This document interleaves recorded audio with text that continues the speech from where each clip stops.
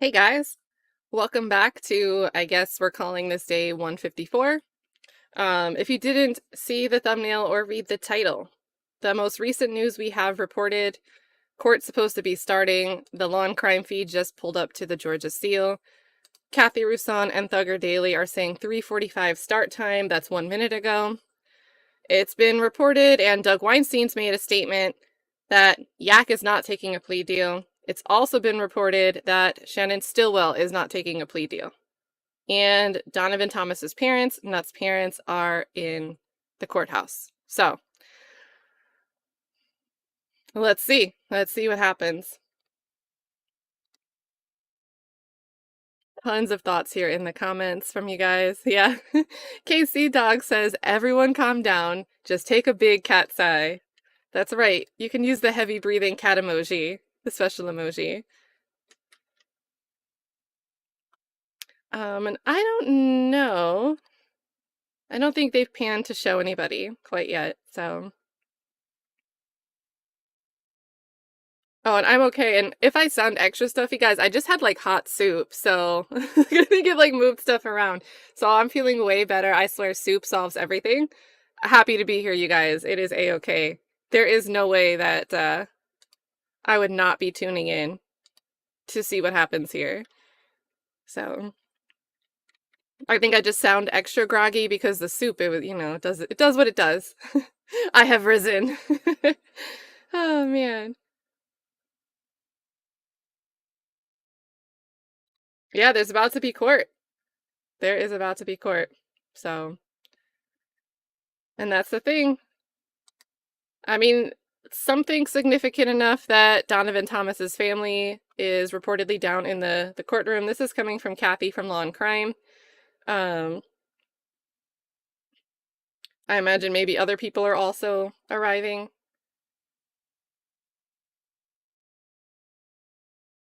Yeah, there we go. So Thug's sister just entered. Let me retweet this for you guys. There we go, you guys.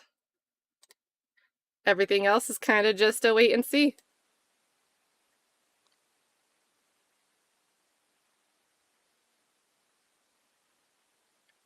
So I think in a lot of states, I don't think it's every state, but typically when it comes to the state offering someone a plea, the victim/victim's family are supposed to be notified.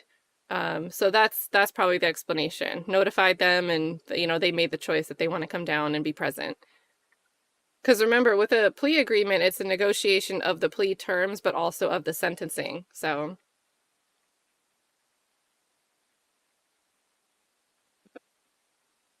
And then SteffJK says, this will be the greatest plea in history. Hashtag steal, right? Listening to the terms. If we get a plea deal, listening for what terms? And I gotta make that joke. We gotta say it. We gotta say, please let there be something about this McDonald's footage. And yes, that is all jokes, but could you imagine if in this, Steele just has to make a statement for the record about this surveillance video? A court is getting ready to kick off, get started here. So you haven't missed anything. You haven't missed anything. We've got some movement, people walking in front of the camera there. So. JC says, it's over with the cry face. Oh no, free King Slime and Slime Love all the time. I think what would be interesting, you guys, is, this trial with Yak and Shannon. I'll still watch. I love watching the attorneying. Curious to see how that goes. Who knows? I mean, what if in the last couple seconds something changed for Yak or Shannon as well? What if they said they want to keep going, thinking that the three of them are going to keep going? I do think we probably just have one plea deal, but who knows? And yeah, it's gonna feel a little different, right? That's why I said, you guys, if you guys are on X, I know not everybody does YouTube, but if you guys use X, share your handle on X and connect with each other, because this might be the time, Get connected now and stay connected.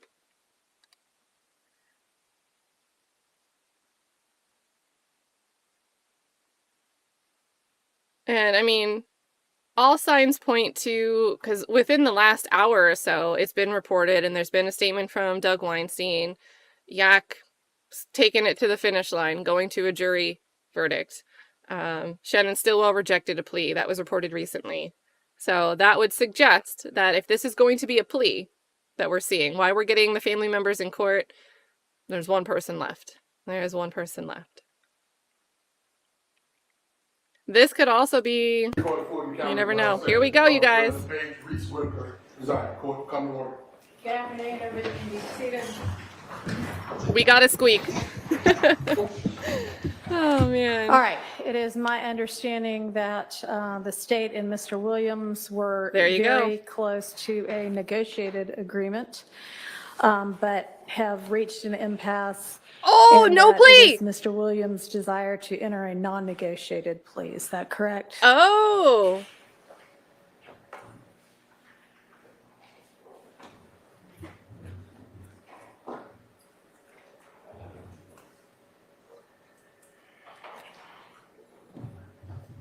Am I misinformed? Oh, man, this is rough. Moment, please. All right. Wow, the pressure. Oh, that's gonna make me sad. Let's put a squeak counter up. Dang, that's rough, right? Like, this is like the final answer on Who Wants to Be a Millionaire. I mean, way more serious than that. But remember how intense they used to make that? Like, is that your final answer? And it's like the last question. And then you don't know. Yes. Okay. All right. Oh. We can recess. All right. So if anything, guys, it would have been a non-negotiated plea. All right.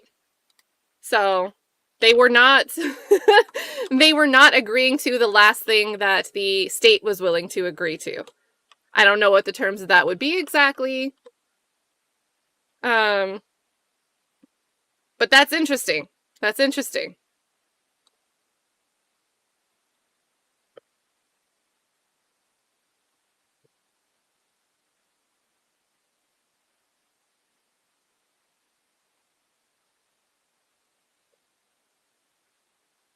That's crazy. Yeah, thank you, Ken Thompson. So a non-negotiated plea is a plea entered into by the defendant without a deal by the state. So by entering a non-negotiated plea, the defense essentially leaves sentencing in the hands of the court. Now, this is interesting because I wonder if this has to do with the way these pleas and the sentences have gone for the other co-defendants. You guys want to well, we'll give it a bit and then we'll replay it because I don't want to miss it if they come back, you guys. But I feel like maybe they trust what Whitaker would do. And no prior convictions for Jeffery Williams. So, and you can see that there's uncertainty here, right? That's why they gotta take this pause and talk a little more. And that was like, I don't know. Have you guys ever, like, you see someone making a big decision and they think, like, finally, okay, let's just do it. And then at the final minute, like jumping off a cliff, jumping out of an airplane, skydiving, and you don't want to do it right when it's the time. Like, that's a lot of pressure. And me personally, I'd understand whatever he does either way. So. And hold, I don't know why we have ice creams. Oh, but this is like pressure, pressure. Final answer moment. So.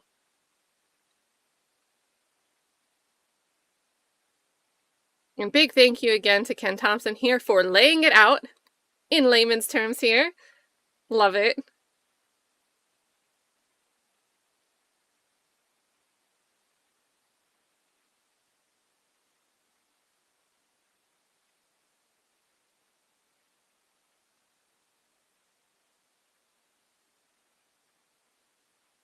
I wonder with like a non-negotiated plea,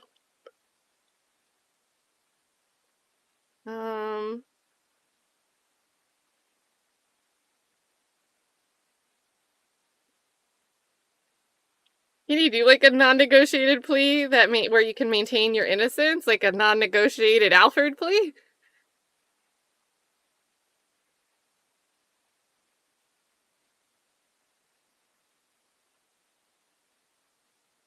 I mean, that's a big ask. I think that'd be a big ask to put up to the judge. But who knows?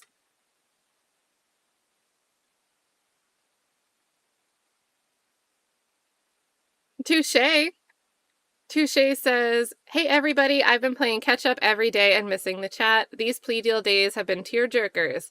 How have we all gotten so invested? Time, I think, will do that to you. Hearing Bruce Harvey and Nicole Westmoreland talk about, every day we try to do a word. We do a word of the day. We use it in a sentence. You get to know people, and they're obviously one-on-one, but, you're probably getting to know everybody in this trial. So I think it's completely understandable.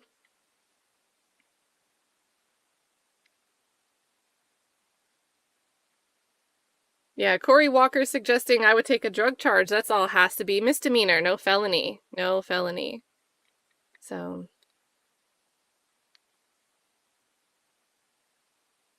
And thank you again to Touche.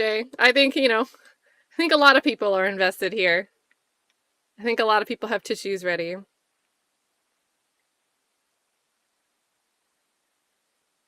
And again, on me, I have zero skin in the game. Whatever. Like if Jeffery Williams comes back and says, yeah, I do want to enter a non-negotiated plea, or I want to keep going, like, I respect it either way. Respect it either way. And hold on, someone said something. Did you see who's sitting behind them? Who did I miss?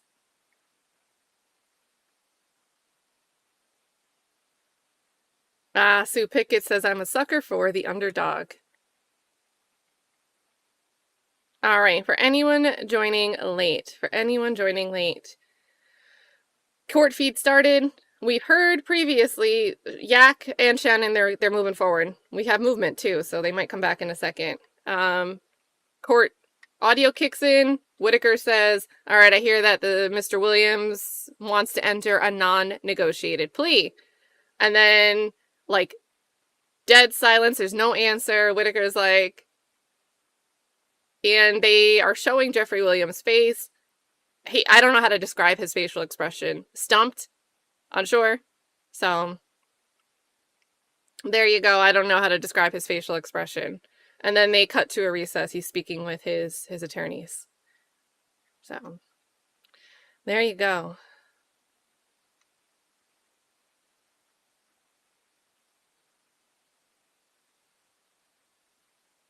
Every time someone's head moves on the screen. KC Dog says, I wonder if when Paige said there are a few deals yesterday, if Thug's deal was supposed to go down yesterday, but the family for Nut couldn't make it in time, so it got put off until today. I don't know if that would be... I don't know. I think the difference would be that whatever is coming from this probably came to fruition some point today.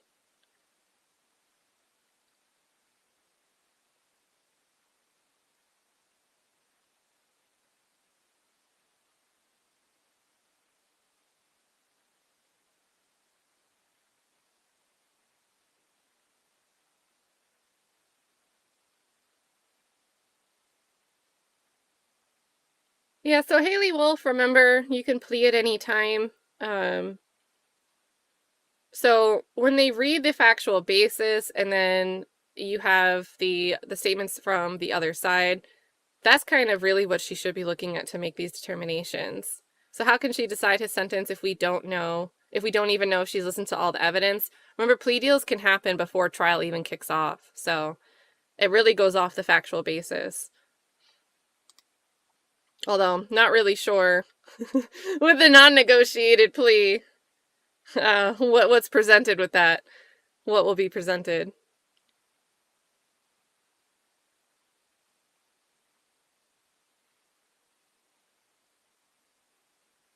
And no, actually. So Jeffery was actually, there was, and it's been updated in the drive, so the old file is deleted, and now there is the current indictment, which is here. So where's Jeffery Williams?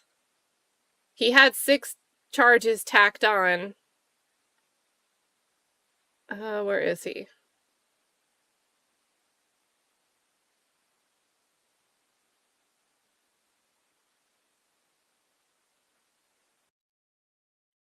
So through a raid of his home, he ended up having 6 charges tacked on. So he's got a couple possession charges here mixed in. This is the updated copy, you guys. Let me make sure it's shareable. Yeah, there you go.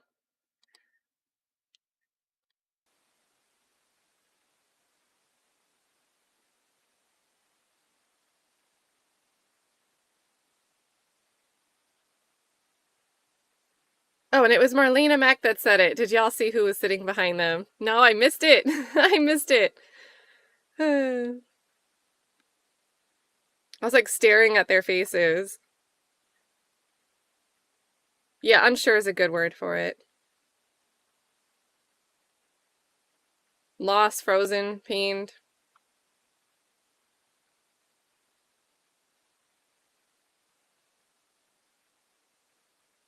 And then FFS in here, welcome back.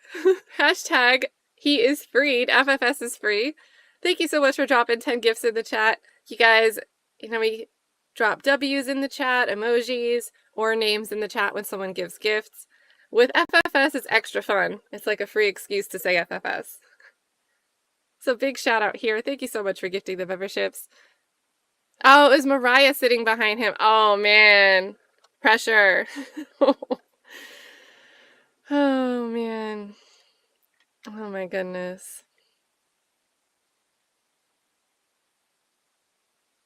Yeah, I didn't see. I did not see.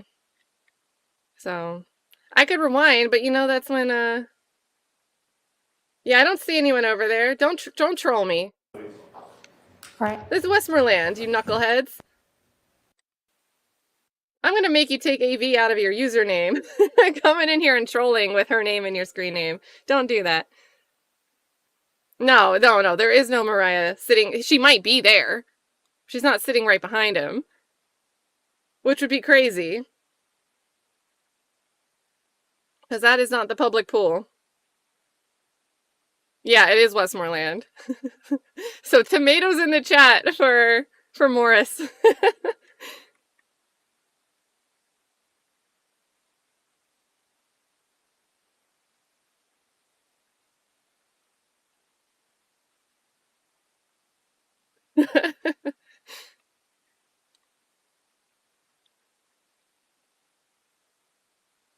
And then LB says, I pray Thug is making the right decision. Oh my god. And that's the thing, I don't know what the right decision is. I don't know. That's in somebody else's hands there. Look at the tomatoes. And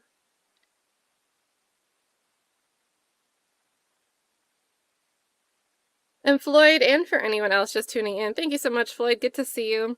I just tuned in. What's going on? So court started briefly, and Judge Whitaker said, she hears that Mr. Williams, Jeffery Williams, Young Thug, would like to enter a non-negotiated plea.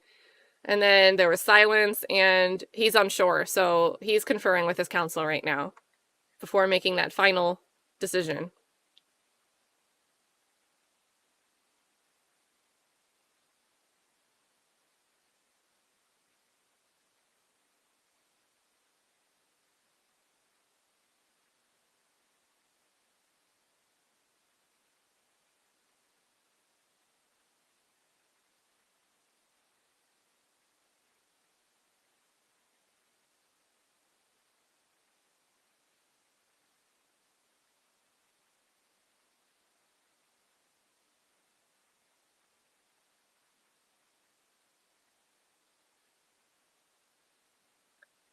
Well, and so does he have to take it? He's submitting it. This is the defense. This would be the defense offering a plea to the judge for the judge to consider that the state has not agreed to.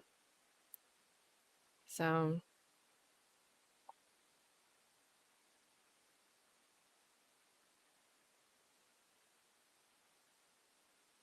and I don't know, you guys, I feel like I would be so indecisive in a situation like this.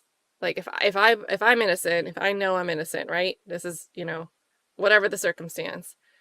If I'm innocent, but I'm facing a heck of a lot and I'm already drained and I feel like, I don't know, it's risky to go to a jury. I might be like, okay, logically I get why mitigating the risk, taking a plea with at least I'd only do this much time. I might be like, I get logically that makes sense. But then emotionally I'd be like, heck no. Heck no. So, and Arian Fitness, they were two different searches. So one of them, the earlier search was found to be illegal, but not the later one, which is where these 6 charges got tacked on through. So.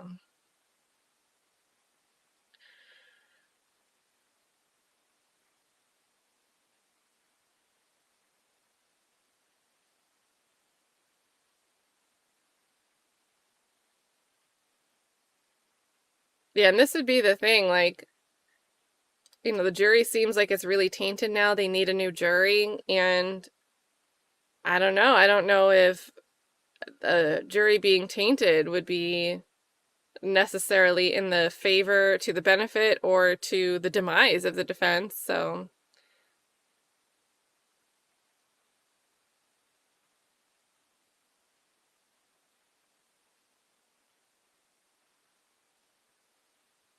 and I would imagine it's because the state's theory is that he orchestrated and helped protect the people who carried out the murder. So that might be why Donovan Thomas's parents came to the courtroom.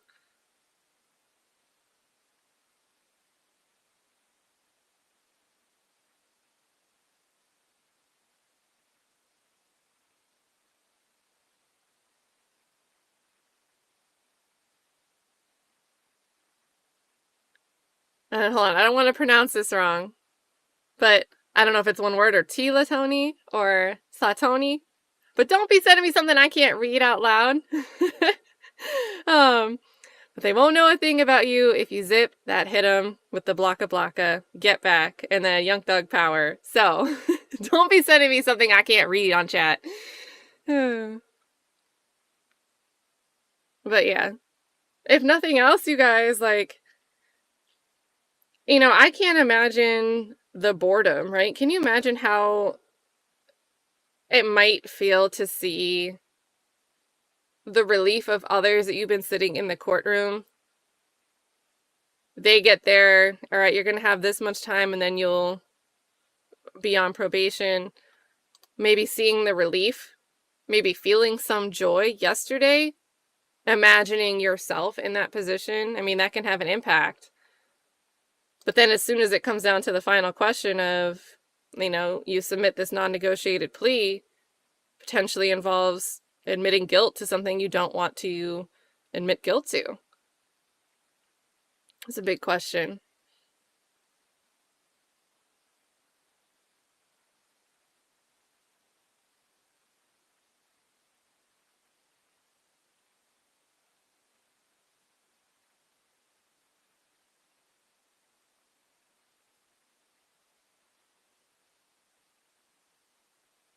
Yeah, I don't think the judge went home, but can you imagine?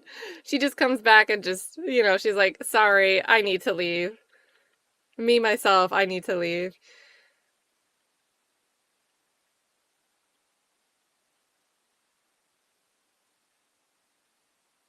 So,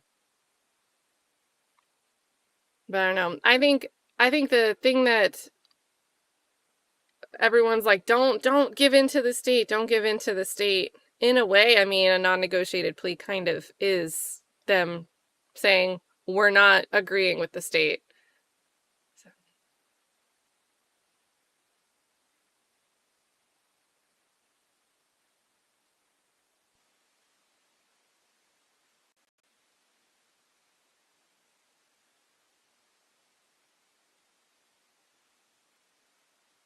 Lottie B says, how can Whitaker even make a decision about this? She wasn't there for 2/3 of the trial. I mean, she's going to work with what's put in front of her. She's going to work with what's put in front of her. Because remember, pleas can happen even when there's no trial that started. So yes, this happens to be mid-trial, but the state's gonna, this is their factual basis, and this is what we'd like to agree to with our terms. But with whatever the defense is prepared, they're going to offer something else. And it won't just be a, yeah, we agree to this, but we categorically deny everything else. They're going to physically submit something else in writing. So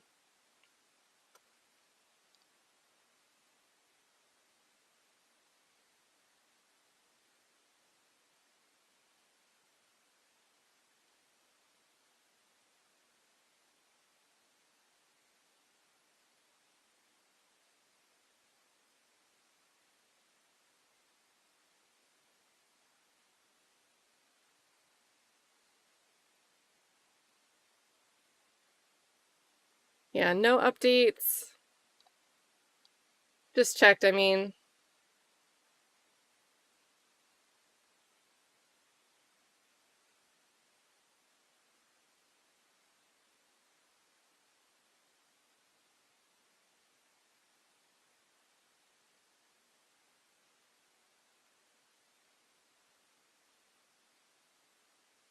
I saw you guys mention GSU, and shout out to GSU Grinding. I'm just going to link to the middle of this thread, but you can follow him through this.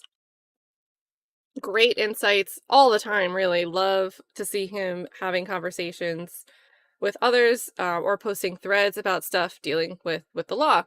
But here, I saw you guys mention he was talking about a non-negotiated plea. Where does it start? Okay, so for what it's worth, I think the only way he enters a non-negotiated or blind plea is if it's capped. Here's what capped means. Well, don't ask the state or Detective Underwood what capped means. Basically, the state tells the judge what their last best offer was, and the defense tells her what their last best offer was. The judge decides whether to take the state's best offer, the defense's best offer, or something in between. But it's implicitly understood by everyone, including the judge, that the sentence won't be worse than the state's last offer. And then, shout out to Philly Mike, says, why would you take a negotiated plea if it's implicitly understood that your maximum upside is what's on the table? From whose perspective, state or defense? Why would the defense ever take the state's last best non-negotiated caps at last best? Risk of the judge doing something out of band.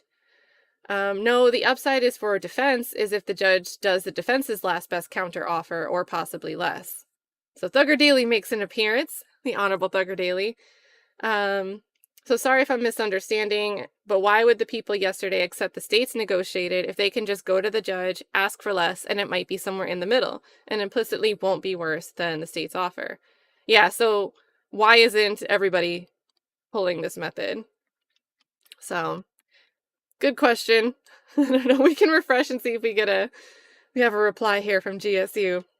Help us, GSU.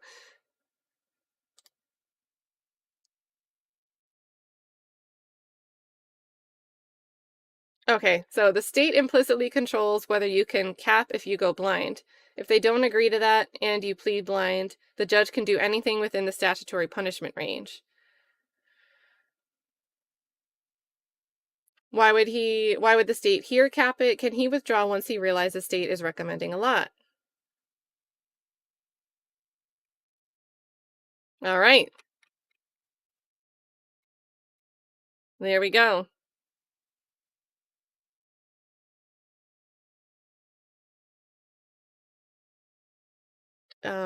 If you missed the link and want to actually read that, there you go. And still no action over here.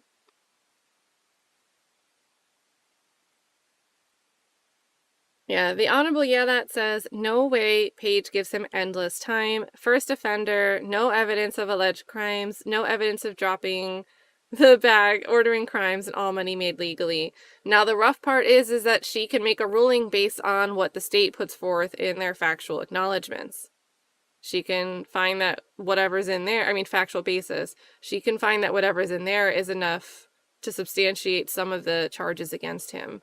So, I get that, as a person out here, he'd be like, well, there's no evidence of the thing that he's charged for.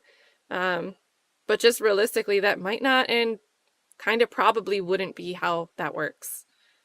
So.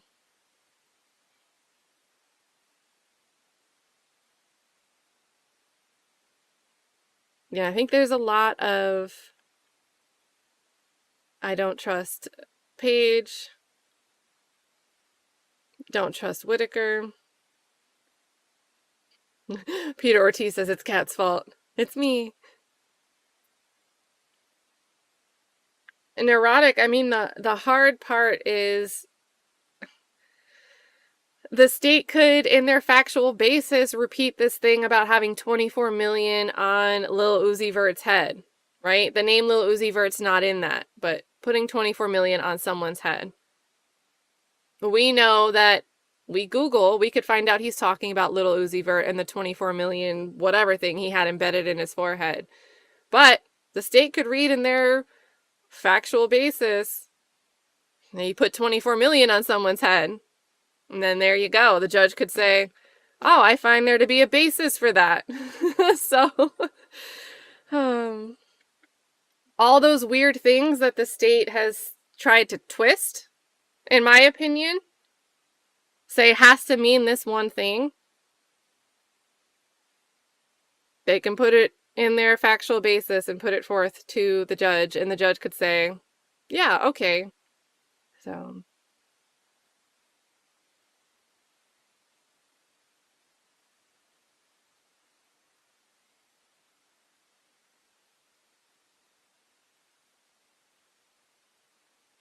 Jennifer Devine says they have kept him in different jails in solitary. Making a sound choice would be hard. Yeah, that's the thing, right? He, being in solitary, there's an additional pressure to want to get out of there. So then you're in this position where you have an opportunity if maybe you're willing to risk facing XYZ as a sentence through a plea.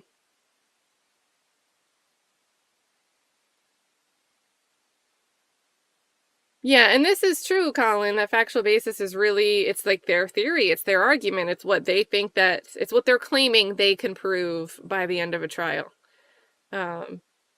So, not that different from an opinion. All right, here we go. Let me shut up.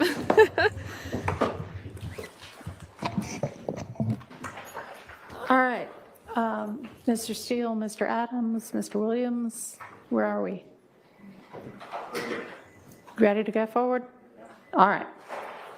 Y'all coming up here to the podium. Here we go.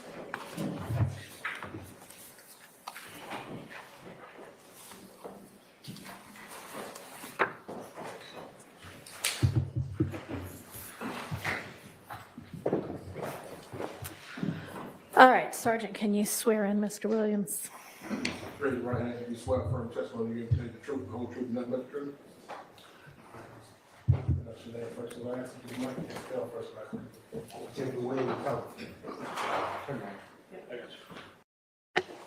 Jeffery Williams, Jeffery Williams.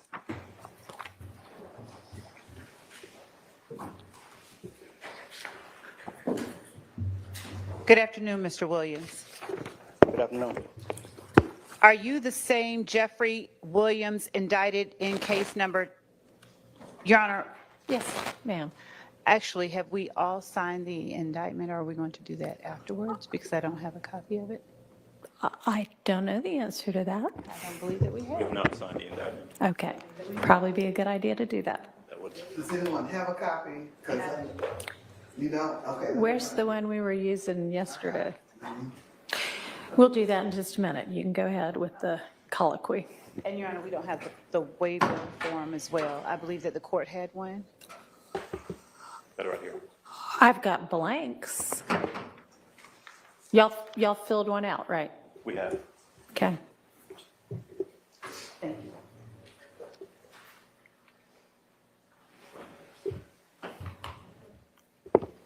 Mr. Williams, are you the same Jeffery Williams indicted in case number 22SC183572? Yes. Okay. And are you also known as Young Thug? Yes. Are you at this time taking or under the influence of any alcohol, drugs, or medication? No.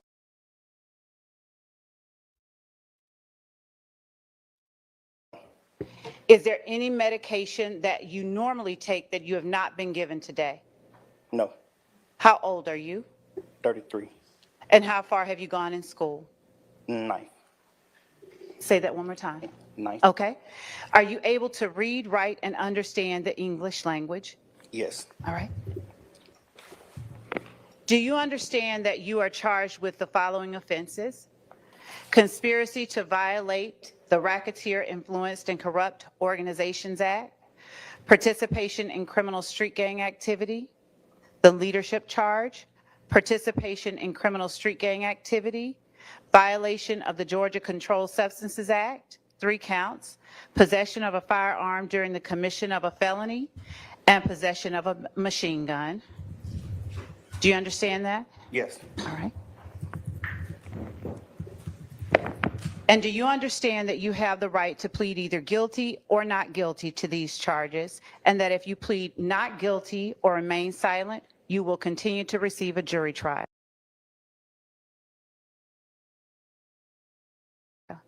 Yes. All right. And have you received this waiver of rights form that I hold in my hand from your attorney and reviewed it with your attorney? Yes. All right. And is this your signature on the bottom of this form? Yes.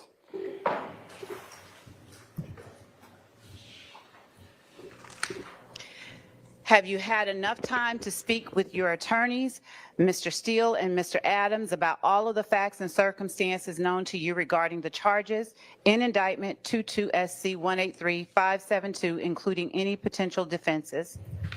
Yes. Do you need additional time to discuss this case with your attorneys? No. Are you satisfied with their services? Yes. Mr. Steele and Mr. Adams, do you on behalf of Mr. Williams waive a formal reading of this indictment? Yes, Your Honor.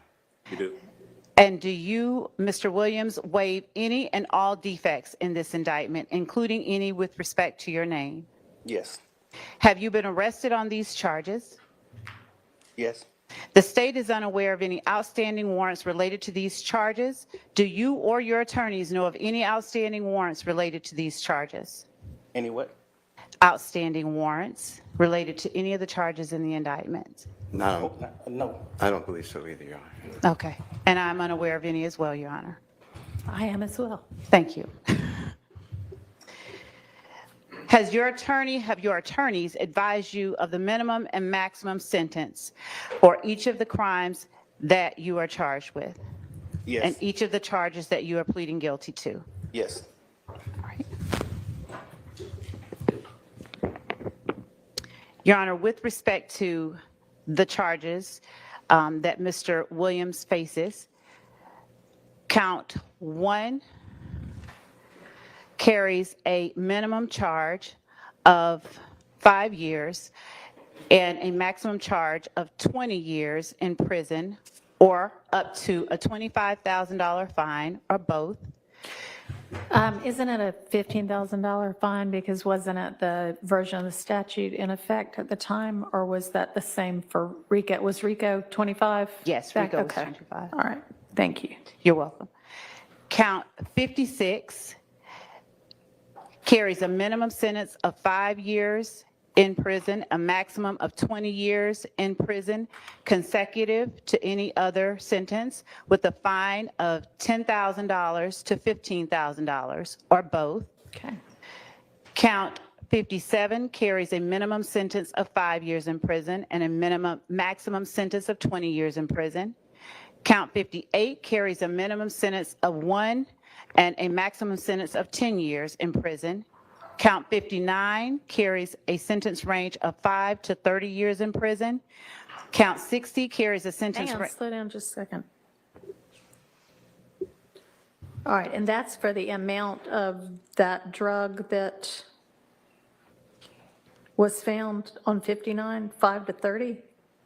That's as a result of the charge itself, I believe, with intent to distribute. I think that 59, Your Honor, is simple possession of cocaine. I have to look at the indictment to be I sure. think that's 60.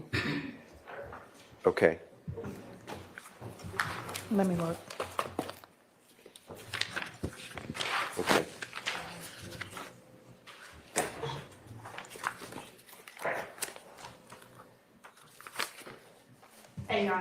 59 is codeine.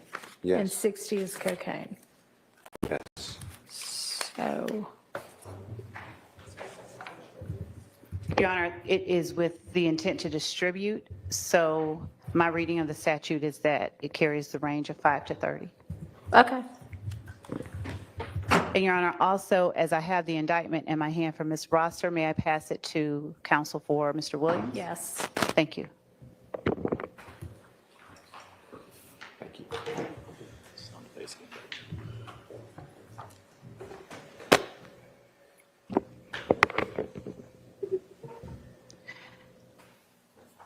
Your Honor, with the court's permission, I'll permit time Go for ahead. them to. Okay. Count 60 carries a range of 1 to 5 years in prison. Count 61 carries a mandatory 5 years consecutive to the underlying felony. Count 62 carries a sentence of 10 years consecutive for a total maximum exposure of 120 years in prison. All right. Were you aware of that, Mr. Williams? Yes. Do you understand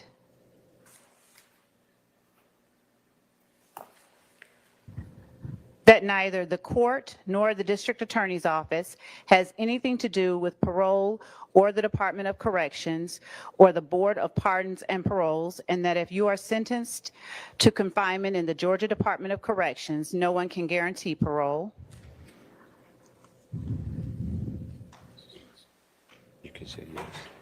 Well, She asked you, do you say that? Oh, you can yes, guarantee ma'am. Parole. Your Honor, may I allow Mr. Williams time to finish signing the indictment? KA.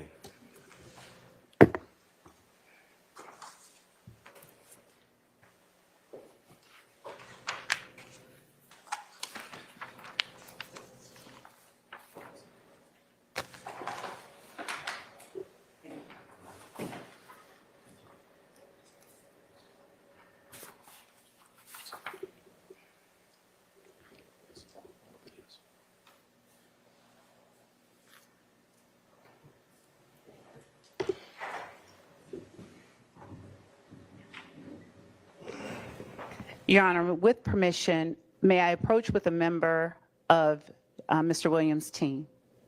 You may. Thank you.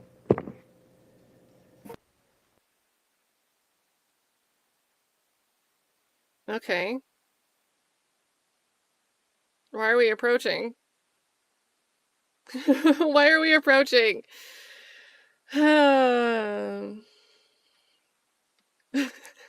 Julie Cat says, Cat, jump in there, please.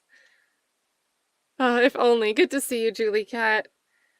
This is a bit, it feels extra quiet in the courtroom, right? Like there's just a silence surrounding, even though Love's talking. But yeah, sorry, I can't jump in there. Good to see you, Julie Cat. Casey Dog says she's so irritating. Yeah, it was, you know, we've had Hylton do these other pleas so far. And I don't know, for better or for worse, maybe it's better that this is Love doing this. The judge seems ready to be extra sure on what's being said. So, but yeah, a little bit irritating.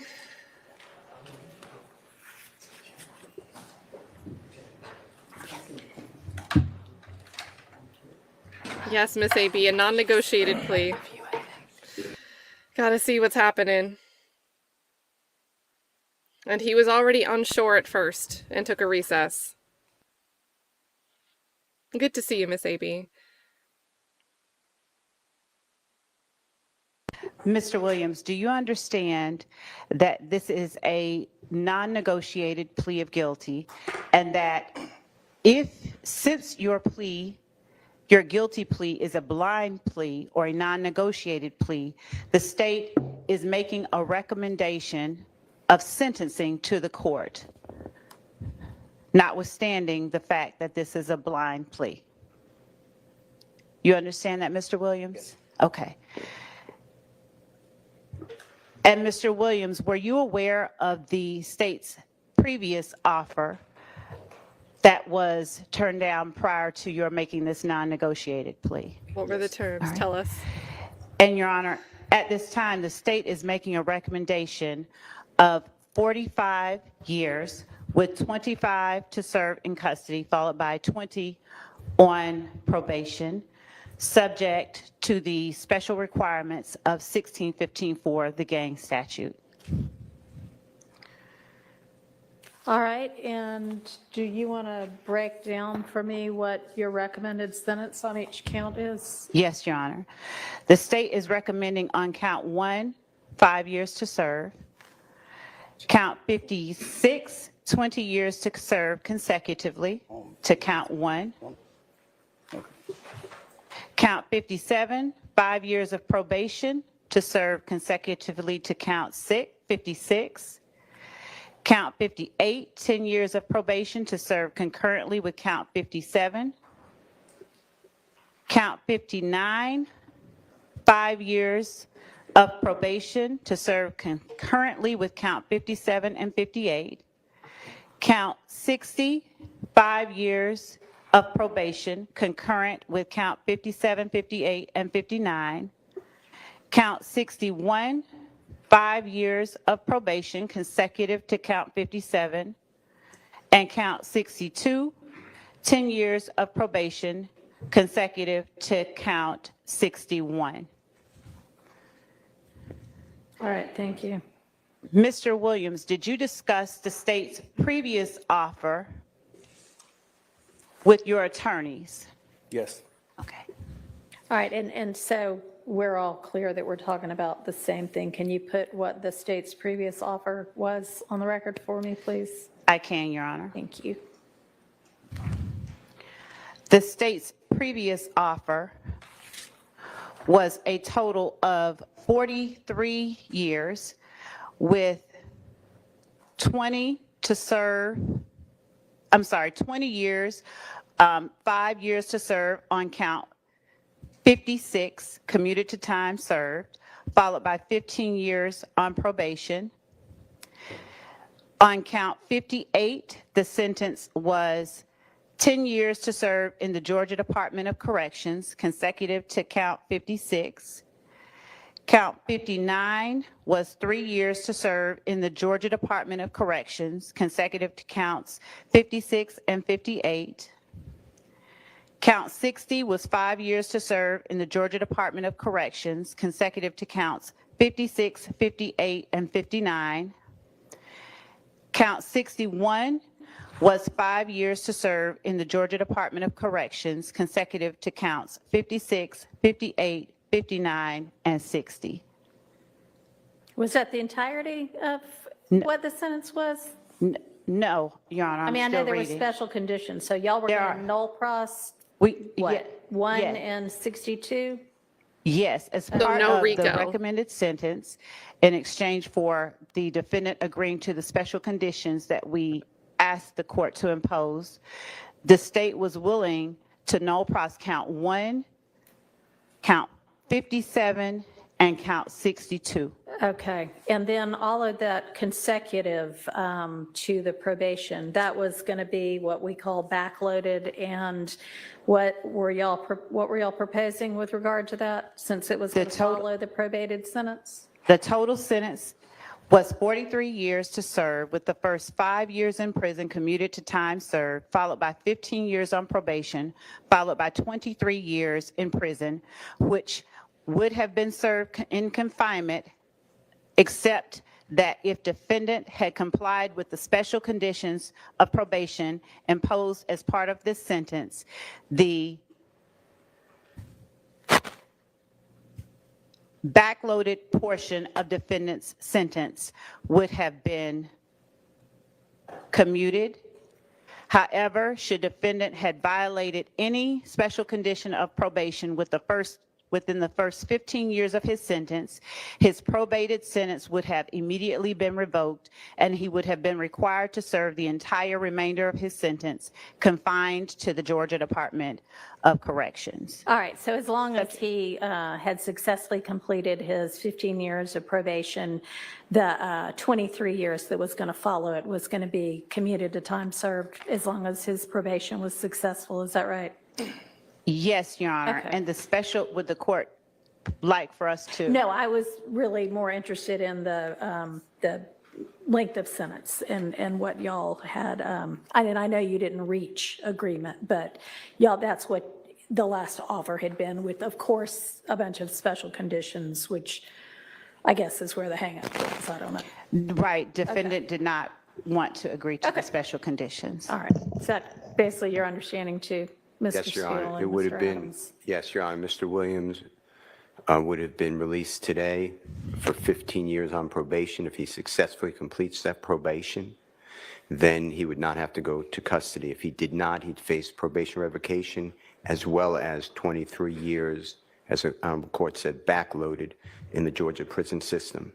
But we could not come to terms on all the conditions that the district attorney was insisting upon. Okay. All right. Thank you. Go ahead, Ms. Love. Okay. And Mr. Williams, were you aware of that previous offer as well as all of the requirements that that offer would have entailed? Yes. Okay. And had you had enough time to discuss that particular offer with your attorneys? Yes. All right. The previous one? The previous offer. Yes. Do you understand that the court can impose any sentence authorized by law, including a higher sentence than that recommended by the state, up to the maximum sentence on each charge in this indictment? Do you understand that, Mr. Williams? Yes. Do you understand that if you enter into a non-negotiated plea, you do not have a right to withdraw your plea once the sentence has been announced? Yes. Do you understand that this is a guilty plea which is permanently recorded on your criminal history? Yes. Do you understand that this plea may be used to enhance sentencing on other convictions in this jurisdiction as well as in other jurisdictions, including in the federal courts? Yes. Do you understand that if you are currently on probation or parole, your probation or parole may be revoked based on your entering a guilty plea today? I'm not on probation. Okay, so you're Yeah, not on if you probation. were on probation, Yes, yes, yes. but if you're not, then it doesn't matter. Okay. Do you understand that if you are placed on probation of any kind by this court, you cannot violate any criminal laws of any governmental unit or any special conditions of probations without being subject to revocation for the balance of the sentence the court imposes? Yes, I know. I know. Do you understand that you are not allowed to possess or use a firearm while on probation? Yes. Do you understand that if you are not a United States citizen, a guilty plea conviction will affect your immigration status and will result in deportation, just like a conviction at a trial would, and that this is true regardless of any advice by your attorney or anyone else? Yes. Do you understand that neither the court, your attorney, nor the district attorney's office has anything to do with parole, and the Department of Corrections or Board of Pardons and Paroles, and that no one can guarantee parole no matter what anyone has told you? Yes. Do you understand that there may be other adverse or unfavorable consequences as a result of this guilty plea conviction, just as there would be from a conviction following a trial? For example, your guilty plea may affect the right to vote, the right to hold public office, the right to serve on a jury, the right to obtain a passport, the right to receive, possess, or transport a firearm, or the ability to obtain employment. Do you understand that, Mr. Williams? Yes. Do you understand that by pleading guilty to a felony, if you use, receive, possess, or transport a firearm, or if you use a firearm in a crime, you will be guilty of a felony, which may carry a sentence of up to 1 to 15 years in prison? Yes. Okay? Do you understand that you waive any and all defenses, including any mental health defenses, by entering a plea of guilty? Yes. Do you understand that if you went to trial, you would have the right to, that if you continued at trial, rather, you would continue to have the right to a trial by jury, the right to see, hear, and confront witnesses called to testify against you, and the right to testify or to remain silent and not incriminate yourself? Do you understand all of those things? Yes. Do you understand that by pleading guilty, you are giving up the following rights? The right to a trial by jury. Do you understand that? Yes. The right to remain silent and not incriminate yourself. Yes. The right to confront witnesses against you. Yes. The right to continued assistance of counsel hired by you or to court-appointed counsel if you cannot afford an attorney at the continued trial of your case. Yes. The right to the presumption of innocence. Yes. The right to testify on your own behalf and to present other evidence. Yes. The right to subpoena witnesses and compel the production of evidence. Yes. The right to have the charges against you proven beyond a reasonable doubt. Yes. The right to appeal if convicted of these charges after a trial. Do you Yes. understand? Yes. Has anyone forced, threatened, or promised you anything to get you to enter a guilty plea? No. Is it your decision to waive these rights and enter a guilty plea because you are in fact guilty? Yes. Well, Your Honor, may I interject? You may. Your Honor, on count 1, which is the racketeering conspiracy count, Mr. Williams is tendering a plea under nolo contendere. As to count 56, which is participation in a criminal street gang activity as being a leader or a supervisor or organizer, Mr. Williams is also tendering a plea to this honorable court as under nolo contendere. The balance of the counts, so he is tendering a guilty plea. Your Honor, Yes, ma'am. would the court like to hear from the state or not? About the NOLO issues? Yes. Sure. Your Honor, the state asked that the court not accept a nolo plea and require either a guilty plea or a not guilty plea as to these charges. All right. I'm going to permit a NOLO plea as to counts 1 and 56. All right? Go Steele, go Adams, go Mr. Williams. Williams. As to count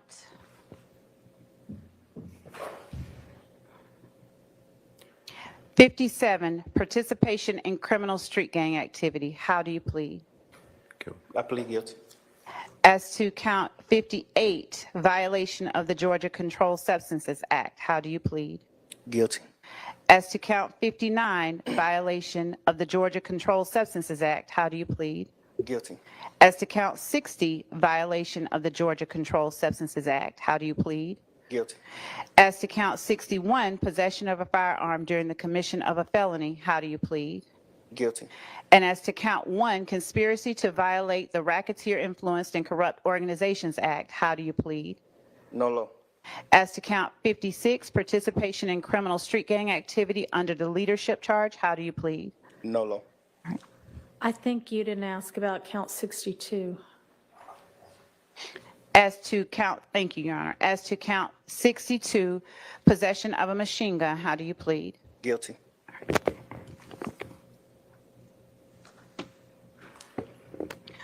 Are you pleading guilty to the offenses you have indicated because you are in fact guilty of these charges? Yes. All right. Are your guilty pleas and your nolo pleas freely and voluntarily given with the full knowledge of the charges against you? Yes. Do you understand that you may have only a limited right to appeal this guilty plea conviction? Yes. Do you understand that you have only 4 years from today's date for a felony charge, and 12 months from today's date you don't have a misdemeanor charge, but to file a habeas corpus petition challenging the voluntariness and constitutionality of this guilty plea? Yes. Your Honor, also, do you... You have 30 days from today to file a direct appeal from this guilty plea, and until the end of this term of court to file a motion seeking to withdraw the guilty plea, which does not mean it would be granted, but that's the time period, okay? What's a direct appeal? Well, you can talk to your attorneys more about it, but it would be up to one of the, like the Court of Appeals, I think is where this one would go. Those are just the time periods. And Your Honor, the state, in addition to the sentence we are asking that the court to impose, Okay. we would also be asking the court to require or to forfeit, have defendant forfeit all of the property that has been seized and that is currently being held, that was found or recovered or taken from his home after it was searched on May 9th. Do you have any kind of list of what that property is? I mean, I'm not familiar with what was seized. And Your Honor, we're not We do, and agreeing. that- Oh, I know, I mean, I assume y'all aren't agreeing to anything. We're not but you agreeing would to that. present it as a negotiated plea. We're not, but we do have a list of the All right. property Do you have items. it where available right now? Yes, actually, would the court permit us to send it electronically? Sure, Because we that's fine. And then if that is not imposed as a condition, is it just get litigated as like any forfeiture matter? Yeah, it's Yeah, a it ci- would be litigated it's a later s- on, It's yes. a civil separate filing Okay. in this court. It's not related to the criminal. All right. It's related case, but it's unrelated. Understood. And we are sending that to Your Honor Thank you. at this time. And as it relates to the conditions of a conviction under 1615-4, Your Honor, we would ask, or as part of the sentence, defendant would be required to adhere to the requirements, the sentencing requirements of the gang statute, which at least in part require that he not associate with any gang members whatsoever. And I can read the rest of that into the record if the court requires, or I can continue with the factual basis. All right, and let me ask you, because I know that at least while y'all were negotiating, one of the things that I guess was being negotiated was some exception for, I think, somebody that is contractually obligated on his record label. Is that something that the state would still be in agreement to? No, Your Honor. Okay. All right, go ahead. All right. Your Honor, as part of the requirements of 1615-4, Yes. defendant would, one moment, Your Honor. Under 1615-4, in addition to any other penalty provided by the code section, all sentences imposed under the code section shall require as a special condition of the sentence that the person sentenced shall not knowingly Slow down have. just a tad, because there's a court reporter taking it down. And when we start reading, we read really fast. So go ahead. This code section shall require as a special condition of the sentence that the person sentenced shall not knowingly have contact of any kind or character with any other member or associate of a criminal street gang, shall not participate in any criminal gang activity, and in cases involving a victim, shall not knowingly have contact of any kind or character with any such victim or any member of any such victim's family or household. So that is and we've listed in our indictment the victims of the crimes, the overt acts that have been committed, and under the basic conspiracy law, those are the victims that we are naming. Your Honor, as this case has been tried and would continue to be tried until the state completed its case in chief, the evidence has shown that the defendant, throughout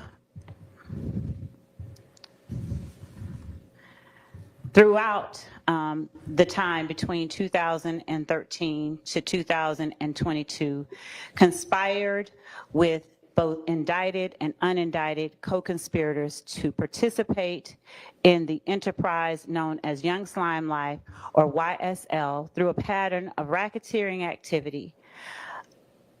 Throughout that time, multiple conspirators, both indicted and unindicted, and including the defendant, have committed overt acts intended to further the enterprise itself. With regard to the defendant, as far back, the evidence has shown, as 2013, the defendant, along with other YSL founding members, Walter Murphy, for one, committed an aggravated assault and armed robbery against a Derek Dotson. The court has heard evidence of that presented through Adrian Bean, who was a co-conspirator in that particular act. The armed robbery of an Archillian Bennett back in 2013. As alleged in the indictment, defendant and unindicted and indicted co-conspirators committed acts to further YSL that included drug sales, aggravated assault, and murder. They used and furthered, rather, this conspiracy by using social media posts and music to assert the violent nature of and the dominance of Young Slime Life, which is also known as YSL. The defendant is charged with being a leader of the gang YSL, and evidence has been presented by accomplices and co-founders of YSL, Trontavia Stevens and Walter Murphy, and evidence would have been presented, in the words of the defendant himself, that the defendant, as shown by some of his own social media postings, was the founder, one of the founders of YSL, along with Mr. Stevens and Mr. Murphy. YSL formed, according to the evidence that has come out in this trial, in 2012, 2013, under the former version of the name of the gang called Rock Crew, or Raised on Cleveland.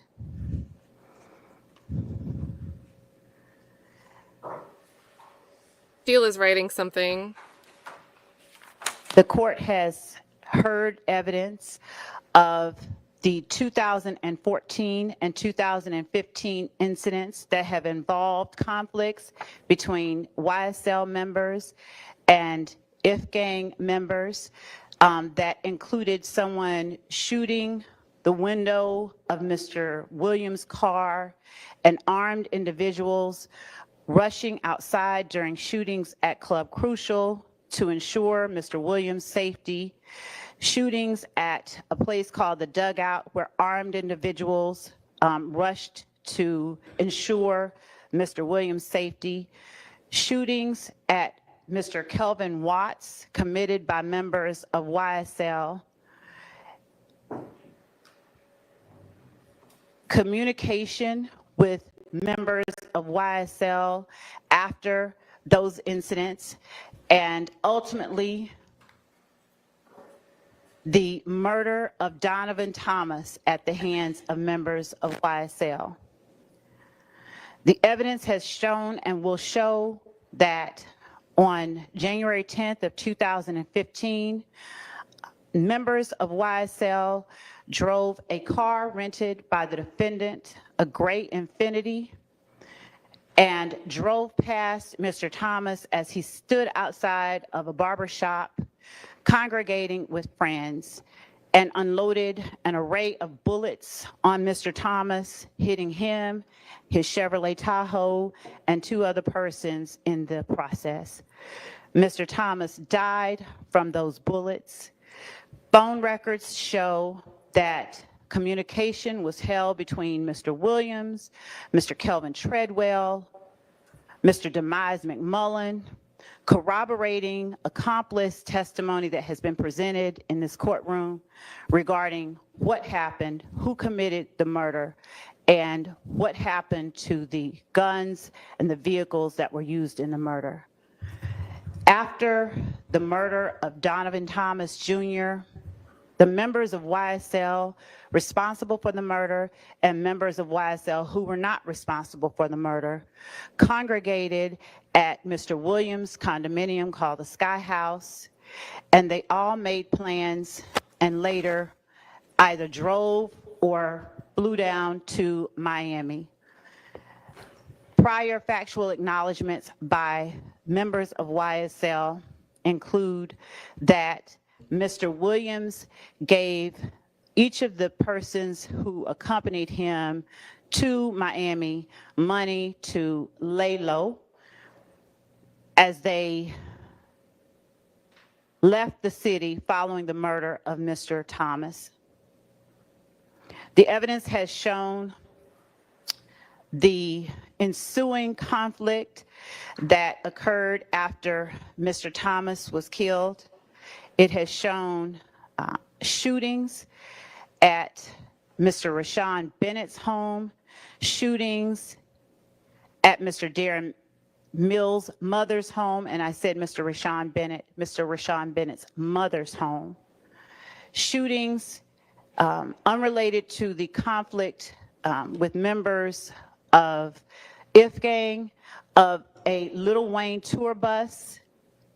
That shooting followed the confronting by Atlanta Police Department of members of YSL that drove to the compound where Lil Wayne was making an appearance and who drove there with the intent to disrupt and cause harm and to shoot up Lil Wayne's tour bus. Lil Wayne was another artist with whom Mr. Williams was having conflict according to the testimony that had been presented. Mr. Williams had come out at that time with a mixtape that carried the name of an album that Mr. Carter was set to release and was not able to because his label would not allow that to happen. That caused a contractual or the threat of a lawsuit. It caused Mr. Williams angst. He posted about it. He said derogatory things about the persons who were threatening him with the lawsuit. And as a result, he had to rename his mixtape to something different than what he initially intended. The person who ultimately was convicted of shooting that tour bus up, Jimmy Winfrey, is a person that I believe that recordings have come in regarding jail phone calls, rather, from Mr. Winfrey and members of YSL regarding communication about getting a lawyer. Following the shootings that occurred in 2015, music, social media postings, and other overt acts were committed by Mr. Williams and other members of YSL, taunting members of groups that they considered opposition to YSL, posting of threats of violence by members of YSL against those people. Specifically, the music, Your Honor, contained lyrics such as the following.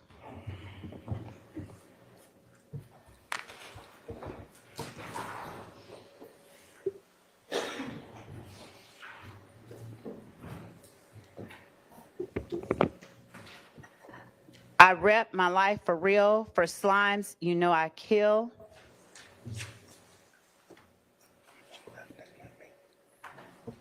I shoot at your mammy, need to stand down. I up my stamina, take it to trial, get an appeal, take it to trial. Pay for that casket, that's just if we whack 'em. YSL slimy and shady, watch me whack that bitch, pop 'em like a cyst, Glock with the assist.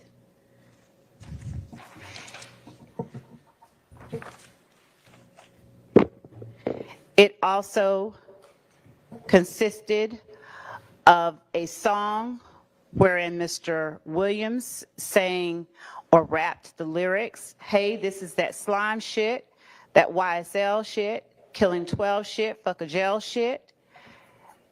I'm in the VIP, I got the pistol on my hip, fuck the police. You praying that you live, I'm praying that I hit, this that slime shit.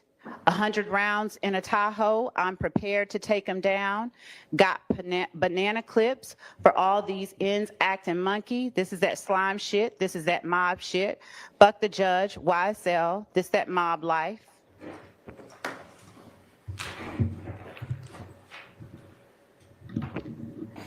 Defendant Williams released a video on YouTube of a song wherein he states, I shot at his mommy, now he no longer mentions me.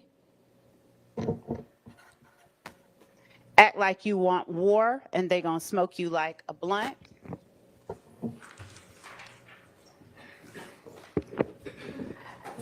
Another song, I escaped every one of the licks because I was supposed to be rich. I don't care nothing about a cop, I'm just telling you how it is. I done did the robbing, I done did the jacking, now I'm full rapping. Gave the lawyer close to $2 million, he handles all the killing. We don't speak about shit on wax, it's all my business. We know to kill the biggest cats of all kittens.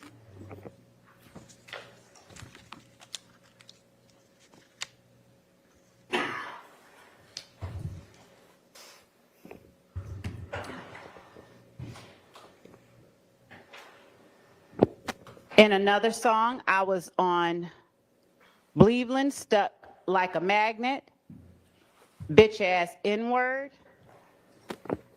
pay for that casket, that's just if we whack 'em.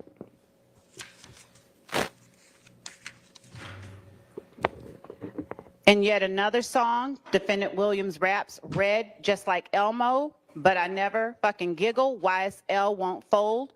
Pick his ass off from the balcony, wipe an end's nose. I'm gonna F for the cash, then she getting robbed by Tick, a reference to Trontavia Stevens. All I ever wanted was the money, put your hands in the air if you dare. F and N, put him in a wheelchair.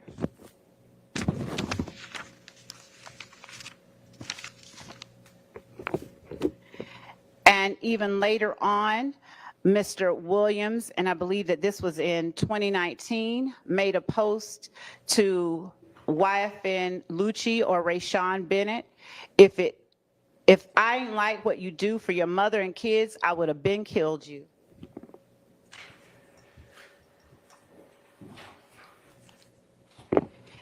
And in yet another song entitled Anybody, Defendant Williams stated, I never killed anybody, but I got something to do with that body. I got the streets on my back, carry it like I'm moving a body. I told them to shoot 100 rounds like he trying to movie the body. Ready for war like I'm Russia. I get all types of cash, I'm a general.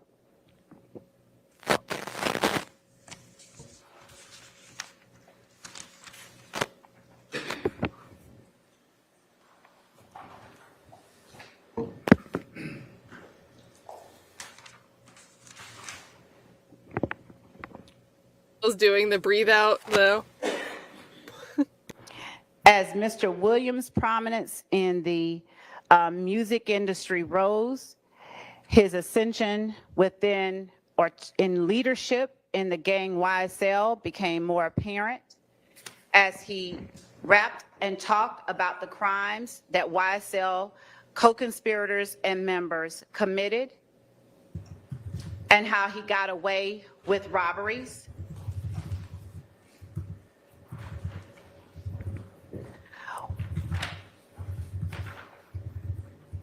With respect to the Donovan Thomas murder,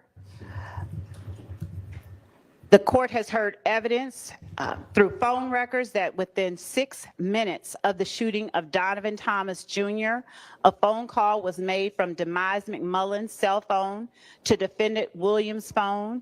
And then immediately after that call, Mr. Williams calls his sister Dora Greer and then calls Kelvin Treadwell.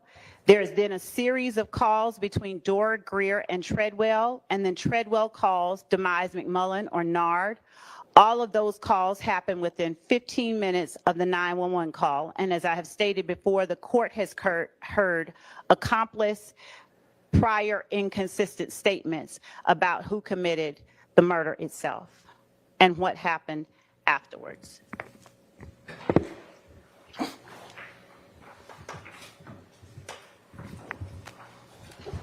The conflict between YSL and members of If Gang continued into 2019, wherein Mr. Williams raps the lyrics that I referred to earlier.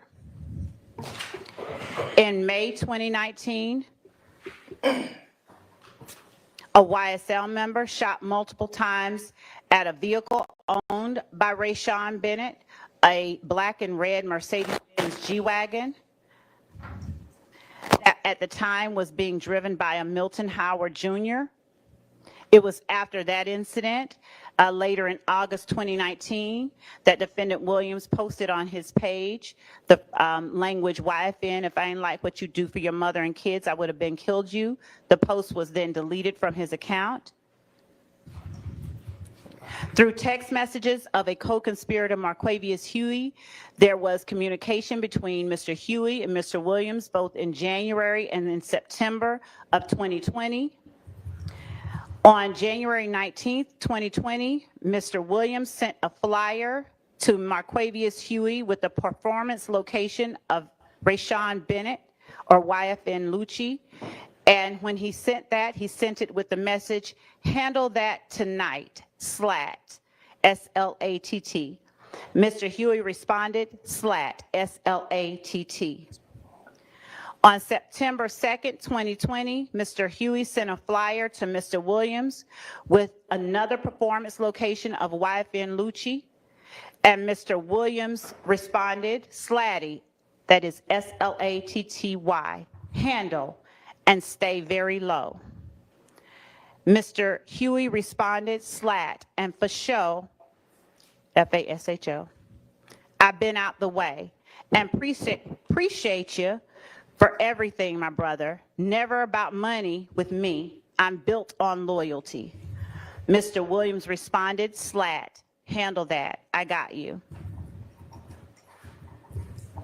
Through text messages and on a separate occasion, Mr. Huey said and conveyed to Mr. Williams that he would sit down for any one of them, and I believe that to be a reference of going to jail. When Mr. Bennett was not killed in 2022, Jaden Myrick sought permission from defendant Williams to stab Mr. Bennett while Mr. Bennett resided with Mr. Myrick at the jail. Mr. Myrick reached out to co-indictee Khalif Adams, who reached out to co-indictee Damekion Garlington to get permission from Mr. Williams. Damekion Garlington was also involved in the back and forth shootings back in 2015. On February 9th, 2022, Rayshawn Bennett was stabbed by Jaden Myrick at the Fulton County Jail. And after that stabbing, Mr. Myrick reached out multiple times to Mr. Adams for some type of compensation for the stabbing.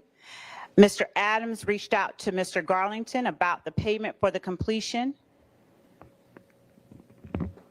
On February the 22nd, 2022, YSL co-conspirator and co-indictee Christian Eppinger called YSL co-conspirator Antonio Sumlin to get permission to finish what Mr. Myrick could not complete, that is the killing of Mr. Bennett.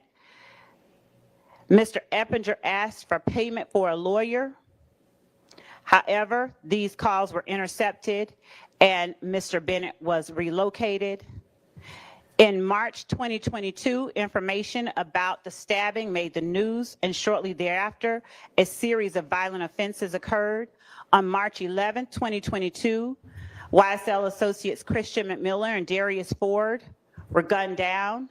Mr. McMiller is a childhood friend of Mr. Williams. Mr. Ford was also a friend of Mr. Williams. On March 12th, the day after, there was a shootout near the Cleveland Avenue area. A shooting by a YSL associate, Stephen Harris, in YFN territory occurred, and a YFN member was shot in the head. March 11th through March 14th, there were a number of social media posts going back and forth between members of YSL and YFN. One of them was a post by Shannon Stillwells. We ain't the only ones who ain't gonna be crying, that's going to be crying. After a posting was made by Mr. Watts picturing him, Mr. Shamel Drinks, and Mr. Jasper Walters,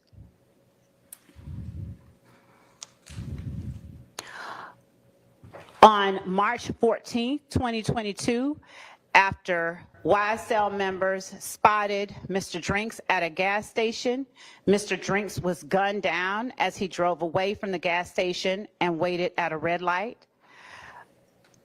Later, Mr. Stillwell, Mr. Nichols, Mr. Garlington, and Mr. Farley were all charged with the murder. That is one of the acts that we are still and would anticipate the court seeing the evidence of during the course of this trial. After grand jury warrants were issued after this indictment for Mr. Williams and 27 other co-conspirators, following searches of phones, wiretaps, and other information that led police to understand the role that Mr. Williams played in the YSL street gang and enterprise. Mr. Williams' home, he was arrested at his home and a search warrant was executed inside his home. While at his home, a sale amounts of illegal narcotics, including those that he is charged with in this indictment, was found. Also found was the machine gun with which the defendant has been charged in this indictment.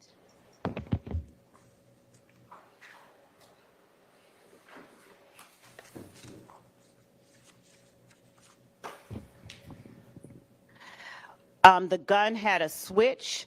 The narcotics included marijuana, codeine, and cocaine. And inside the home were also other guns besides the guns with a switch. The items were seized, and again, Mr. Williams was subsequently arrested, along with other YSL members at Mr. Williams' home.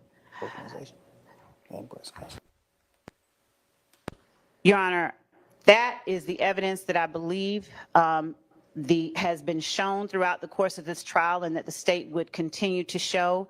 There are several messages between Mr. Huey and Mr. Williams inside the cell phone one of the cell phones that were recovered from Mr. Huey, besides the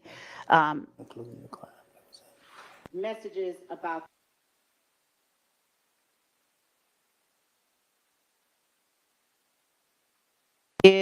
tells Mr. Williams he has a new number.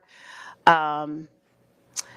Huey asks Mr. Williams, hey, my brother, I'm fucked up. You ain't got nobody I can pull up on and have something in my pocket. Mr. Williams responds, slat, let me call BEO. Mr. Huey responding, slat, I need you, my brother.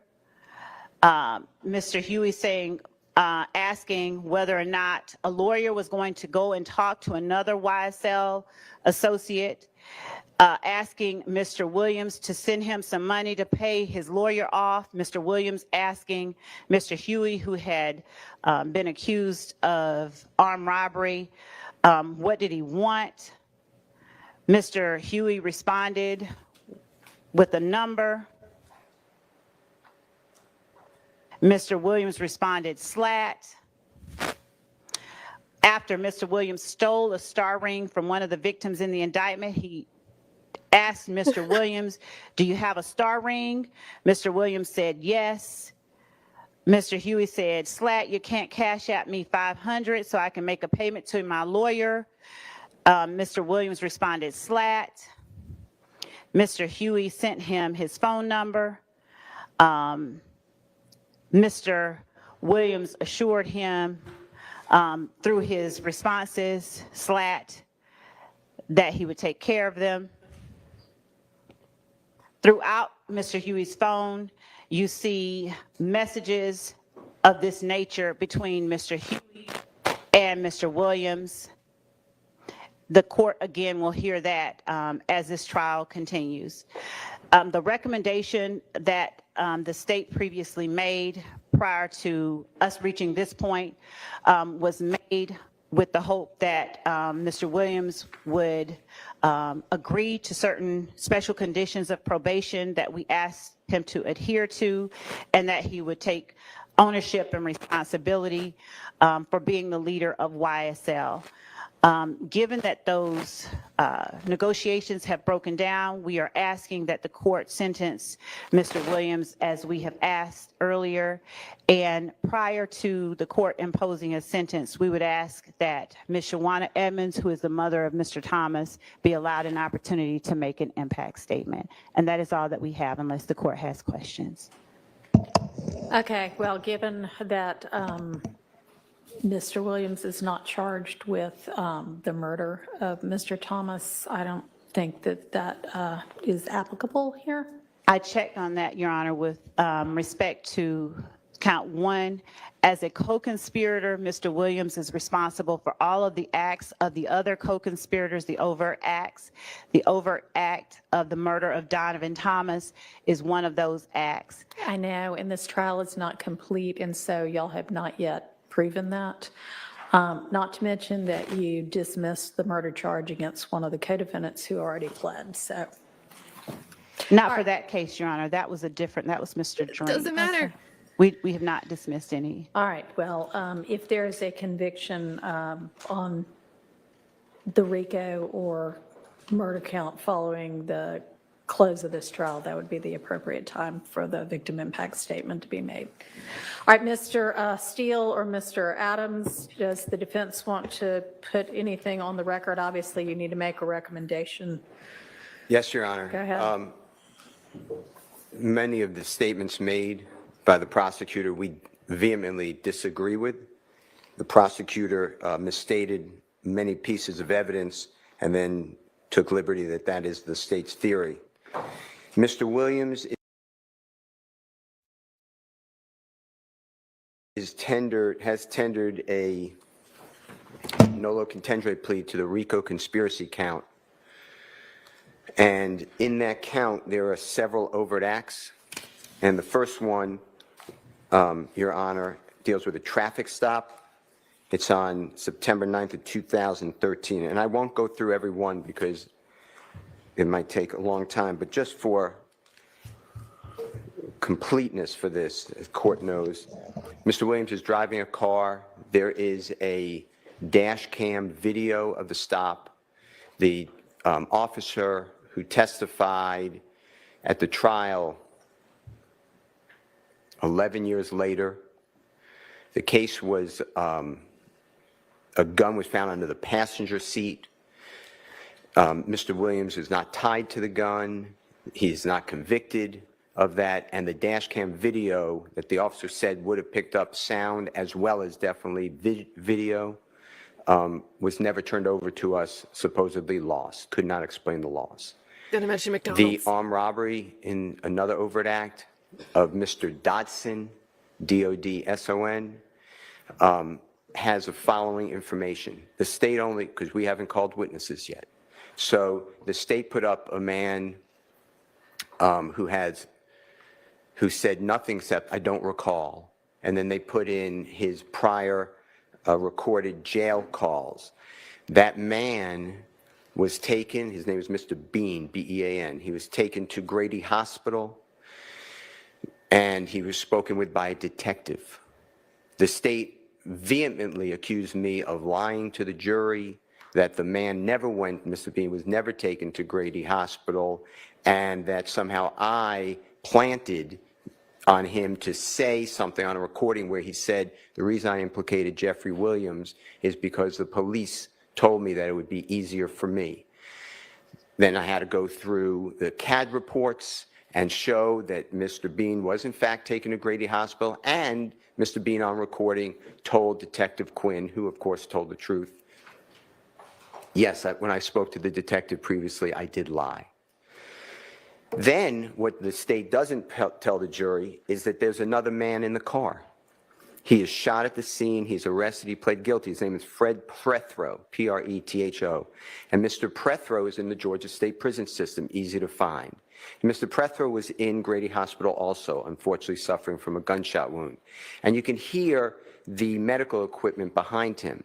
And Detective Williams came in and was recording the whole conversation and said how many people were in the car. And Mr. Prethro names the people. Adrian Bean, who's the gentleman I just said, himself, and Walter Murphy. Are you sure there weren't a fourth person in the car? No, the three of us. The state doesn't call that person. The state does call Detective Williams.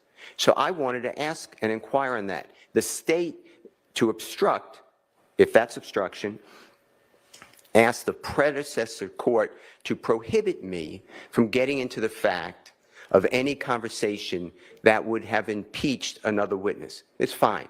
Fred Prethro's on my witness list as well as the detective, and I have the recordings.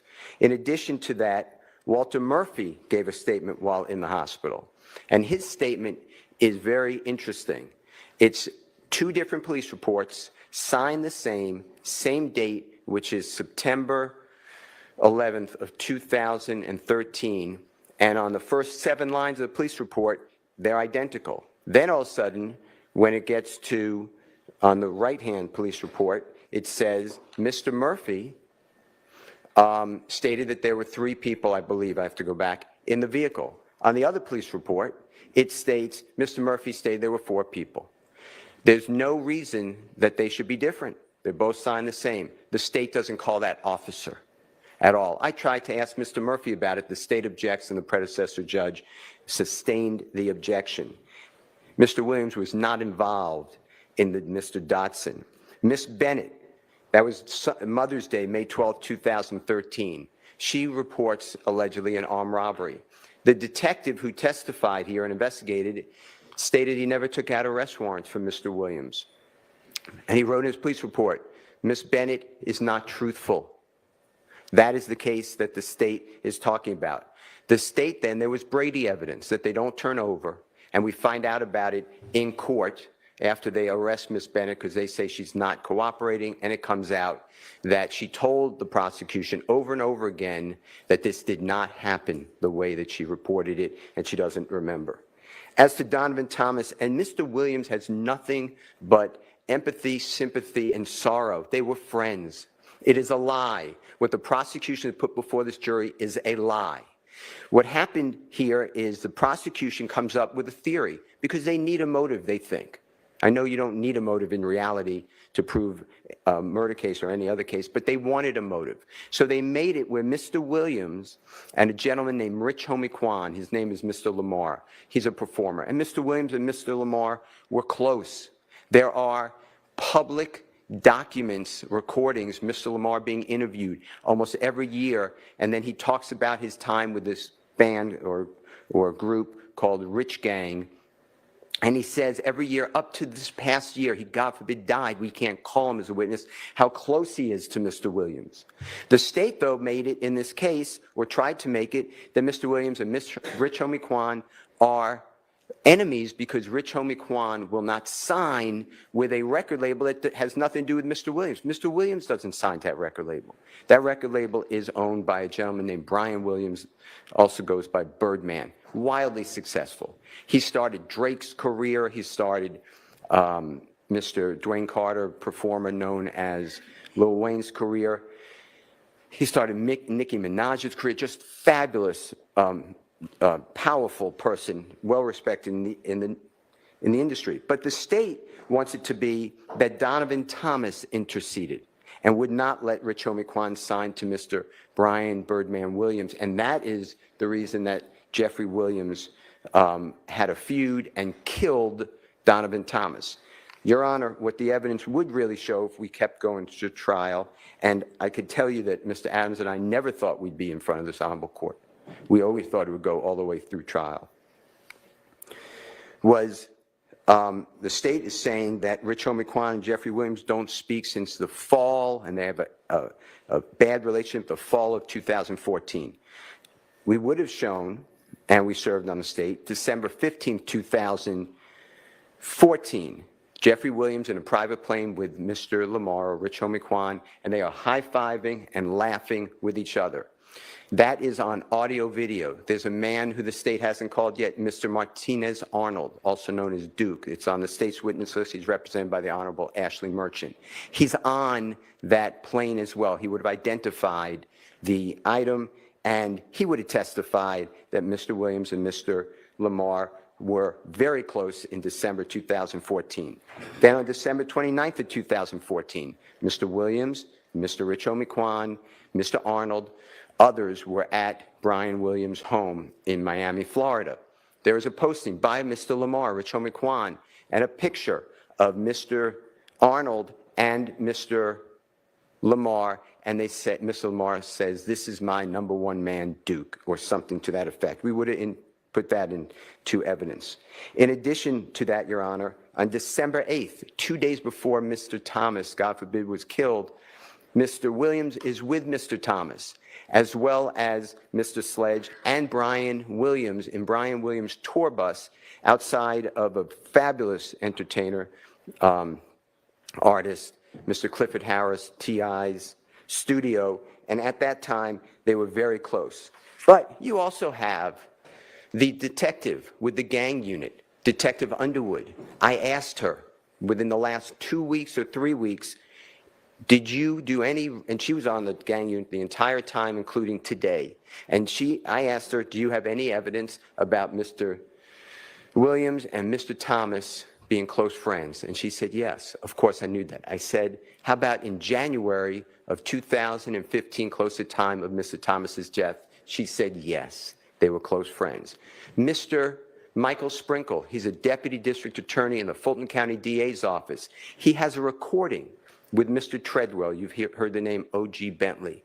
And in that, they're going through the evidence. And Mr. Treadwell, it's important because he has a child, two actually, with Mr. Thomas's sister. So he's family. And Mr. Sprinkle states this is 2018, this is after the rental car, this is after all of the interviews of Mr. Copeland, this is after the interviews of Mr. Zachary. Mr. Sprinkle's in some of those interviews with Mr. Zachary. Mr. Sprinkle on tape, on recording, states, I do not know why anybody thinks Jeffrey Williams is involved in this killing. He and Donovan Thomas were close friends. It makes no sense to anyone.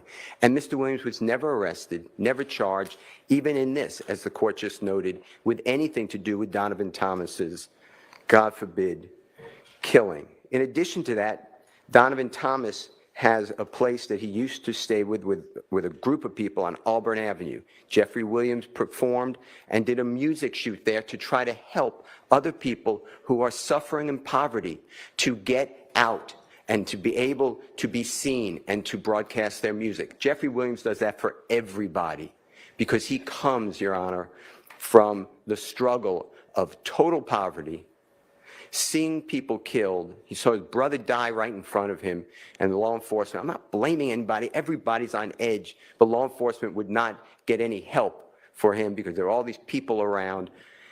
It is just, what Mr. Williams has gone through is wrong for everyone. It's not just Mr. Williams, it's that whole community, but he's trying to get people out of poverty and out of that community. I have been with Mr. Williams, where we have gone to speak with children together. And he tells them, don't be a rapper. Be like Brian, be a lawyer, keep in school. He tells his children, get your education. His family, his whole being, Your Honor, is trying to break the chains of poverty for others, and it has been spun in this courtroom with false statements and allegations against Mr. Williams at every turn. In addition to that, Your Honor, the state talks about the fact that Mr. Williams takes people to Miami. You would have heard evidence if we went forward. I put all these people on my witness list. Not one person on my witness list has been interviewed by law enforcement or the prosecution. They have investigated this case for 15 years. They haven't interviewed all these people. That Sprinter van that you heard about, that was already booked days before. Going to Miami, Florida, Mr. Williams and Mr. Brian Birdman Williams, they did a video shoot for a music video. If anybody would have gone further with the expert for the state, they would have seen that Mr. Williams' cell phone does not contact any of the co-defendants that are named here in Miami, and Mr. Williams stays at a separate location than any of those persons. He would always take people who can't afford it on airplanes, on buses, on tours, to his concerts. He let everyone go because, Your Honor, they never left that area. He wanted to show people you have an opportunity, the world is big. Mr. Williams gave jobs to everybody who'd want to work.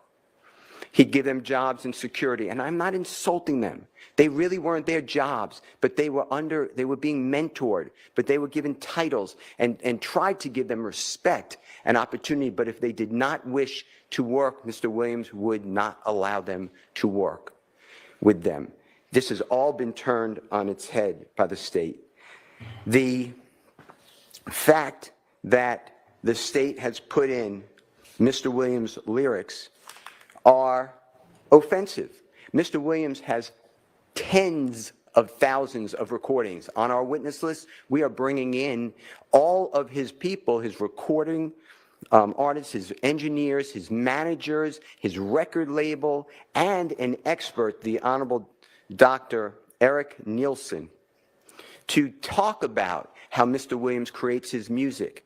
His music is then changed around and merged.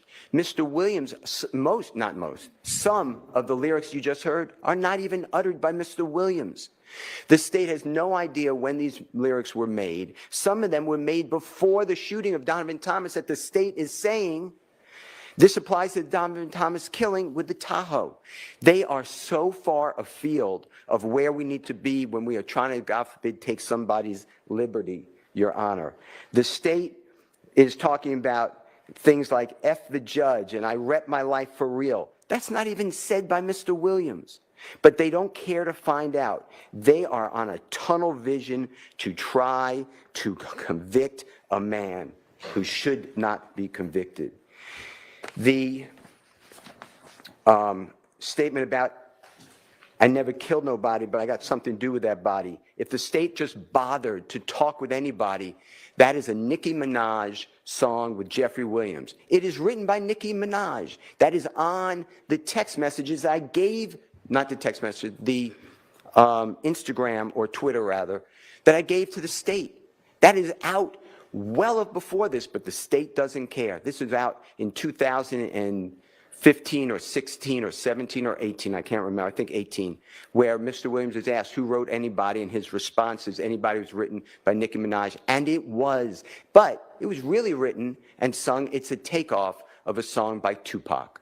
There's a song that it parallels, which is an inspiration. But here we are with the state. Also, I never killed nobody, but I got something to do with the body. The next line comes up is, it's a truancy body. The state can't explain that, so they just conveniently leave it out. Your Honor, there were wiretaps on this case. Mr. Williams, it was going to come out, there was an application to wiretap his phone.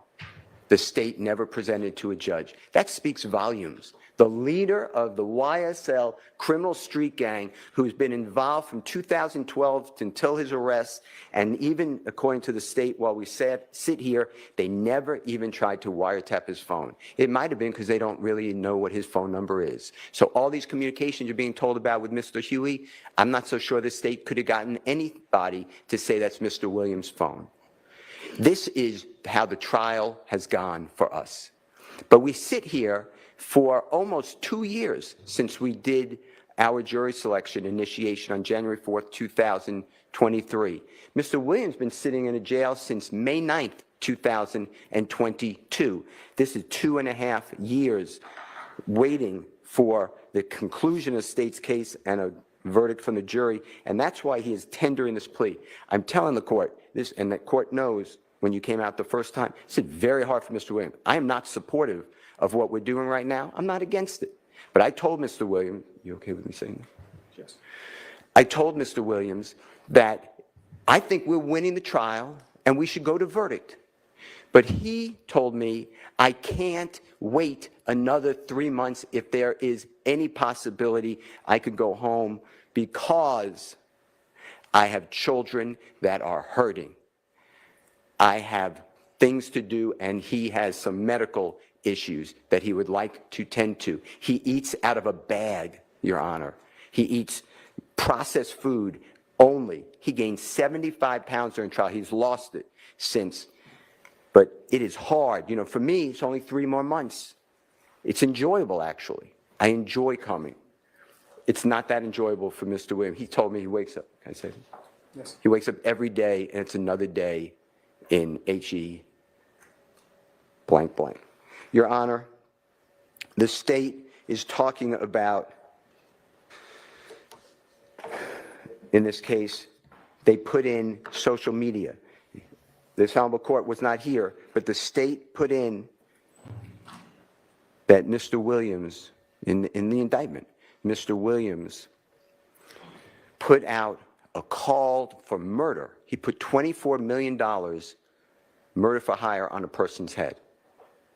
That is a lot of money, and that is awful. If they would have read the chat, the Instagram chat, Mr. Williams, right above it, there's a picture of a very well-known, very accomplished musical artist who actually had surgically implanted in his forehead a pink diamond worth $24 million that day. That's what Mr. Williams would talk about. That's the type of evidence that is coming from the state of Georgia in this case. It is wrong. This is all wrong. And I know we're pleading guilty, and I know we're pleading nolo, and I know we're asking this Honorable Court for a certain sentence, and we'll get to it with the court's permission. But this is the type of evidence that there is. But it is holding this man hostage. And that's not really what we're supposed to do, district attorney time, in the state of Georgia or anywhere. The state then, because I opened on that, then they never bothered to put in all of the chats. Why did it take me to read the chats? In addition to that, going back to Donovan Thomas, talk about Mr. Williams involved, the state did a geofence. A geofence tracks his devices. It doesn't have to be a phone. It could be an iPad. It could be any type of electronic device that targets and is used. You don't have to be on the phone. It's the contact. If he has an app open, it'll capture it. And the state targeted the McDonald's, where they keep saying that Mr. Williams met with people there. They targeted the barbershop where, God forbid, the killing occurred. And they targeted a third location, no, 2 locations. And it comes out, Ms. Williams' devices are not there. It's exculpatory. I don't get that information. I got that because I interviewed Lieutenant Crabtree, and the results can't be found, according to prosecution. I did a motion for that. They just can't find it. That is great evidence for Mr. Williams. It would have also shown clearly that when he does go down from his house after getting this call that I'll talk about from Demise McMullen, he's not with these other people. And the expert for the state, the FBI agent who does the telephone analysis, Mr. Williams' phone does not ping off the same tower as a Demise McMullen or a Mr. Copeland or a Mr. Garlington or whomever. The state of Georgia has misrepresented for 2 years in front of this jury. They have hidden evidence. They have violated Brady. They have falsely accused Mr. Williams. Your Honor, saying that Mr. Williams gets that call 7 minutes after, the state said 6, it was 7 minutes after the killing of Donovan Thomas from Demise McMullen. Mr. Williams was already out of his home. Mr. Demise McMullen's calling Mr. Williams. He's not even there. He's going down to meet with Mr. Kelvin Treadwell, also known as O.G. Bentley. O.G. Bentley was supposed to go to Miami, Florida. They were talking about this deal. And Mr. Williams, that day, he was given another contract. Mr. Williams, by this time, he went from zero money. He is a multimillionaire at the time. He doesn't need the Cleveland Avenue drug deals for $15. He doesn't need the shootings. He wasn't even living in Atlanta since 2018, 19, 20, 21. He came back the very end of 21, 6 months, and he got arrested in May of 2022. In his house, Your Honor, we have everyone on the witness list. There are 12 people living at that house. Mr. Williams opens up any of a car that he has. He'll rent cars for people. Any home he has, he will allow people to live in hotels because people that he knows, unfortunately, are homeless. And he gives them all places to stay, cars to drive around. He is not involved in criminal activity. Mr. Williams just got back in our country. His passport shows it. Right before he was arrested on May 9th of 2022, there were other people in that house with the drugs and the guns. There were people whose the guns are in their names. They were going to come in court and claim the guns.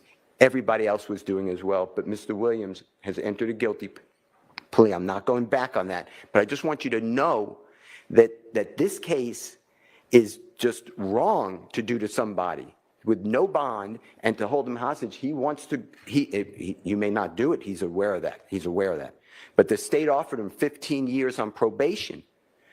But they keep piling on these conditions. He just said, he made up his mind. He said, I'm just going to go with it. I got to get home. Judge may not let me home, but I'm not doing these conditions and admit that I'm the leader and I'm involved in the killing and my music just promoted everybody to do it. He's not going to do that. So he did not do that. And that's how we wound up here. The state, the night of the killing, people came to Mr. Williams' home.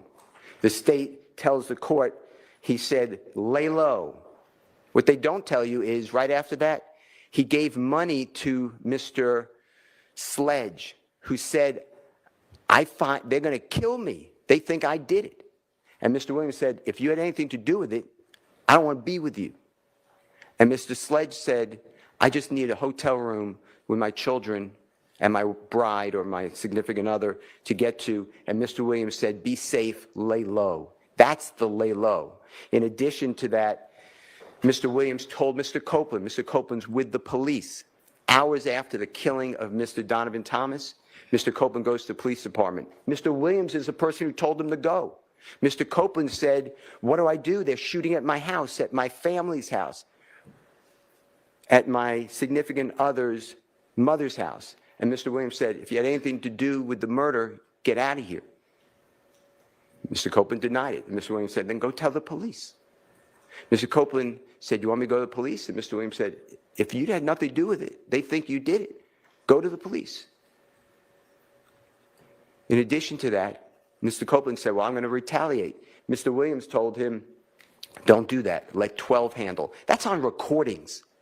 That is on recordings on January 11th of 2015 with Detective Thorpe. Your Honor, as far as Dwayne Carter, a performer known as Lil Wayne, Mr. Williams had no conflict with him. They are friends.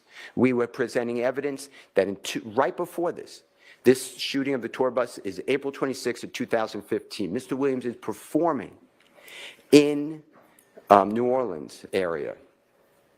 Then that's the area where it's Holly Grove, where Mr. Carter, or Lil Wayne, a performer known as Lil Wayne, comes from.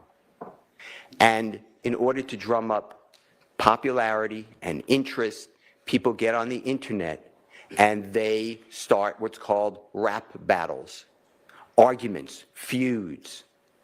That's what happened here, and you would have heard testimony from Mr. Williams' management that they said, start a rap battle. It'll be better for your career.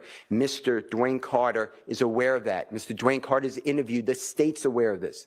He has interviews after this. Are you mad? What's the real deal with Jeffery Williams? He states, no. He's great with me. He brought popularity to me. He loves me. He idolizes me, and I love working with him. They did an album together.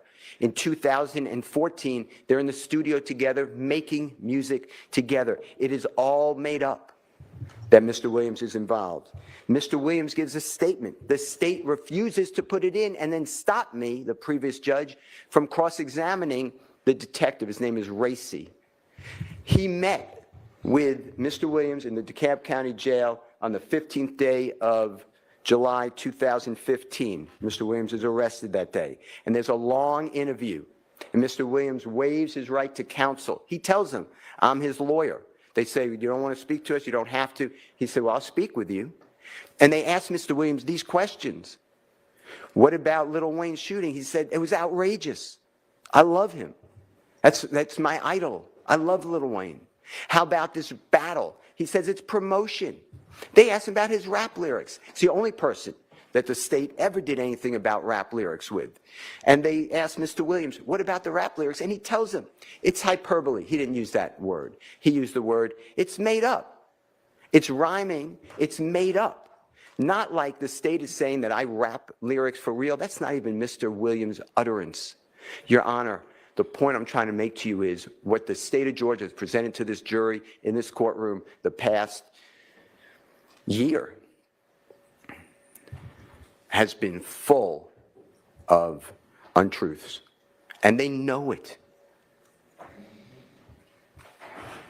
The state says that Mr. Williams had a conflict because he named an album with Dwayne Carter, and Dwayne Carter didn't like that. Dwayne Carter's interviewed. He said, that was one of the nicest things anyone could have done to me. It shows how much he really appreciates me. It shows respect and honor, and I appreciate what he did. The state knows this. With regards to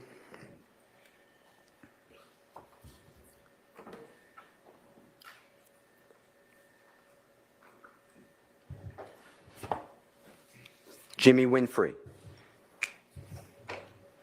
what the state did is they put in a recording. It's not Mr. Williams. It's a jail recording, Mr. Winfrey and an unknown person. And an unknown person says, when you get out, you're going to get a Porsche and $250,000. Mr. Williams not privy to that. The state looked at all of Mr. Williams' bank records, everything. They undressed him financially. There's zero evidence Mr. Williams did anything for Mr. Winfrey. The state tells you that Mr. Winfrey asked for money for a lawyer. The conversation was, and it's recorded, it was with Mr. Williams' manager. And Jimmy Winfrey said, I need to show that I was gainfully employed for the court. Can you get me something from YSL? And the manager said, yeah, if we have it, and if it's true, yes, you can have it. That is it. There's no evidence that Mr. Williams paid for anybody's lawyer, Mr. Winfrey or otherwise. In addition to that, Your Honor, the social media postings with Mr. Rashawn Bennett, also known as YFN Lucy. So Mr. Williams, the state tells Mr. Bennett on social media, I would have killed you if I didn't like the way you take care of your mother and children. That is the post. What they don't tell you is Mr. Bennett, who is also, to his credit, trying to drum up his career. Mr. Bennett is picking on Mr. Williams, who's a much higher profile artist than Mr. Bennett at that time. And Mr. Bennett is saying that he slept with Mr. Williams' fiance, while Mr. Williams and she are a significant couple. that Mr. Williams' music is awful. Nobody should listen to his music ever. Mr. Williams responds by saying, we can do an album together if you want. Stop this. The man continues of how he's sleeping with Mr. Williams' significant other, and then Mr. Williams responds by saying, I would have killed you except for what you do. That is the context that they don't tell you about. And Mr. Williams did nothing to Mr. Bennett. In fact, the evidence would have shown, if we had time or we would have gone forward, that Mr. Bennett and Mr. Williams are on the red carpet receiving awards in California, sitting right next to each other and taking photographs. This is not the Jeffrey Williams is a known person who is all over the place. If he did something, somebody wanted him, they can find him. This is not he is not hanging out on Cleveland Avenue. What the state is saying are not true. The situation with Mr. Bennett, so he's in the Fulton County Jail, and he's housed, and there are crazy, sick, violent people, and they're on the phone, and Mr. Myrick, M-Y-R-I-C, is calling other people, supposed co-conspirators. How much will Jeffrey Williams give? He doesn't say that, but that's the theme of it, as well as Christian Eppinger. What the state doesn't tell you is that when Mr. Sumlin is asked, hey, find out how much Thug will pay me to kill Mr. YFN Lucci, Mr. Sumlin says, I don't know his number. I can't get in touch with him. He doesn't talk to me. And that's because, Your Honor, since 2015, and he means no insult, but Jeffrey Williams has had zero contact with Shannon Stillwell until this case, Kenneth Copeland, Tameka and Garlington, Justin Cobb, Demise McMullen, Mr. Sledge, Mr. Murphy, all these people. This is a lie. This is a 100% lie, and that's why we tendered a no-low plea to being a leader of a criminal street gang. Mr. Williams is not a leader. In fact, if it would go forward, on Mr. Huey's phone, there are conversations with Mr. Copeland. And they both say how Jeffrey Williams is a zero, and F him. And they don't talk to him, and Jeffrey Williams never does anything for them. Mr. Huey, Mr. Williams met later. He met him closer in the time of 2020. Mr. Huey's father went through a horrible episode that Mr. Williams knew, and that's how Mr. Williams knew his son, who's Mr. Huey. And Mr. Huey's on hard times, and Mr. Huey's making mistakes. And Mr. Huey, supposedly, Mr. Williams believes, armed robbed a man named Chandler Durham, D-U-R-H-A-M. Mr. Durham is Mr. Williams. He's a fabulous record engineer. And Mr. Williams states, give him back, tell him to give back the property or he's going to die. The state puts that as an overt act. No one dies, and the property doesn't get returned. Mr. Huey ignores Mr. Williams. The state told you today that Jeffrey Williams sent Mr. Huey a posting that Mr. YFN Lucci is going to be performing on January 19, 2020. That's not true. Mr. Huey sent that to whoever phone that was, and all it says is Slat and Slatty. Well, I went out to the places that Mr. Bennett was supposed to perform. There's no shooting. There was no fight. There was nothing to report. There's nothing here. In addition, the state says same thing on September 12th, September 2nd, 2022 on Mr. Huey's phone. I'm not conceding that was Jeffrey Williams even having a conversation with him, but even if it was, it doesn't show anything. It says Slatty, lay low. Lay low means don't do anything. Get out of the way. That is what it is. That is Mr. Williams' role. Mr. Williams, there is evidence in the record, and there would have been more. He takes people on tour with him. He takes people in the mall with him. But when they do crime or do things to people, for instance, there was a prostitute, and several people gave that prostitute money, $500. And the prostitute at the end of the $500 getting $500 from several people, had sex with a person, and then she was armed robbed. So all the money came back. Mr. Williams wasn't involved in that, but he heard about it. He made those people find the prostitute and repaid her every dime. People stole from stores that Mr. Williams found about. He went to the stores and he repaid all that. He didn't steal anything. He doesn't need to steal anything. Your Honor, Mr. Williams stands with Elton John. Elton John called Mr. Williams the next coming of John Lennon. Mr. Williams is unbelievable talent. He's not just a rap artist. In fact, when he's interviewed in 2017, he gives a statement and he says, I had to learn rap. He grew up in a house learning other forms of music. He likes all music. But rap hit in his community, and his community raised him. They supported him. They came out to him. They made him get into establishments, and once the establishment saw all the people come out, he got more establishments. And then he went out of that little area in Atlanta to other parts of Georgia, and then to all the neighboring states and throughout our country. And he has performed on every continent but one. He has performed in front of being the headliner, 300,000 people at one time. He has a real life and career. He is not the leader, and he is not worried about buying jewelry that is stolen. Mr. Williams is actually innocent. I'm not trying to corrupt our plea. That's his plea, and he's entitled to it, and he wants it, and he embraces it. But to me, this is a wrongful prosecution. This is outrageous. All right, so you're pleading guilty, or your client is pleading guilty to counts 57 through 62. It's all true. Do you Yes, there's a concede factual there's basis. a factual basis for those counts? Yes, I can see that. Okay. All right, I didn't mean to interrupt you. No, it's fine. And Your Honor, I'll answer any of your questions, but the point I'm trying to make is 45 years to serve 25 years in prison, when just this morning it was a probationary offer. It was a probationary offer. The state knows, but they want to control. They have this theory of music, and they want to stop Mr. Williams from making music, from entertaining, just stop his life.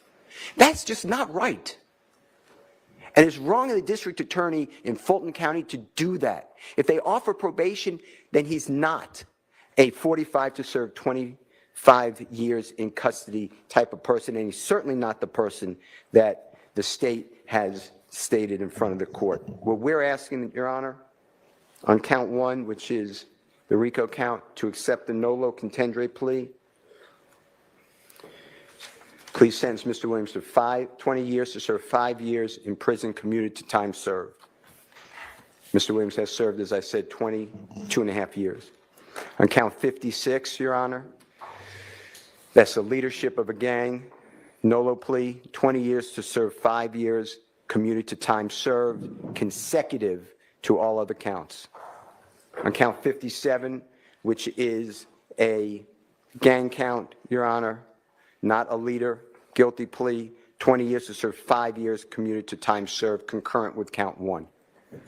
With regard to count 58, which is possession of, I believe it is marijuana with intent to distribute, 10-year sentence on probation, concurrent with count one. On count 59, which is violation Georgia Controlled Substance Act, possession of codeine with intent to distribute, 5 years on probation, concurrent with count one. On count 59, Your Honor, which is violation Georgia Controlled Substance Act, possession of cocaine, 3 years on probation, concurrent with count one. Count 61, 5 years of probation. It's a firearm count, consecutive to the other counts, consecutive to before count 56. And then count 62, 10 years to serve commuted to time served. That should be a total sentence, Your Honor, that we are respectfully requesting the court to consider. I believe it's 45 years to serve 5 years in prison, commuted to time served, 40 years on probation, credit for the time already served and community time served. As I said, after 3 years of probation, the probation becomes non-reporting, and after successful completion of 10 years on probation, the balance of the sentence be terminated. Mr. Williams asked the court for house arrest for 3 years as part of the sentence, but house arrest specifically defined that Mr. Williams will be in his home or at any lawful employment, touring, studio, performance, business meetings, and the like. Wear an ankle monitor for the first year and pay the costs of same, and the company must be approved by probation department, and the ankle monitor to be affixed within 10 days of hopeful release from custody. Mr. Williams cannot possess a firearm, but he can be around licensed security who are armed or other persons who are lawfully carrying a firearm with a license. And that would be knowingly for Mr. Williams. Mr. Williams can transfer probation outside the state of Georgia. He has residences in the state of California. He has studios in the state of California. Mr. Williams be allowed to travel throughout our country and the world for lawful work-related industries. Mr. Williams wants to perform. He's going to do this anyway, Your Honor, but we made it part of the sentence.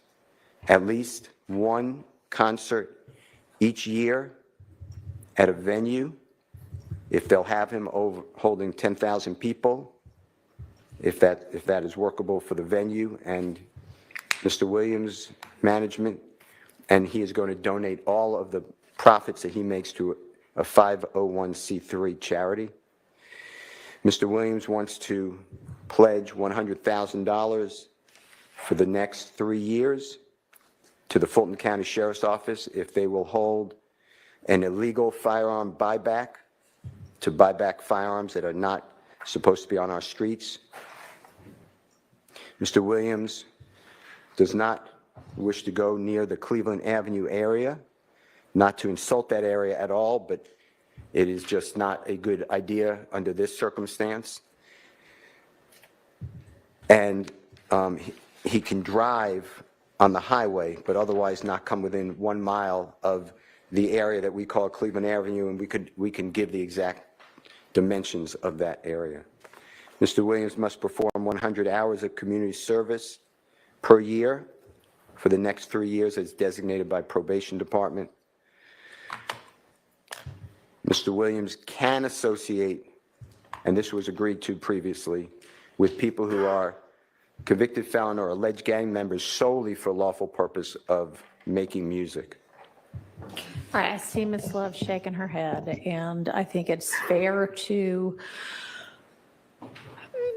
establish that until the entirety of the negotiations were agreed to, it was all up in the air. Sure. That may have been something y'all had already hammered out, but it wasn't, it's not anything they're bound to. Absolutely. Fair, okay. I agree with that.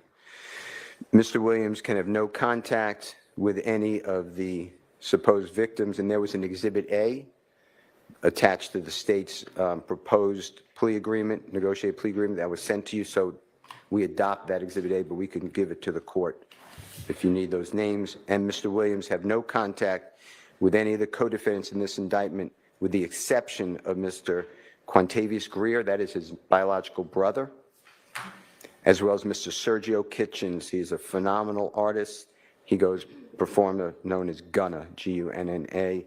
Mr. Williams and Mr. Kitchens are contractually obligated, and they frequently perform music together. Your Honor, any other conditions that this honorable court deems appropriate? I want to thank the court for all your time. Always, I want to thank Ms. Percival for everything she has done. I want to thank Mr. Williams for allowing me to stand with him. And I really never thought we would be here, but this is his decision, I want to thank the Honorable Keith Adams, who may want to speak, Your Honor, but I can never imagine a better lawyer than Keith Adams. Mr. Adams, do you want to add anything to the record? Your Honor, I don't know that there's really much to add. Mr. Steele has represented to the court, I think fully and thoroughly, the breadth of our knowledge of the case. Mr. Williams' background, I think the court has not just heard it from Mr. Steele, but has had the opportunity to sit here and hear some of the evidence and kind of get a feel. You've had a chance also to observe Mr. Williams and then get a feel for him, his background, and so forth. You know, the only thing I can say about Mr. Williams that hasn't been said is that he comes from an area. You might have heard throughout the course of the trial that there was an album, a concert tour. We came from nothing.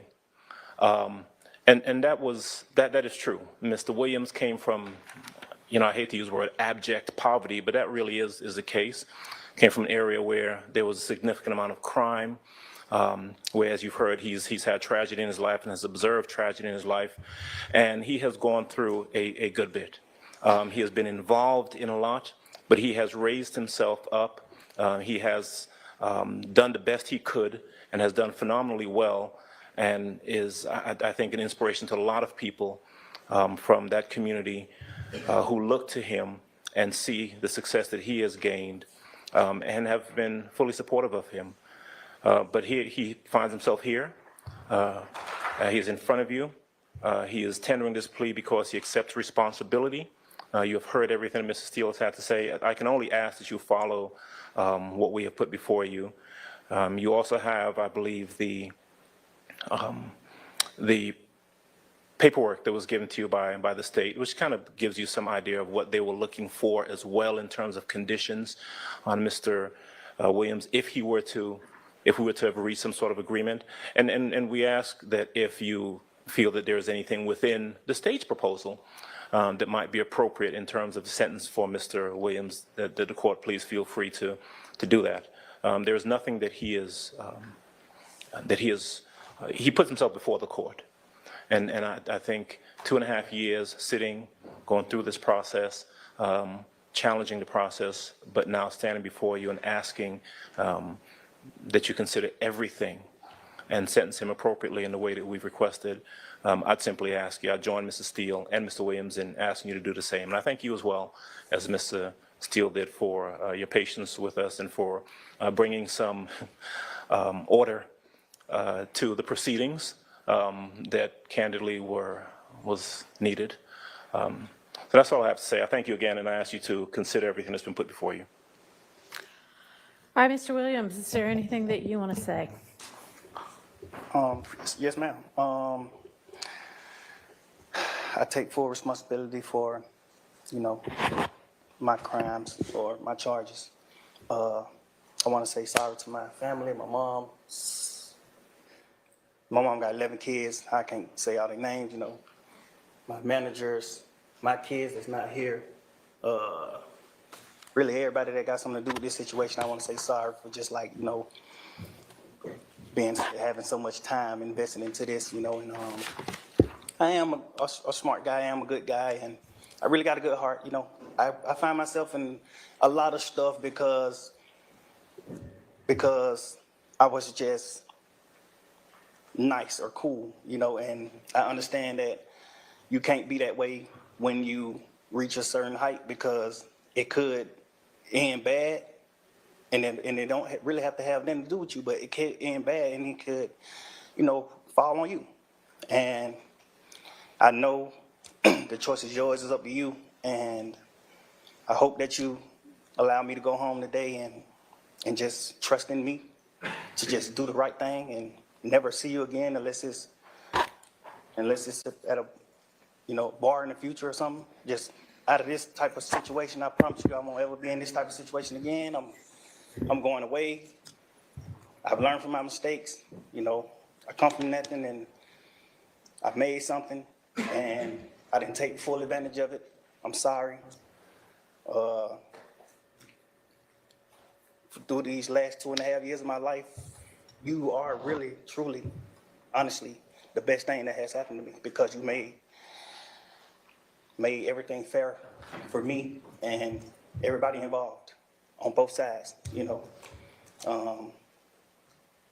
I'm sorry to the sheriff, you know, everybody for just having to put extra time in. I know y'all got paid more money, but I'm sorry for y'all having to put this extra time in to be away from y'all family, you know, and I just hope that you find it in your heart to allow me to go home and be with my family and just do better as a person. I know what I bring to the table. I know what I am. I know the heights I've reached. I know the impact I got on people, period, in the community, you know, all people. I learned that late, like these past 2 or 3 years of my life, I kind of learned that late, and maybe it was because I was, you know, probably on drugs or anything, I don't know, but I have came to my senses and I understand what I mean to this world. But I am a good guy, you know. I don't mind doing stuff like, you know, like free shows, and I always did that. You know, I did free shows and gave it to single parents, millions of dollars. You know, I made $1.8 million on a free show, and I gave it all to single parent charity. And I did like 2 or 3 shows that made like $700,000 a piece, and I gave it to the breast cancer organization. Like, you know, I do things, like I put millions of dollars back into my community for real. I really did. I did more than anybody ever did from my side, you know. But I understand, you know, rap lyrics. I understand how it could be twisted. I understand what it could do to the mind of people. I understand all that, and I promise you I'm 100% changing that. You know, it's just, I'm older, I'm grown now, you know, and it's just like, I'm smarter. It's more things to rap about. Like, I've experienced a lot of good things. I experienced more bad things, but I experienced a lot of good things too. And anyway, I can go forever. Well, I appreciate it. And I appreciate that you do realize how much of an impact you have on people. I mean, it's past your neighborhood. It's worldwide, especially young people. And having come up from where you came up from and living in and around that, you know that gangs are damaging to our community. And it may be that a whole lot of rap music and the rap industry is, I mean, honestly, it sounds like a modern day version of kind of WWE wrestling that used to be on television, where people would just get up and posture and act like they hated each other. And it may be that that's a lot of what is going on in the music industry with rap. But whether it is fake or not, it has tremendous impact on kids and young people who think, this is cool, this is what I want to do, look at him, he's a millionaire, I can do that by being, you know, a gangster in the streets. And that's not true. What you're likely to have happen to you if you're a gangster in the streets is you get shot, you get killed, or you get thrown in prison. And those are, you know, by far the most likely outcomes. And, you know, you've been in here watching the trial, and you've seen the pictures of Mr. Ryan posing with a gun as big as he is at 15 years old and going out and shooting and killing another teenager. And that's what gangs do, and that's unfortunately a lot of what rap music does. And if you are a modern day John Lennon, you know, I mean, he might have rapped too in this day and age, I don't know. But I know you're talented, and even if you choose to continue to rap, you need to try to use your influence to let kids know that that is not the way to go, and that there are ways out of poverty besides hooking up with the powerful guy at the end of the street selling drugs. And you know, I know that happens for protection sometimes, but a much better way would be getting an education and setting, you know, hanging around with people who set a good example. And you be one of those people that sets a good example. I mean, all right, so that's my high horse on that. I could also go on. But I want you to try to be more of the solution and less of the problem. All right? All right, so it is not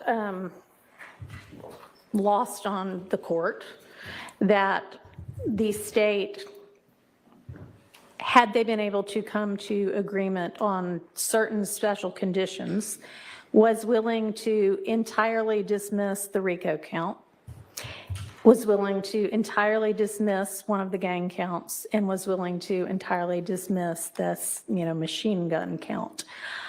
Was willing to give a sentence that permitted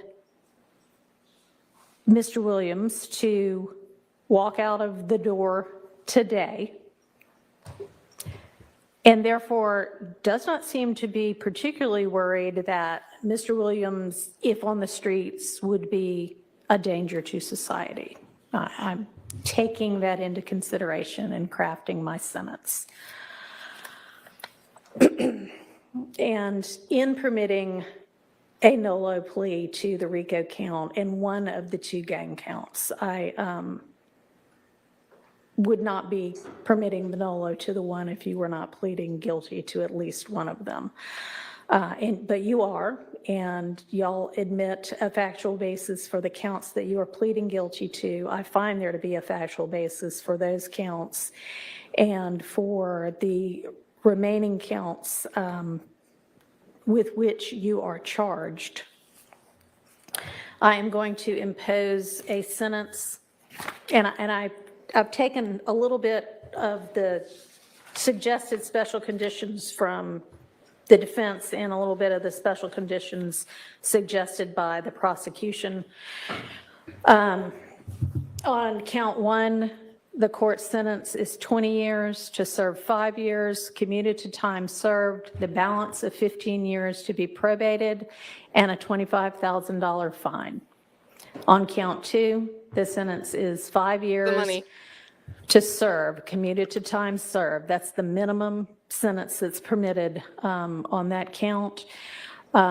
It is required to be run consecutively. I'm going to run it consecutive to count one, but I am going to backload. Oh, I'm sorry, that is not commuted. That is 5 years to serve, and it's going to be run consecutively to count one, backloaded, by which I mean after you serve your 15 years of probation. If you have been successful on that probation, and I sincerely hope that you are, then at the end of that 15 years, I will commute the entire rest of any service portion of your sentence to time served. So I'll get to the end of it and give you the total sentence, but I'm also going to impose a $15,000 fine with regard to that count. Count 57, 20 years to serve 5, commuted to time served, the balance of 15 years probated, concurrent with count 1. Count 58, 10 years to serve 5, commuted to time served, balance probated, concurrent with count 1. 59, 5 years to serve, commuted to time served, concurrent with count 1. 60, 5 years to serve, commuted to time served, concurrent with count 1. Count 61, 5 years to serve, that is required to be also a consecutive sentence, so that's going to be run consecutively to count 56 and backloaded. Count 62, 10 years to serve, also required to be served consecutively, that's going to be consecutive to count 61, also backloaded. So essentially, the total sentence is 40 years to serve the first 5 years in prison, but commuted to the time that you have already served, followed by 15 years on probation. followed then by the backloaded 20 years, which can be served in custody and will be served in custody if you are not successful on your probation. If you are successful in completing your 15 years probation, that will be commuted to time served.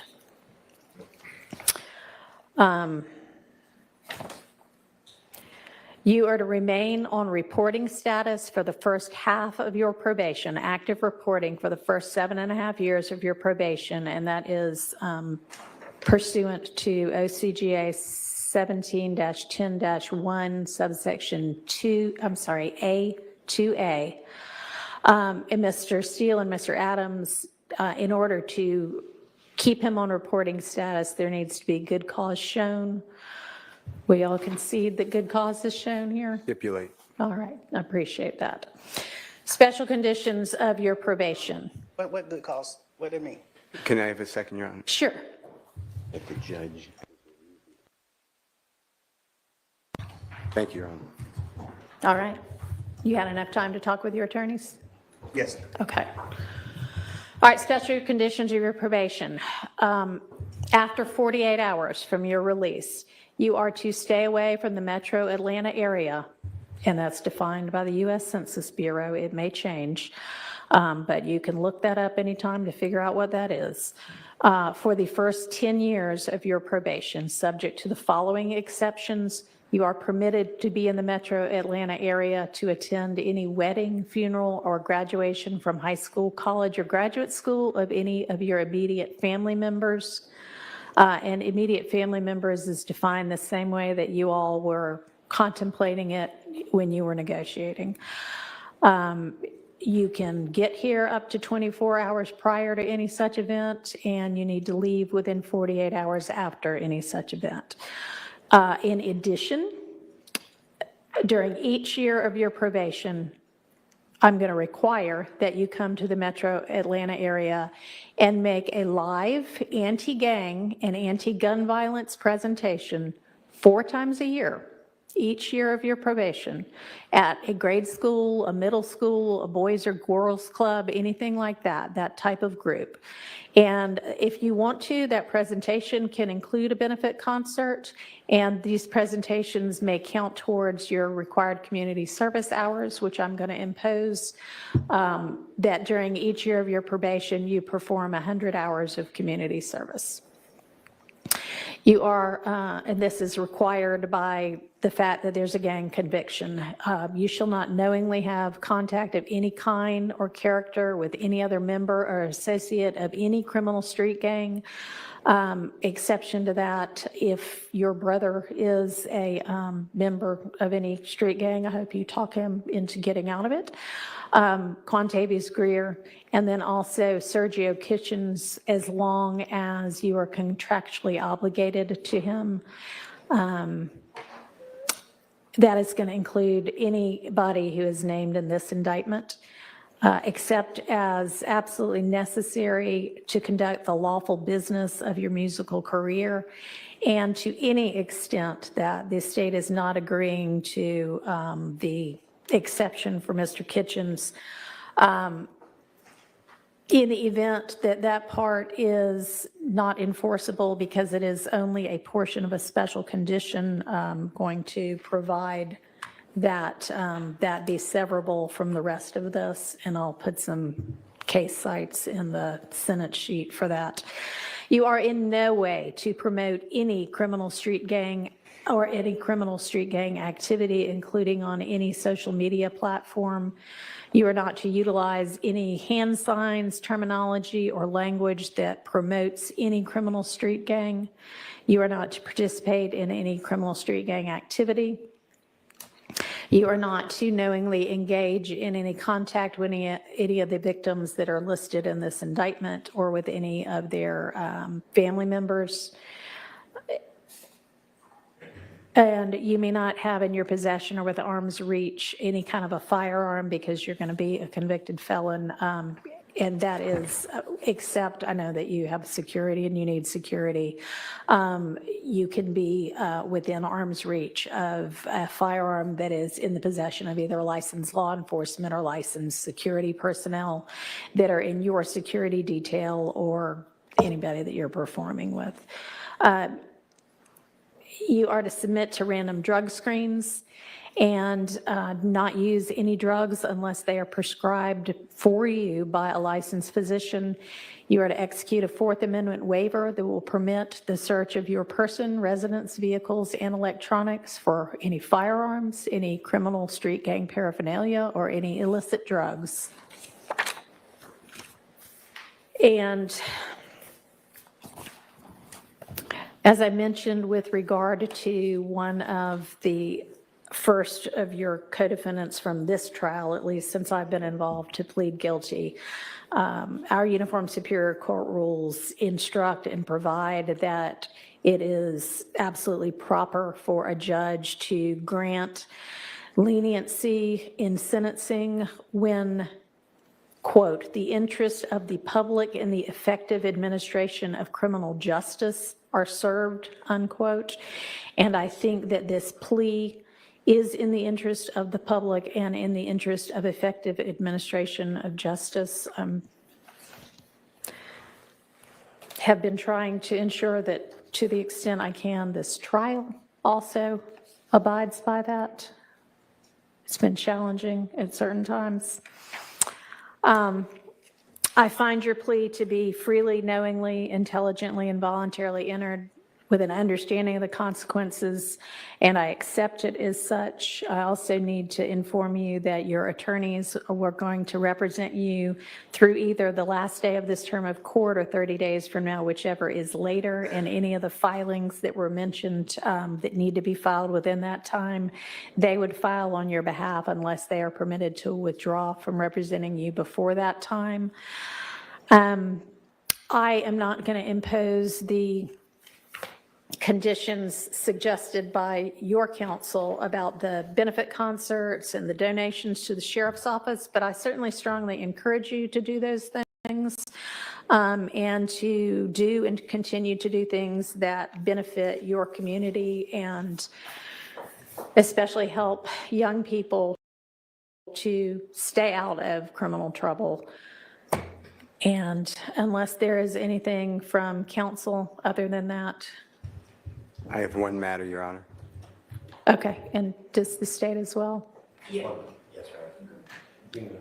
Your Honor, with regards to Mr. Williams being permitted to come to the Metro Atlanta area or Cleveland Avenue area for funeral or the other items, Right. can you also consider, God forbid, there's a serious medical condition of a person that In is... his immediate family, certainly, we can add that. And I also meant to mention, because I know you do travel all over in order to pursue your career, that it's permissible for your probation to be transferred to out of state, and that has to be done through probation, but that is fine with the court. And you may also keep your, nobody's mentioned it, but keep your passport and travel out of state and internationally to the extent that you need to do that for business purposes as well.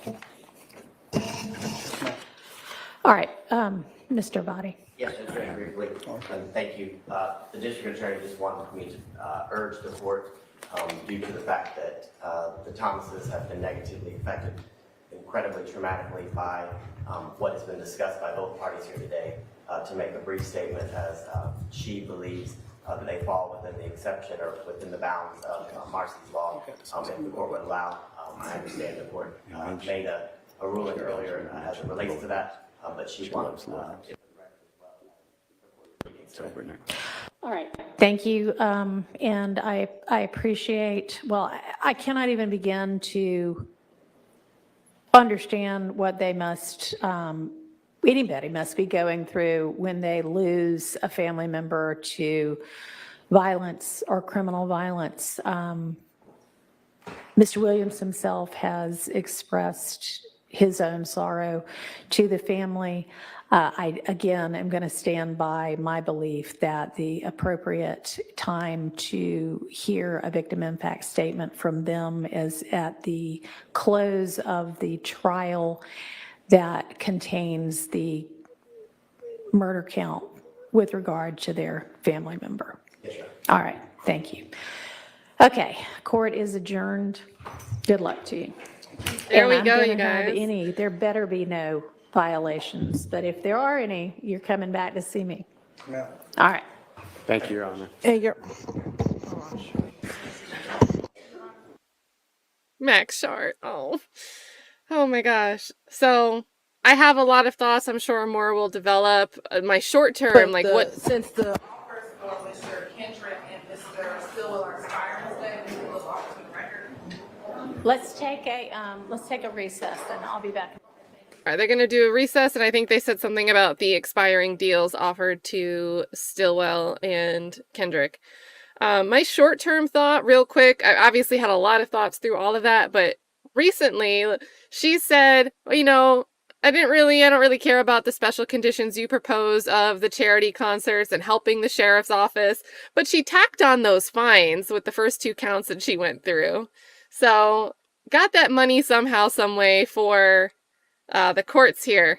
So, I mean, everybody in the chat can do, we can do like a 2-3 minute all caps. I know there's a ton of thoughts in the chat. Hey there, Jesse's saying hey. Everybody say hey to Jesse here from Law and Crime. Oh no, don't flash money on the screen, Jesse. They're gonna come get you. So he's coming home. I mean, that is a long road ahead though. I have faith that he can do it.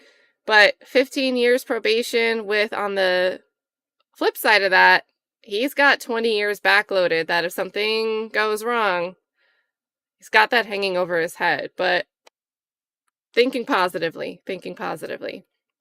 And I know it's mixed feelings, you know, maybe I would have gone through trial. Maybe I should have tried to take a different deal, right? Jeffery Williams might be having those thoughts himself, but pretty sure he's excited to go home, right? We'll unmute this now that Jesse's gone. But yeah, state's still going after his money. Definitely feel like that was a little thing there. So, but I also love my other short-term thought. Guys, I'm going to have a ton of thoughts. Probably would like to marinate on a lot of them. The reasoning, it really satisfied me. This is selfishly me speaking.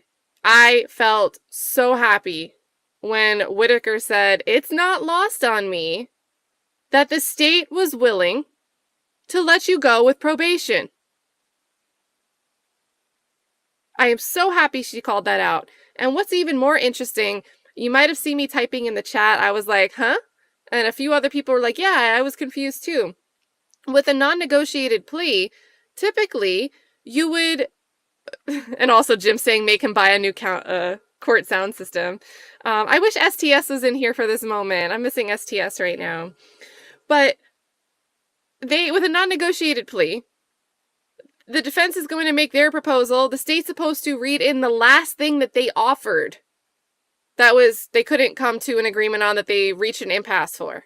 But what Love tried to do was read something else first. And Whitaker was like, well, what was the last thing you presented to them as an offer? And then Love went down that road. So Love even tried to switcheroo in the middle of all of this. So I'm really, really happy. I'm happy. I'm glad to see it. Heck yeah. That was a reason that Whitaker was like, what? One of the things I'm doing in deciding what I'm going to give you, Jeffery Williams, is because the state did something stupid. They were about to let you go with probation, so, I mean, why should I give you more time?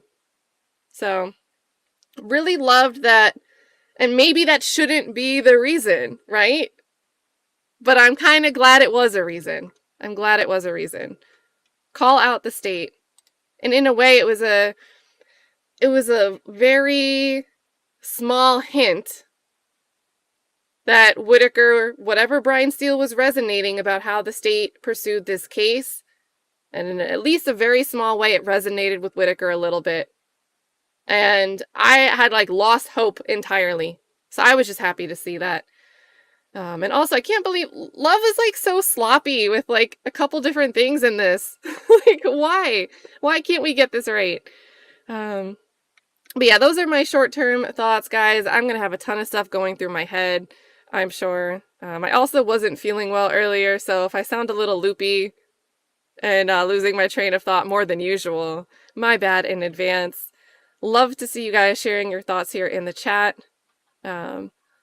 Yeah, and in a way she did low-key kick him out of ATL, and that kind of sucks for his work. That kind of sucks for his work, but I'm sure he'll manage. I'm sure Atlanta will drive 30 miles to him, if that makes sense. Where is this is moving fast? Jamila, please follow court cases, y'all. Corruption will no longer shock you once you do. And the other thing is, the more people can see how things can go, I think by and large, we can have a more reasonable jury pool, right? I wouldn't want to be sitting on a jury with 12 Vera Blunts deciding my fate. I would want 12 of you guys in this chat deciding my fate. And if I'm guilty, if you think the state proves their case against me, you know what, you guys can decide that. But I think I would prefer 12 of you guys than 12 of some other people I know that haven't really followed trials.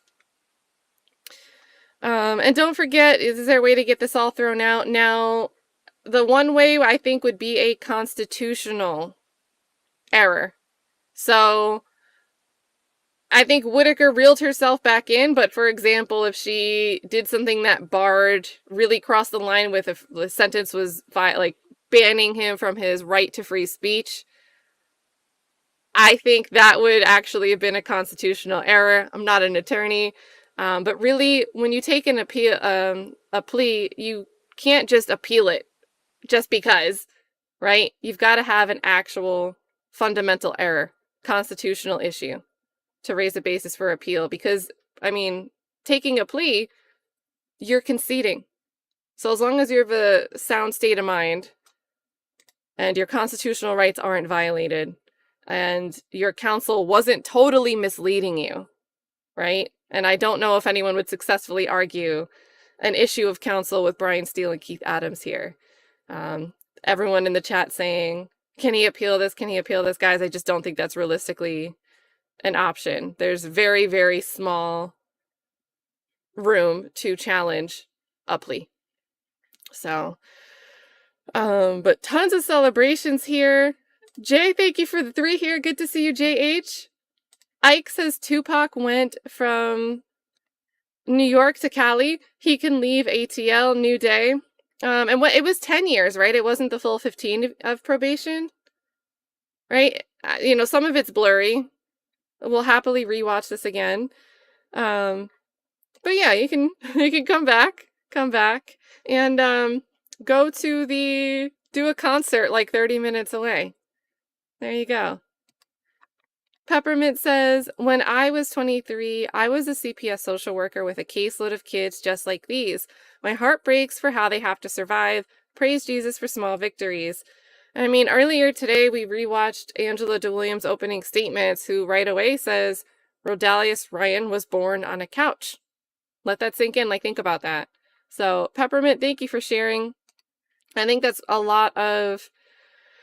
And I think the judge got a little long-winded with her explanation, but and she curbed herself too. She did curb herself. But I think the appeal to kids and the fact that Jeffery Williams does and can continue to have an influence that hopefully becomes just as positive as he's always wanted it to be, without hopefully the state trying to demonize everything around every nook and corner. I think Whitaker was thinking about kids in the community here in her sentencing here. And I think he can do it. So thank you so much, Peppermint. Glad to have you here.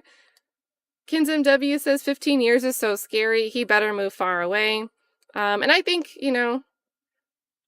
I think he can do it without a violation, but it does suck that a lot of people might have eyes on him to take something that isn't something that really violates probation, but they could represent it as something that is a violation, you know? So that's definitely something heavy to have on your shoulders. I'm sure that's going to be a lingering stress for the 15 years. But other than that, totally think anybody can do it. Kins, great to have you. Always love to see you in the chat. Mocha is me says, I was in the car screaming when Love was talking. Yeah, I think a lot of people in the chat share that same sentiment. I can imagine it, and I don't blame you. Oh my goodness. Mr. 305 himself, good to see you, says, I want to get emotional, Cat, but I'm a slime. I can't. Well, I mean, I don't know. Like, self-love all the time, slime love all the time. Love is a little emotional. You can get emotional. Nobody will see. You're not the one on camera, so feel free here. Good to see you, Mr. 305 himself. Chris Black says, thank you for providing such a great channel during this trial. I'm dropping my flag, and so I'm no longer slime. Oh, God bless. Well, anytime you want to come back around, you are always welcome. Doesn't matter what flag you want to wave. Just come hang out. And I think I'll miss a lot of you, but see you somewhere on YouTube or on X. Doesn't mean you have to come watch other trials or come watch my stuff, but hang out on X. Hang out on whatever other channels. I'm all over YouTube. I really try to watch a lot of stuff on here. So this isn't really the end. And I'm looking forward to supporting, like, can you imagine the first, like, thing that Young Thug announces he's gonna do? I can't wait to see all of you. We can all just, like, talk about it and hang out, share it. Very excited. Very excited. So we will meet again, support a good cause. Blue's House, good to see Blue's House, says, welcome home, Thug. Heck yeah. And Blue, you know them news outlets rushed to say he pled guilty to everything. Didn't really say that he did NOLO to the RICO and being a gang leader. They rushed to put those headlines out there. So thinking of you when I'm thinking of the media and the headlines they run when it comes to a plea or a conviction. Good to see you, Blue. Miss you. Mocha is me, says, Kat, oh my God, family, I'm crying tears of joy.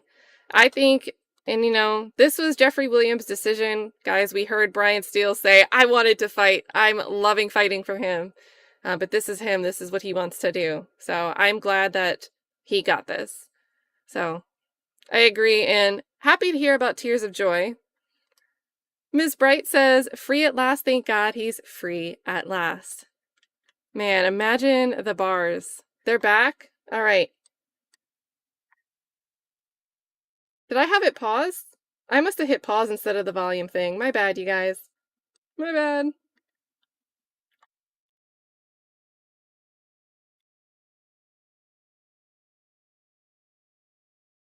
All right, like right here.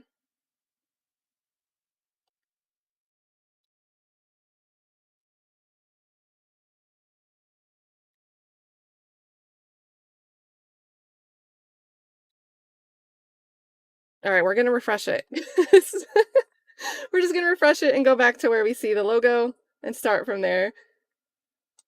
There we go.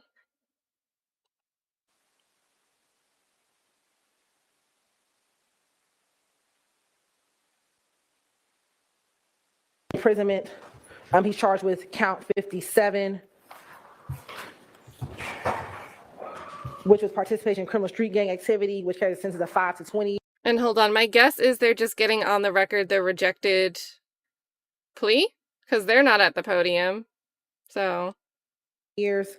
He was also charged with count 58, which is violation of the Georgia Controlled Substance Act. That is for the possession. Right, marijuana. A marijuana, which carries a sentence of 1 to 10 years. As they count 59, I believe that's a possession of codeine with the intent to distribute, which is 5 to 30 years, and count 59, which is the possession of cocaine, which And is 60 is possession of cocaine. so 59 was the codeine, 60 Right. is the possession of cocaine, which was 1 to 5 years. possession of a firearm during the commission of a felony, which was count 61, which is 5 years to serve consecutive to any count indictment. Possession of a machine gun, which was count 62, which was 10 years to serve consecutive. And then he was charged with count 63, which is possession of a firearm by convicted felon pursuant to 1611-133. I know my math isn't the best, but that's life plus some years. The state's recommendation, Your Honor, was for Mr. Kendrick to plead to count 1, conspiracy to violate the Racketeer Influence and Corrupt Organizations Act, which was 20 to serve 15. Count 2, the murder reduced to voluntary manslaughter, 20 years to serve 15, 20 years to serve 15. And then to the gang count 57, also 20 years to serve 15, all to run concurrent, and the state was willing to null pros all the other counts in the indictment. All right, and Mr. Kendrick and the attorneys associated with you, I want to make sure that y'all know that unlike what happened with Mr. Williams, if you plead non-negotiated to less than all of the charges, there is nothing that the court can do if the state chooses to go forward with some of those charges. So you could not do what Mr. Williams pled guilty or nolo to each of the charges that he was facing. You cannot say, well, I'd like to plead guilty to count 1 and I'd like to plead to the reduced charge on count 2. And then I'd like to just skip the rest of them, because the state can say, well, we're not skipping the rest of them. We're still going to try you for the rest of them. And the state can also say, we're not okay with letting you plead to voluntary manslaughter unless you abide by the terms of the agreement. We're going to go forward with the murder trial. So I know that Mr. Weinstein, you and Mr. Apt and everybody else who's been helping know that, but because things seem to have worked out sort of beneficially for some of these other people who have already pled, y'all might think, oh, well, gosh, can't we do something better than that? Given what you're facing, they hold a lot of the cards, and a lot of it is outside of the ability of this court to change, okay? All right. We understand that, Your Honor. Thank you for advising us All of right. that. All right, Mr. Stillwell is facing. Your Honor, Mr. Stillwell is also looking at count 1, which the conspiracy to violate the Racketeer Influence and Corrupt Organizations Act, which is 5 to 20 years. He is facing 2 counts of murder for count 2 and count 49, which each carries a sentence of life imprisonment. He's also charged with count 50 of this indictment, Your Honor, which is participation in criminal street gang activity, which carries a sentence of 5 to 20 years. He's also charged with count 51, participation in criminal street gang activity, also a sentence of 5 to 20 years. Count 52, possession of a firearm by a convicted felon, previously convicted under 1611-133, which is 15 years consecutive to any count in the indictment. 54, possession of a firearm during the commission of a felony, which is 5 years to serve consecutive. Count 64, which is another possession of a firearm by a convicted felon under 1611-133, which is also 15 years to serve consecutive.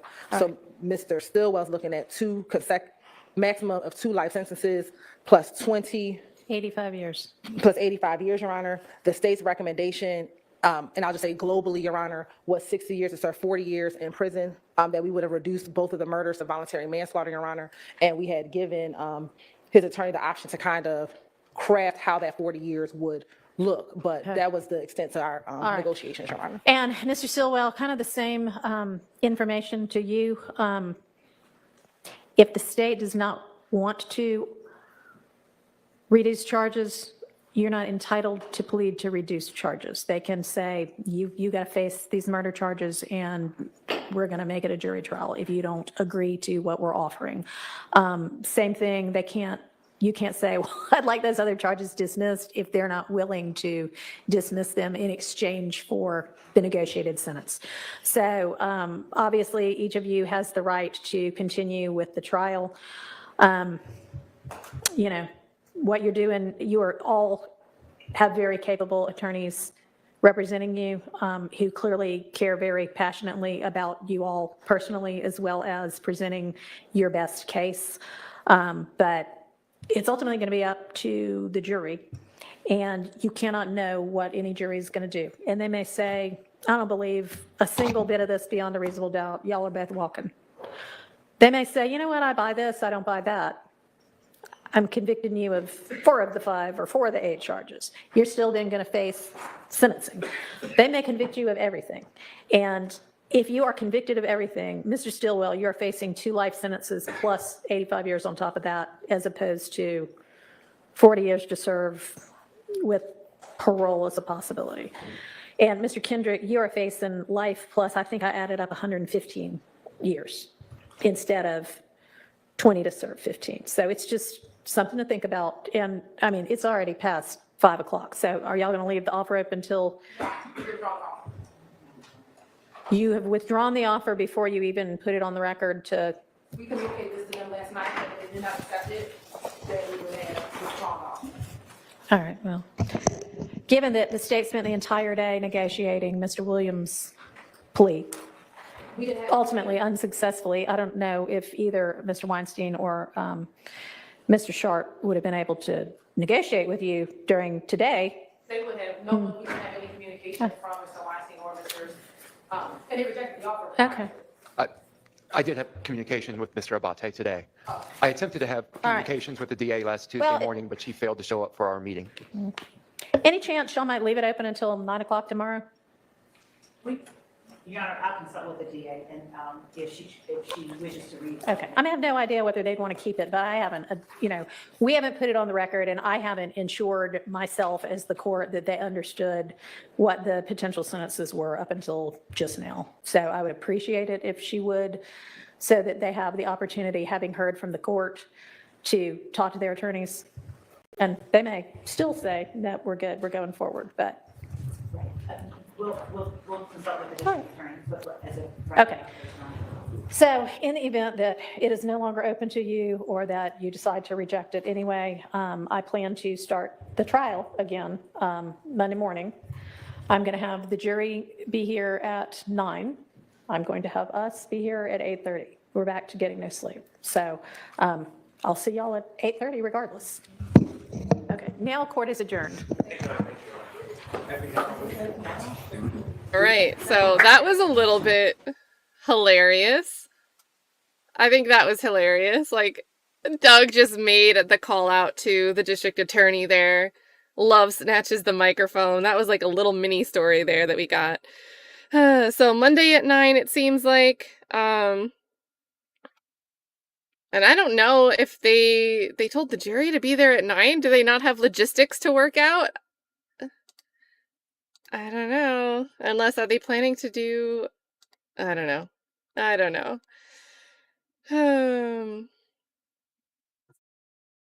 Okay, so I thought we had updates here from Thugger Daily.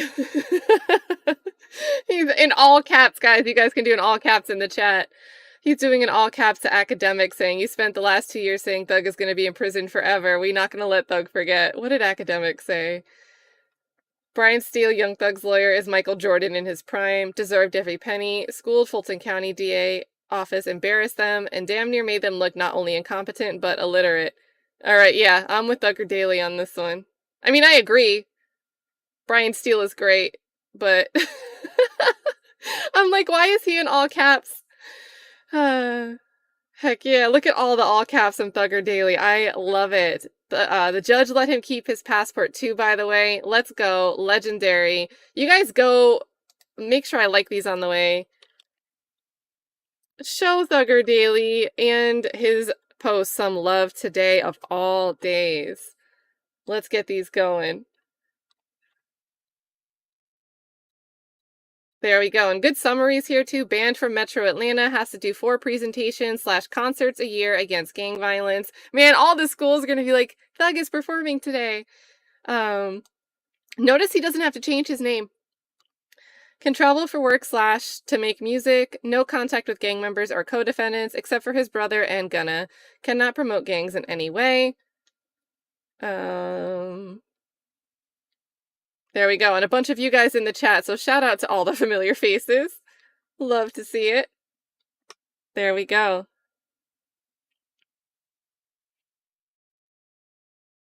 Well, and that's okay. I think Thugger Daily will still cover, like, news. And I don't know, I'm sure he'll cover the stuff that's going on with Stillwell and Kendrick, maybe just because it's still part of the trial. So, And if he doesn't want to, I mean, or the two people running the account, that's their call too. But love everything that Thugger Daily has done. Peter Ortiz says, love you, OG, and I will follow your videos. Love that. Thank you so much, Peter. Been great to meet you. Looking forward to having some free time so I can run into you in other chats. Same with so many of you. FFS says, once the stream is done, whoever didn't like, hit that like button. Please do so. We appreciate all of you. Thank you, Kat, for live streaming this for all of us to watch. Guys, I wouldn't miss this. I would not miss this. I was like, a little part of me was like, of course there's something happening at 3:30. I didn't really know what it was going to be. I was like microwaving my soup. But I would not miss this after all these days. Happy to be here with you guys. Heart of Inspiration says, we still have 2 more defendants. Justice Vibes with Judge Janice channel coming real soon. Heck yeah. Oh my God, that's going to be awesome. Give me a link when you have it. Free YSL and Thug is free. So happy that you're here today on, this moment, Heart of Inspiration. Start pushing weight again. Hey, be careful now with this name, I'm telling you. Thug's game plan, get probation, move to California, become medical patient, make whatever he wants, and rap in peace. Yeah, do the transition. Artists do the aesthetic changes, so he could just work the necessary changes into an aesthetic change, an album theme. So, and I think he'll do a great job at this. Thank you so much for the 10.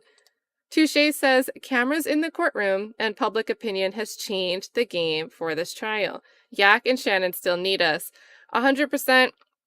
I plan to still continue watching that. I'm a little shocked that it seems like they just want the jury to hop back into business. Because, I really like watching the logistics arguments. We'll have to see. Maybe Whitaker will realize that maybe we need some time before we have the jury come in. But we'll see. So Monday, actually I have meetings on Mondays. So Mondays I usually start late, guys. This week I did not have a meeting, but next Monday, regular schedule. So I will cover it Monday, but I'll probably start around noon Eastern time. So we'll keep going with that. And so Touche is saying cameras in the courtroom has changed the game. There are still plenty of things out there that are not streamed, that don't get any attention. So please, if there's a case that's out there that's just crazy, especially if it's not getting attention, I hope this makes you feel like if you talk about it, there's several other people. There's 2,000 people in here, almost 3,000. At least some of us will hear you and hear that something's going on that might not otherwise be on our radar. So, and push for cameras to be in the courtroom. I think it's sunlight, the best disinfectant. So happy to have met you, Touche. The Honourable, yeah, that says, Glanville would have gave him 5 life sentence. Yes, and allow Nuts' mom to punch him. At this point in time, I'm only going to allow you to punch the defendant once. Come on. Steele was pissed he kept taking his glasses on and off. Yeah, he does that as like a, I don't know, like, I have weird tics too, I'll touch my face. Steele does the glasses, he puts them on for 2 seconds, doesn't look or read anything, takes them right back off. It's like he's making a point. But no more free Thug, because hashtag Thug free. Love to see it. Also love these hashtags. We got to think it's a celebrity breakup, according to Whitaker. GGT says, Slat Cat and Young Mod Life. Love that. Shout out to the mods. 2 or 3 trials down, and I'll still be supporting my favorite channel. I think the next one with, well, I don't know how far out it'll be, but Courtney Clenny case, as far as something that will be streamed. I'm happy that you're here, Gigi. If you've got other cases, definitely suggest them. I know some people said Karen Reed, but there's so many. I like watching other creators that are doing the Karen Reed stuff. There's so much coverage on that already, and I love like lurking in those chats. But other cases, Gigi, give me your suggestions. Jennifer Devine, are you going to keep watching for remaining defendants? Yep.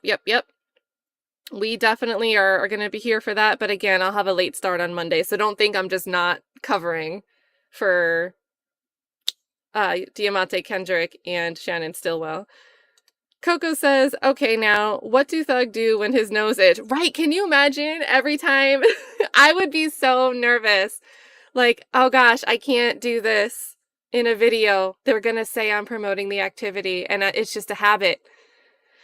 And hopefully, if they really try to get somebody, if they try to get Thug because he does the symbol and they say that that's something he's not supposed to be doing, I'll be pissed. I'll yell. Where's Empress Fox?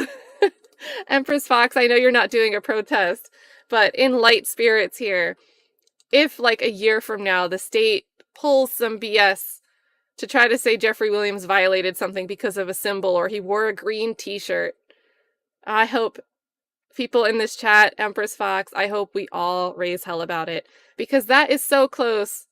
I'd say it is kind of First Amendment, unless it's very particular, like a post that's advocated, like a social post caption that says, go outside and gangbang right now. Like, all right, maybe I can concede that one. Maybe we shouldn't do that. But the other stuff just seems like such a First Amendment encroachment. And I don't love that at all. So yeah, no idea what he's going to do when his nose itches. I'm sure he's going to think about it every time. We all got to just keep doing it. Water it down. FFS says, I'll always remember today. Thug and I both set free. Heck yeah. We need a free FFS hashtag. Peter Ortiz, Monday, probably around noon after my meeting, we'll be here. Toothless Tiger says, I was too. I think this is Whitaker. It's not lost on me that the state was willing to give you probation. Was happy she acknowledged that. Definitely, definitely. Good to see you, Toothless Tiger. Great to have you here on this moment this day. Esquire here with great coverage, Cat, but also thanks to the mods and the chat. Salute to you guys. Thank you so much, Esquire. Mocha is me says, Cat, I'm here forever. I'm sure the state will give us plenty to rant about. Yep, besides mistrial 258, loading for sure. And I'm going to enjoy. I love watching Doug in the courtroom. I love watching Shart in the courtroom. They're both going to be on the camera view now so we can see their facial expressions. I know you guys like to watch the... So I think we're going to still have great lawyering in this trial. And I don't know, maybe we'll make it a week without a mistrial motion and then we'll be right back to business. I'm sure. So business as usual a little bit. So happy to have met you, Mocha is me. April O'Neill's baby daddy. The last quay yesterday touched me more than Thug. Yeah, I think they were all... I really like the way that all of the attorneys spoke for their clients. Like, Harvey teared up. Carrington Matthews and his son. They were emotional.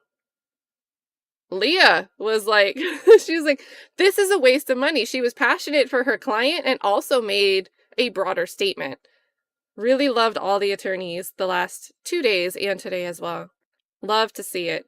But I feel this. And good to see you, April O'Neill's baby daddy. And yes, Elizabeth Wright, we are full steam ahead. Please keep your green in your profile picture. We got to keep it through the end of the trial. Kevin Kirksey, is he out tonight? I don't know how that processing really works. I don't know. Maybe someone can give some insight there. Because, I mean, it's like 7:03 p.m., but it is a weekday. Can he just, like, go get his stuff in time? Check on out? I mean, how long does it take to actually, like, process that, put that through the system? And I wonder, like, how much stuff does he have to claim back from the facility? Like, can he just say, I don't want that stuff, I never want to go back there? Did they make you come get it? Yeah, so tonight after process. Soon as possible or tomorrow. Probably. I think it's still early tonight, you know? Imagine if Brian Steele was like, I'm going to stop talking now because I want my client to be out tonight. And I imagine a bittersweet feeling if you can't get released tonight because of the timing. You've got to do one more night. What an odd feeling that must have to be. Like, if you have to stick there the one night before they can process you and get you out. What a weird feeling.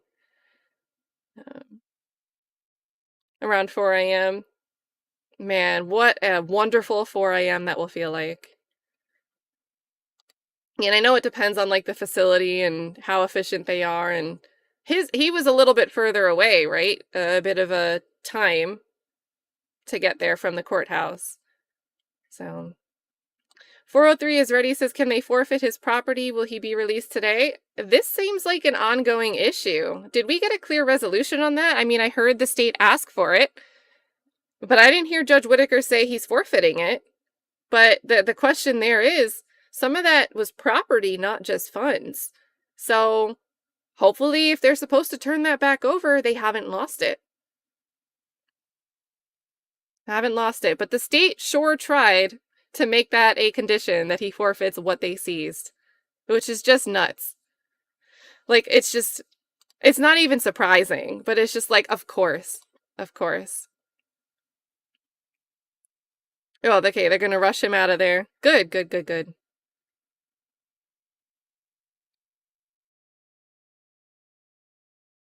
Oh, civil matter, okay.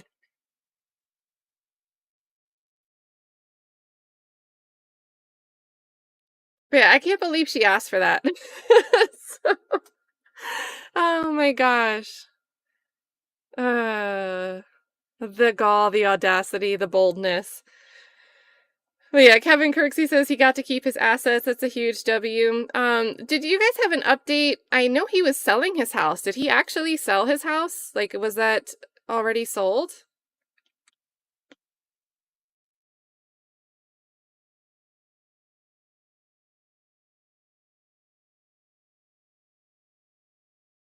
Okay, good thing it doesn't work like that. Well, I don't know. I didn't know how slow, like, man, systems are bulky. I didn't know if the system would get in the way. Procedures, you know?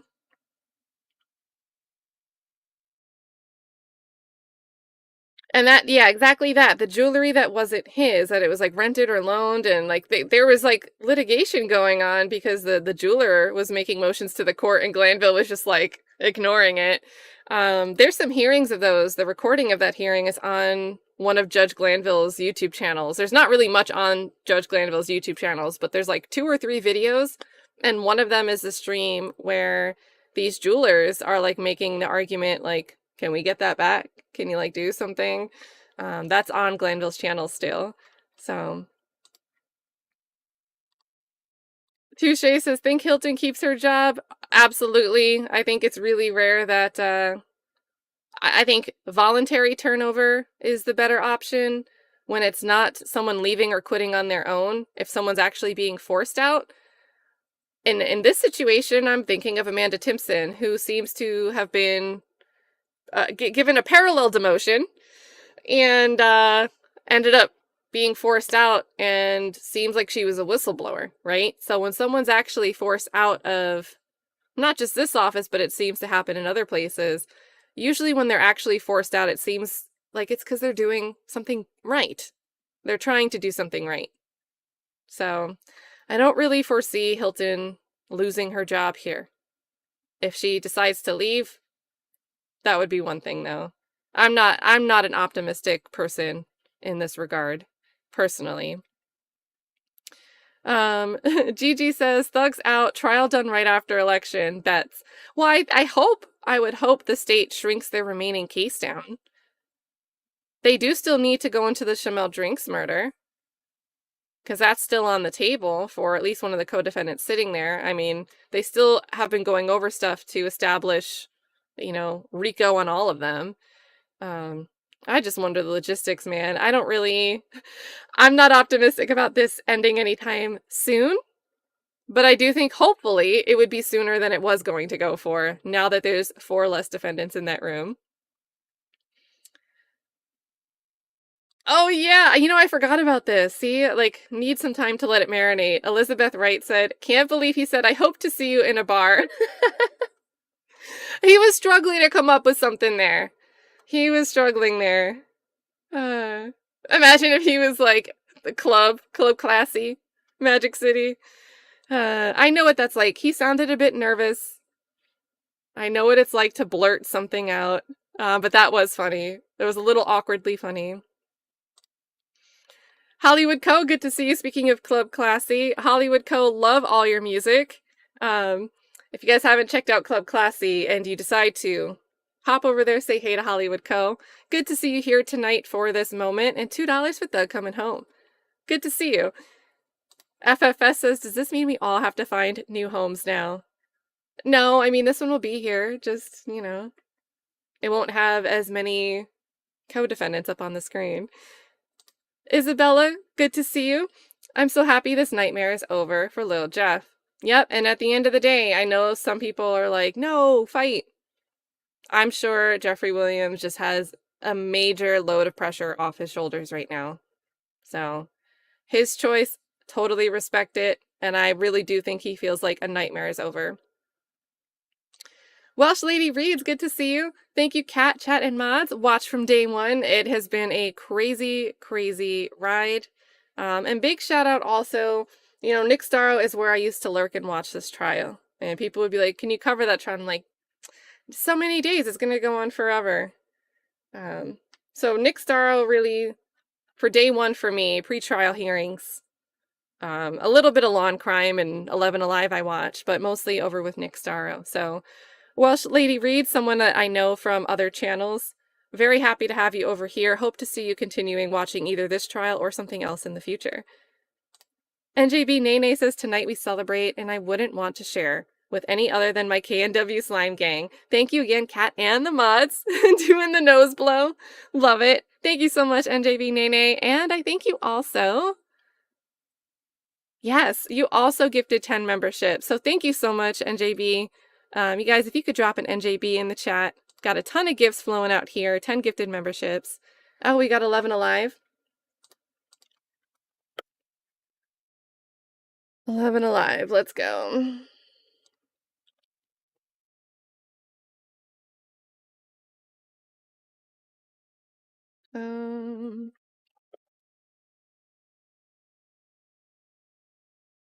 It's on a separate feed?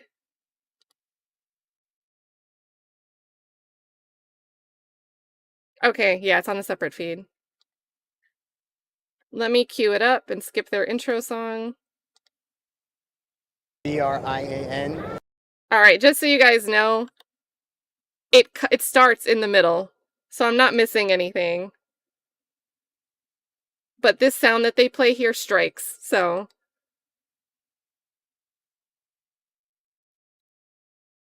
BRIANSTEEL. And I'm Keith Adams, KEITHADAMS. And talk us through the decision to do a plea and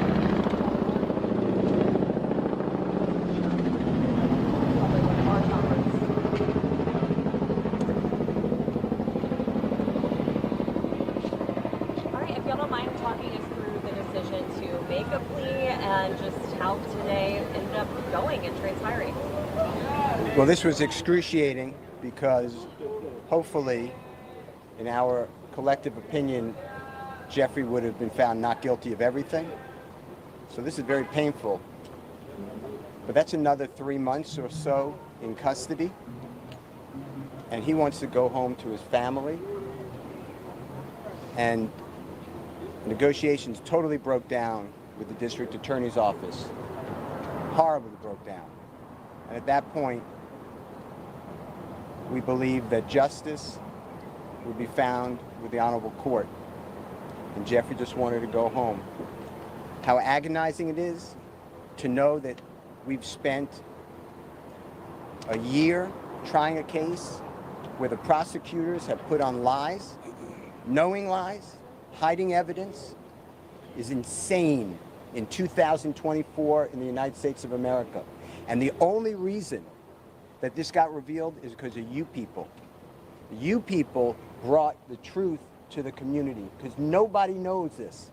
This is not the only courtroom it's happening in, and I just want to thank all of you. I especially want to thank Jeffrey for letting me represent him. I think he's a wonderful person who does wonderful things and will continue to do things even greater. I cannot express to you how Shaquille Kokomo, how Trisha Renard, how Haley, how my wife Colette, how Bram,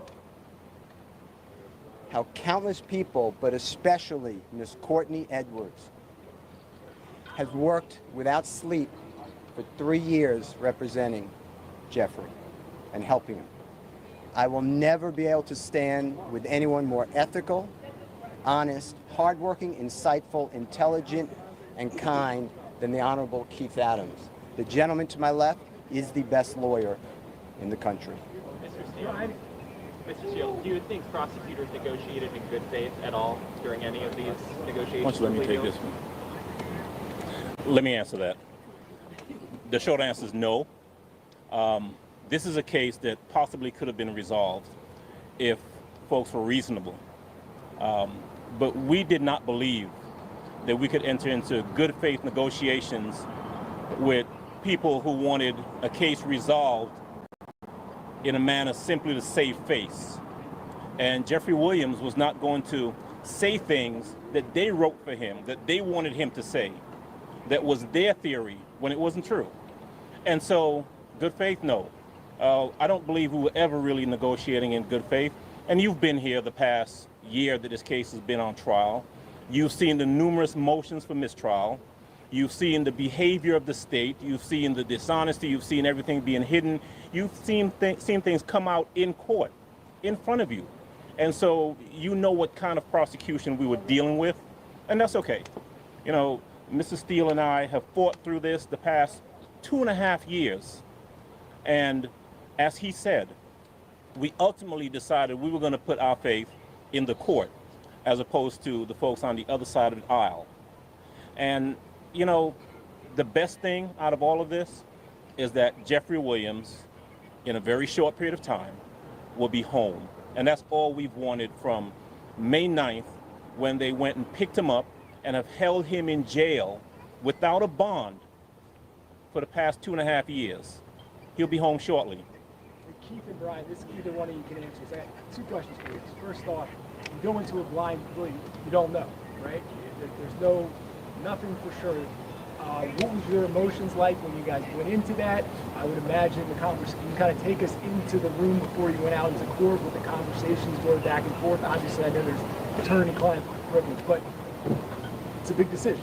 Well, I didn't want to give up the jury trial, but that was a decision made, and once that decision was made, we were just thankful that there are people like the Honorable Judge Whitaker who understands what a trial is like and what it should be like.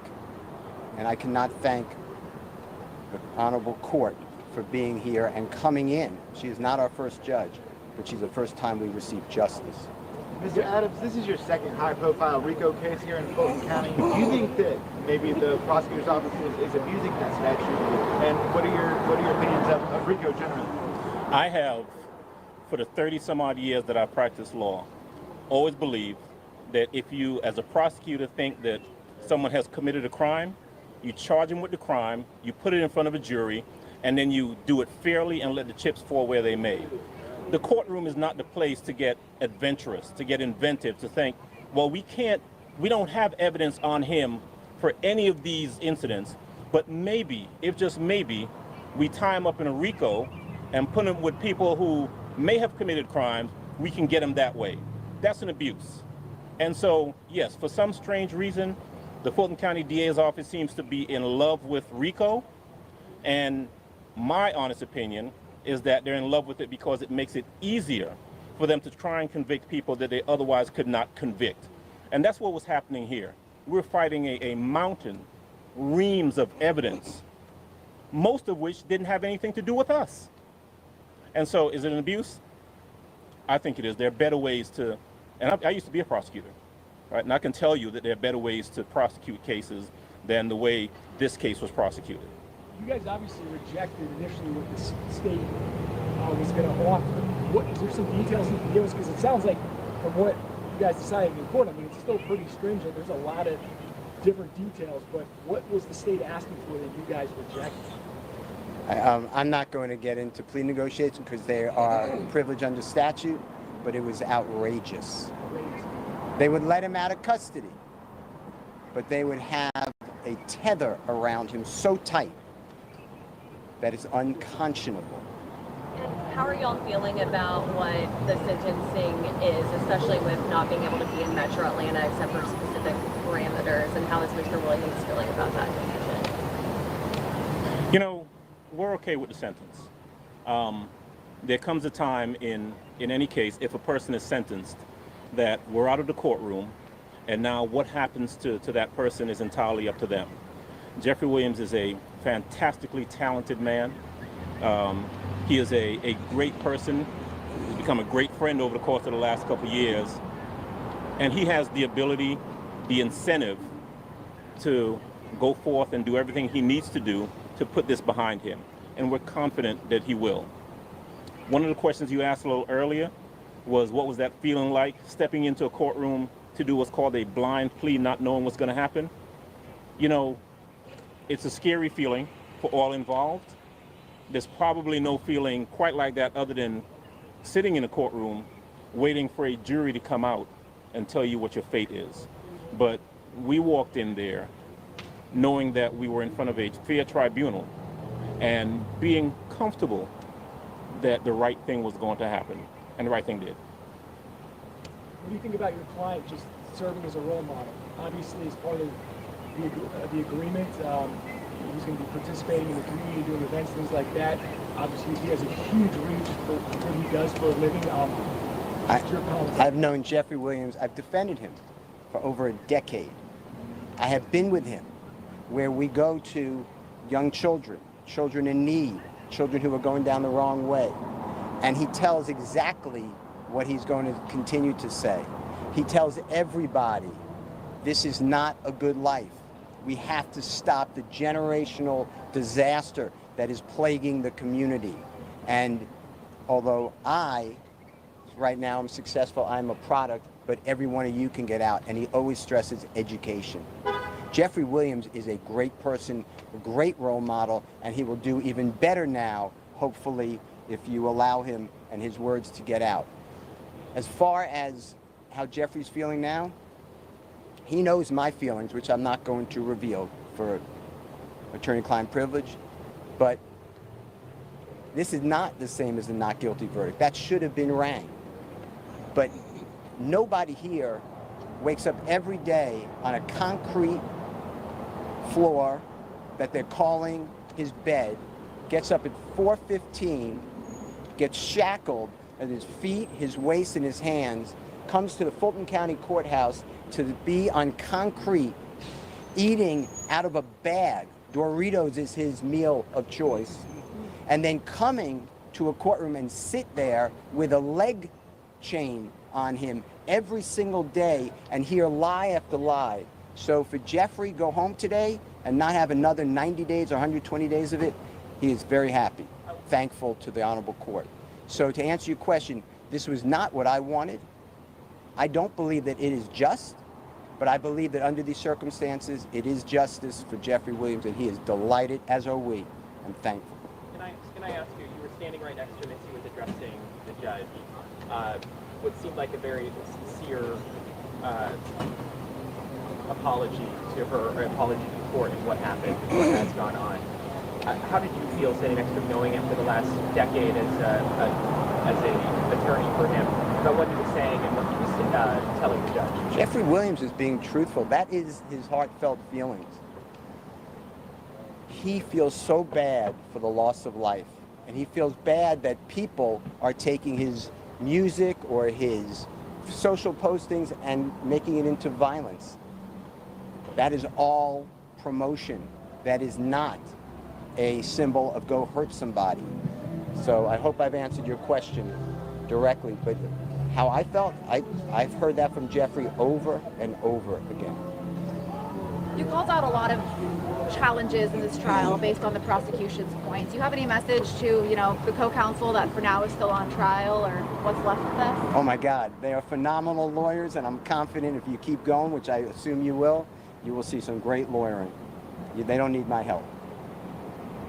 And the truth is, they've been there with us for the past 2.5 years. They're aware of what they're up against. They are totally capable of handling it. And I presume we'll step in from time to time because You know, in this fight in the past 2.5 years, we've been together. So we needed something, they've been there to assist. And if they need something, we're happy to step right back in and assist. But they're great lawyers. Max Shard, Doug Weinstein, those gentlemen are in great hands. They'll be fine. I will say this, I think it is wrong, and it needs to be fixed, that an innocent man is arrested on May 9th of 2022, is denied bond, and has to plead guilty and nolo to get freedom after 2.5 years in custody. That should not happen. Nobody should be on trial. Juries, think about what they're going through. Nobody should be on trial like this. And if Mr. Williams didn't have the resources, this never happens well for anybody. So I think it's an abuse, to answer the AJC's question. I think it's an abuse of the statute of RICO to do this to people. Is it fair to say you don't believe justice was served today? I believe that Mr. Williams is home, and I'm delighted. Justice would have been served on May 8th of 2022 if the grand jury no-billed his indictment. That would have been just. And it's wrong to be under investigation. He's been under investigation for 15 years. 15 years by task force of federal government and local government. Think about that. Think about your children doing that. And that's okay. If it's okay with you all, then we should really start moving to another country. I want to thank everybody so much for everything you do. I cannot thank you all, because without you guys, this just keeps rolling in injustice. It's got to end. The criminal justice system, the presumption of innocence, the Brady rules, the ethical rules, they have to survive. Otherwise, we all are victims of this. Anyone can sit in that seat next to Keith Adams. Thank you all so much. And no one sees it unless you guys do what you do. But I tell you what, there is a whole world of people out there who have watched this trial over the course of the past 2.5 years. The past year that we've actually been in the courtroom trying the case, who are much more educated to how things work, and unfortunately, sometimes how things don't work. Thank you guys. Thank you, everybody. Thank you. Right. Right. Chef Steele.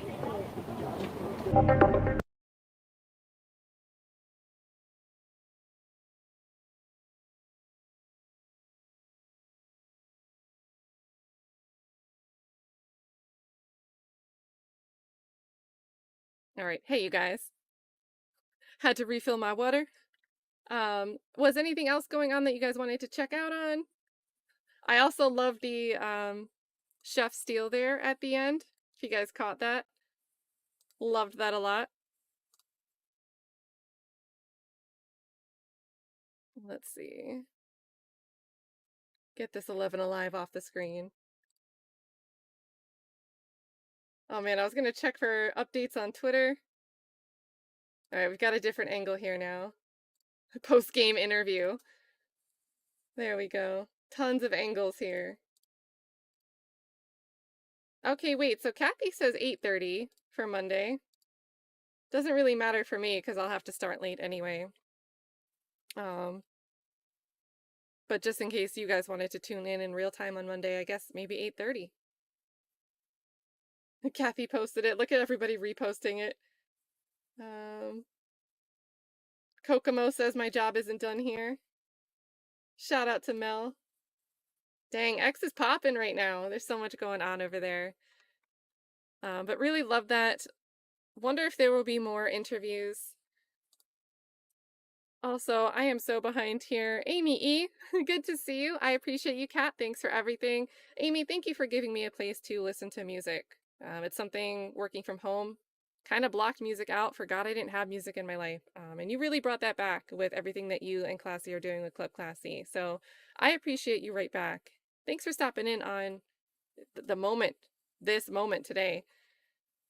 Nika says, happy for Jeffery. Hug your kids tight, man. Still praying for Stillwell and Kendrick.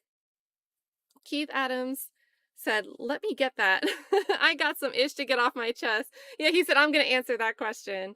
He's putting the DA on full blast, boy, or baby. Now, Doug Weinstein's been getting there too, calling out the DA. Doesn't really seem like the DA knows how this case is even going. So I think these attorneys are over it. at least they're out of the case, so they're probably in a safer position to say something. But dang, imagine right before the election, which I don't know if Fani's at risk of losing the election by any means, but imagine all this kerfuffle because you're trying to keep good optics and you just get a bunch of statements from attorneys ripping into you. Oops. Love to see it. Sassy Experience, thanks so much for stopping by on this big day. I am Shout, thank you for the ping with Steele on Sylvia. I think this is right around the time. I'm sure there's so many angles. We got it through the 11 Alive. I'm assuming it was the same interview, right? Steele wasn't in two places at once. Big shout out to I Am Shout. Elizabeth Wright says, Paige almost seemed like she didn't want him to plead guilty. Or was that just me? I think part of it is just maybe that hesitation when they first got in the courtroom, making sure that he was sure, right? That was a clear decision. So Zion42 says, I'll be with you Monday, warning. All right, I'll see you at noon on Monday, lunchtime on Monday. Chloe Albert's Revenge says she put a restriction on his music. Was it a clear-cut restriction or just like don't make social posts promoting gang activity? Because she didn't specify music. And she left a lot carved out for him to be able to do his music. So I hope that this isn't the case. It seems a little vague. So I don't think it was specifically a bar on lyrics, but you know, who knows? He could make a song that's written by somebody else. And it could be someone else's entire verse, and who knows if somebody's going to try to make a fuss about it, right? So that sucks. But yeah, hilarious. Chloe says, if I were him, I'd get the trial transcripts and set that to a beat. They would be so pissed. Can you imagine? And then it was Paige that said, it's just words on a beat. Oh man. Starting a song off with that sample, something would be so beautiful about that. FFS is out here dropping gifts. You guys make sure you say thank you to FFS. And yes, I see MC is asking in the chat, 2 left. Yes, there are only 2 defendants. So that's going to be a change of pace. And I really wonder, like, do you think Whitaker gets it a little bit more now? How the state put this case together? Oh, man.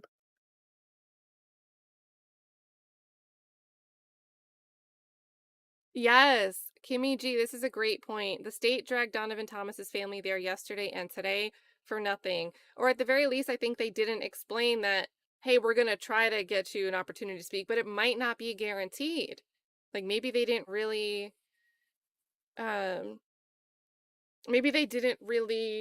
explain what they should have explained. So. Oh yeah, we've got more room now for Max and Doug emojis. I need more close-up facial expressions. Touche says, I was hoping he told Paige he won't see her unless it's at one of his shows, his concerts. Yeah, that would have been good too. Love it. She would probably be like, maybe one of the fundraising ones. Oh man, thank you Touche for the 5. AK says, the nose rub is all through the NBA, NFL. Yeah, I can't not see it anymore. Like every Sunday football, I'm like, there's one of them. There's another one. There's another. He should be able to continue that. The state needs to accept that they're down bad. Absolutely. Thank you so much, AK, for your super chats. I know you said with this one, I think you pointed out your typo, but I love the double L's because it reminds me of Steele saying he doesn't want to spell hell, so he'll say H-E double hockey sticks. You got the 2 L's here. So I actually like this typo a lot. AK says Steele just set it up for the last 2 to win. And I really think what Brian Steele laid out might have actually made it clear to Whitaker what the state does with the way they interpret things and say that it proves.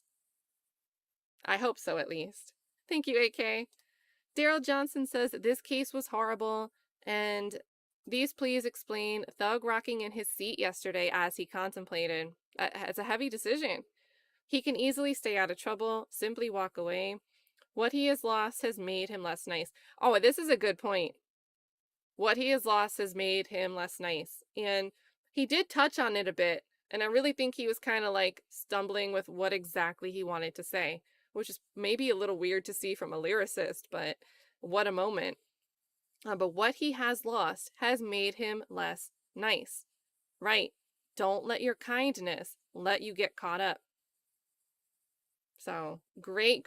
Thank you for all the thoughts here, but really love this last point. And thank you so much for the support.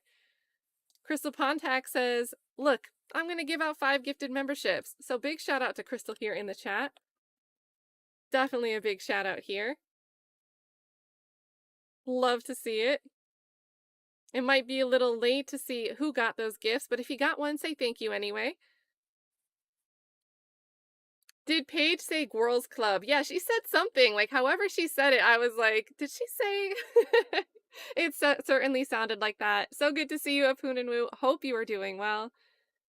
Crystal also says, thank you, Kat, for letting me into this trial. Maybe getting me into this trial. I'm glad you got into it. I think there were an incredibly large number of things, right? Just so many things about this case that were interesting or how is this happening moments. So glad you got into it. Definitely a lot to unpack every single day of this trial. Jasmine Jones says, thanks for the membership. Welcome home, Thug. So shout out to whoever gifted Jasmine Jones and welcome home, Thug. Queen T says, or Queen Ty. I think it's probably Queen Ty. Thug's coming home, slat. You got to do the nose. Thank you so much, Queen Ty. Yeah, AK, the state is definitely down bad. Getting called out left and right now. KC Dog says, come on, Paige, go ahead and free Jeffery. So this is going to be interesting seeing some of the real-time thoughts while this is going on as we get through these. Tony Yardley says, Miss Love misrepresented. This, I don't know what court is. I will add. Misrepresented this court? I will add. She misrepresented a whole lot. So whatever you're saying she misrepresented, I'm just going to agree with it. His sentencing here, he's got 15 probation. He's also got backloaded 20 years in custody to serve. So definitely doesn't want to mess that up, but he is free. He is free. He does have some other conditions as well, like stay away from the metro Atlanta area. Let me put that screen back up with yeah, I think it was this one. Has a little bit of the terms right there.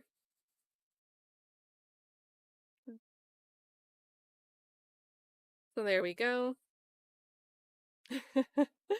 Sheeny Beanie, when Keith Adams started talking at the lectern during the plea hearing.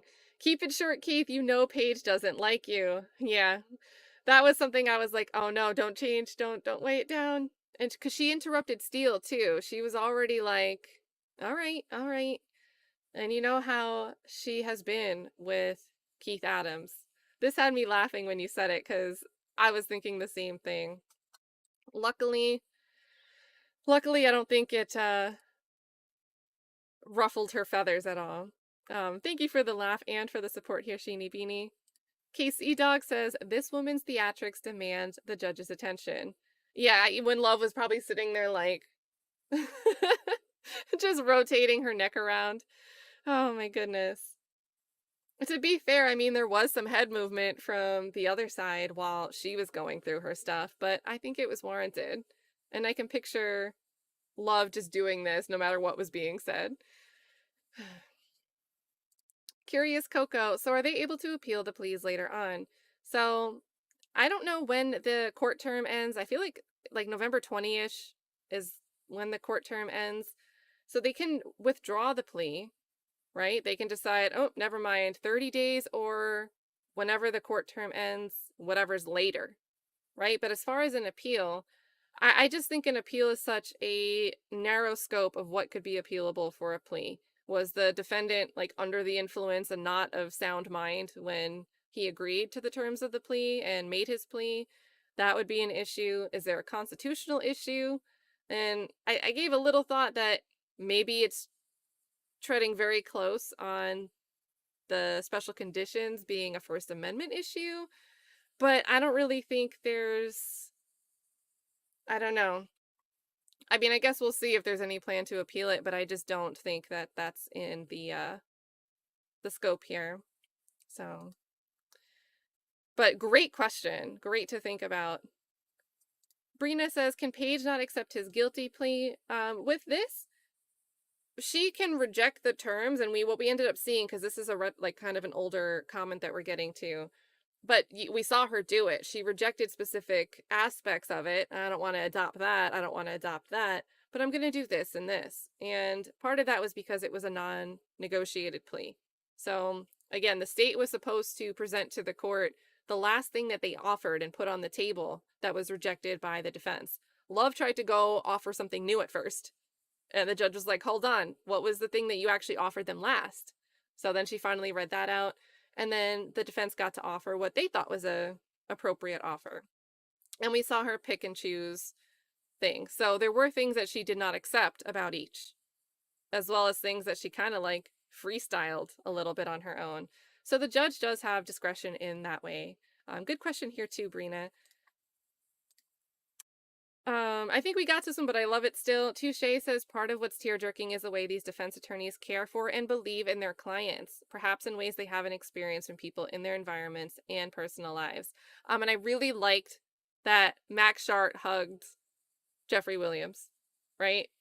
So that shows you, even though like Shannon Stillwell and them aren't friends, I think that's really interesting that they must all feel like they are all in some way unified against what the state is trying to do to them.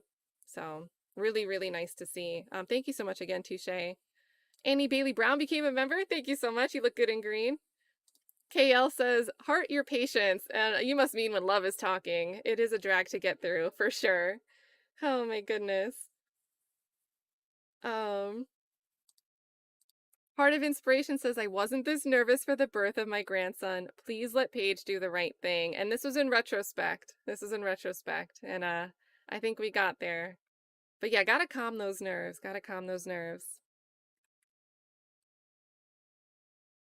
KC Dog says, she essentially still lies even on a plea deal. Yeah, in the plea colloquy, trying to be all sloppy and messy.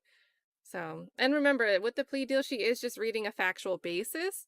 It doesn't necessarily need to be stuff that's proven. It's just, we have a good faith belief that the evidence would show this if we went through trial and continued trial.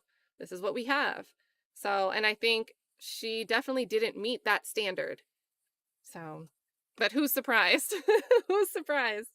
Thank you so much, KC Dog. Slab of Oak says, Your Honor, can the state respond? Miss Love right after Steele finishes. A hot mess. This had me laughing. GGT says, cat/mods, awesome job during this trial. Slat. Thank you so much for the kind words, not just to me, but to the mods as well, GG. KC Dog says, Paige ought to say, hearing Miss Love talk was your sentence. You're free to go, Mr. Williams. For the comedy and for the outcome, I would have loved that in two ways, even though that's highly, highly unlikely. But, you know, I would take it if they offered it. The Honourable Yeah That says, I got real tears, man. This is just hurting me right now. And this was a bit earlier. Again, heavy stuff, right? And if watching this, we're technically on the outside. We might feel like we're, you know, deep into it because we've been following it. We want to see a good outcome. Imagine being the one making the decision on what to do, to take a plea or not. So, I feel you, Honourable.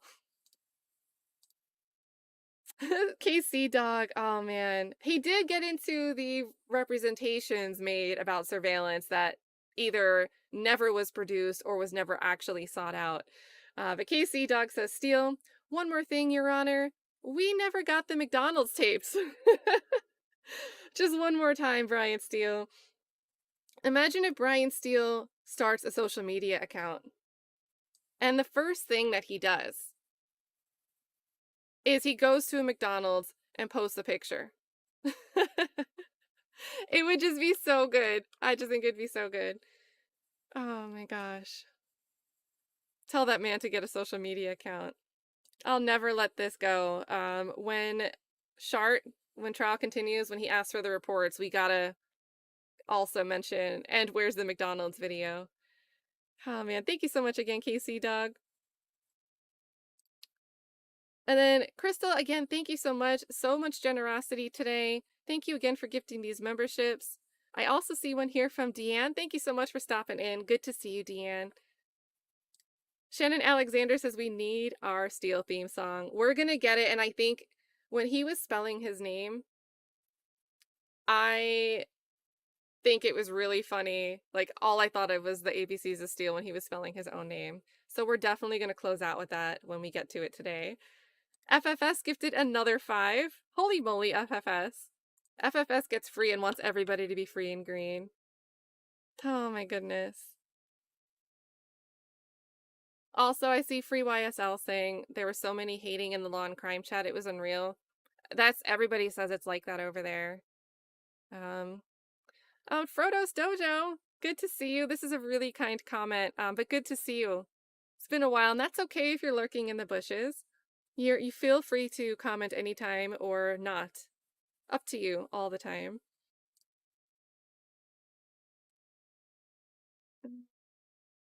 And then Curious Coco, I'm sorry I'm getting to this late. I do think we gave an assist out in the chat when you asked in real time, but Shannon and Yak had not taken a plea. It was reported before they broke the news that, hey, we're going to start court at 3:30, 3:45, that Shannon and Yak both declined, rejected their plea offers. So, and sounds like court's going to probably resume, but who knows. Whitaker didn't seem too happy with the way Hylton and Adam Abady addressed the last bit of plea negotiation time. She's like, well, why don't you just give till 9 p.m. tomorrow then? And then Doug got in that nice little sting about, well, we tried to meet with the DA on Tuesday, but they didn't show up. So, they got a nice little burn in there. KC Dog, this was so funny, and you said it before. You said it way early on. KC Dog said, court staff will be getting OT tonight. And guess what? Then Jeffrey Williams starts speaking. He said, I want everybody to go home, spend time with their families. Court guys over there, I know you're getting paid more, but you're keeping you from your family.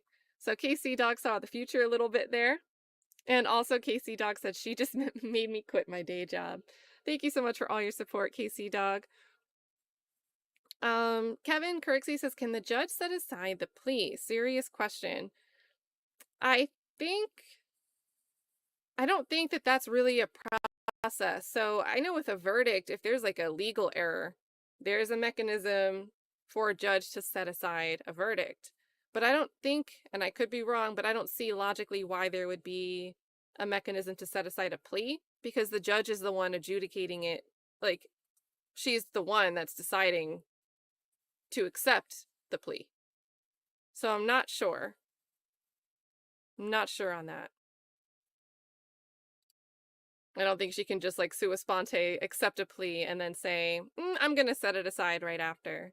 So that just wouldn't be the mechanism to deal with a plea that was bad. But maybe it is. Maybe it is. KC Dog also said, happy birthday to everyone, because Love was still talking. Angie Lay, thank you so much for sprinkling a membership. Love it. Love it. Always love to see Angie's dog here. And then Amy Doublehead Jarvis says, that awful woman did Jeffrey's rundown to get under Steele's skin. And what's,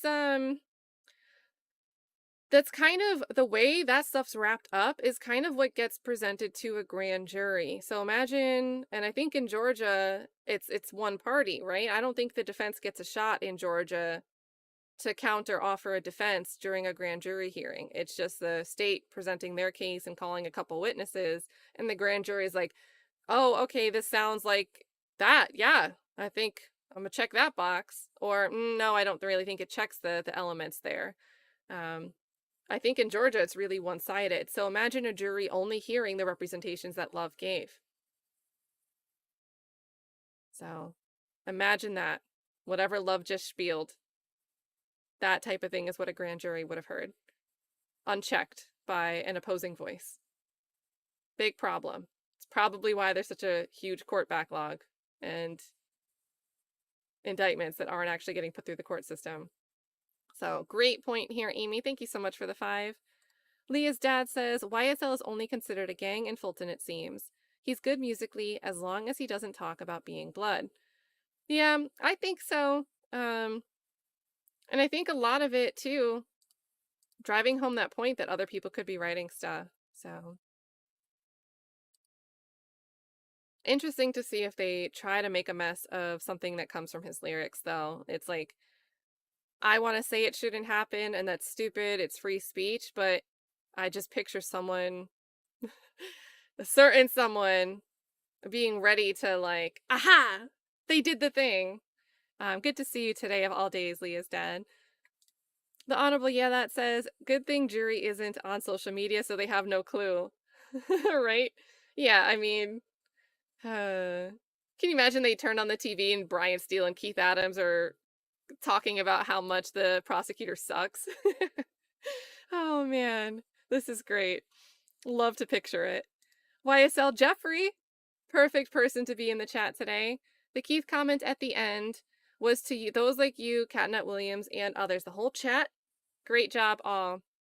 Yeah, we got a little bit from Bruce Harvey talking about YouTube.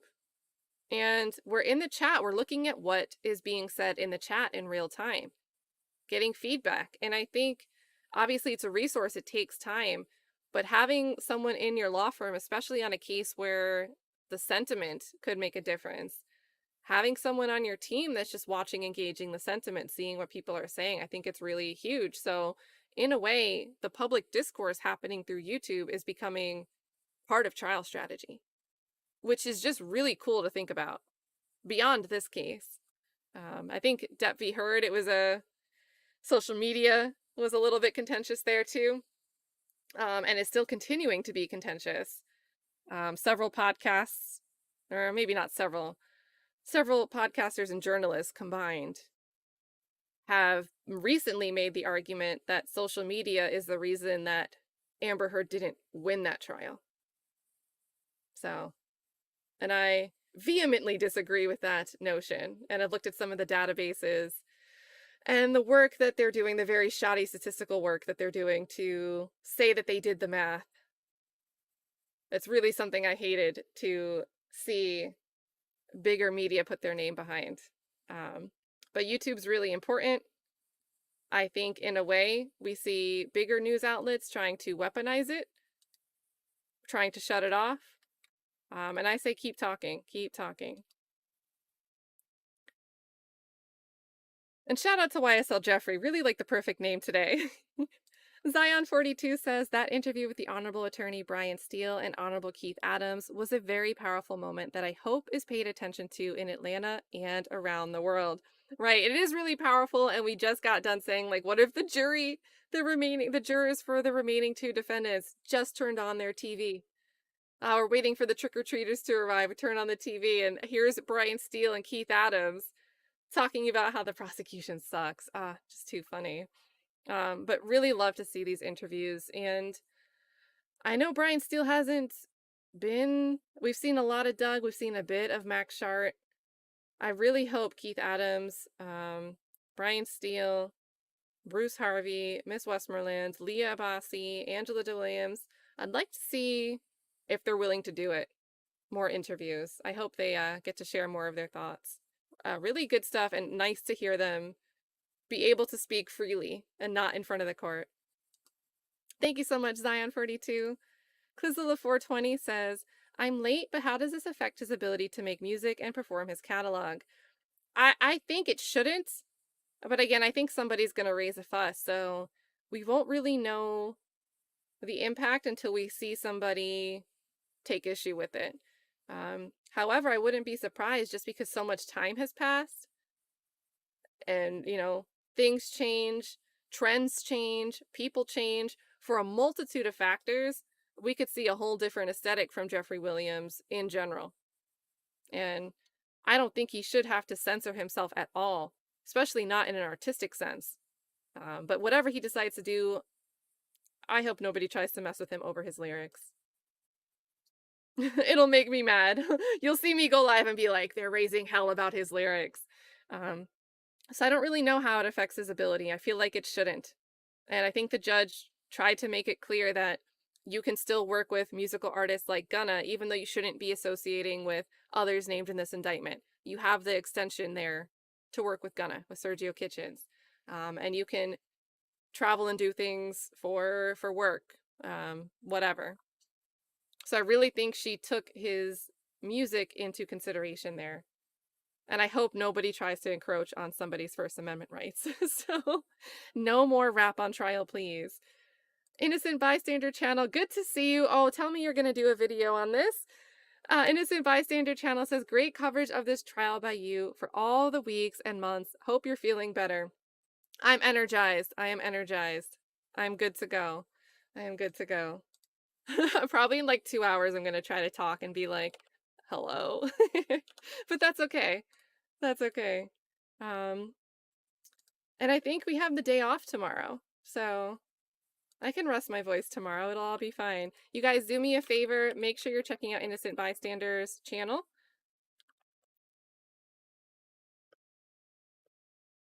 And the first video that you'll see is actually a 16-minute, the politics of the YSL trial and what are the solutions to the problems. This expensive trial. The way the indictments work. The way the trial is just taking so long and never seems to end no matter how many mistrial motions. What are the solutions to problems like that? And you get all of that in a 16-minute video. Really a great production there. Love the other stuff on your channel too, but you know, YSL content in the chat, I'm sure that will be very interesting to everybody tuned in here. Great to see you. Thank you so much for all the support you give me. Can't wait to lurk in your videos. Do some lives. Let me hang out in there. I'll be commenting statics on your chat, on your comments. Pausey McPauserton just says, wow. Pausey McPauserton, thanks for the 2. Always love your name. Mailman, thank you for the 2 as well. No comment.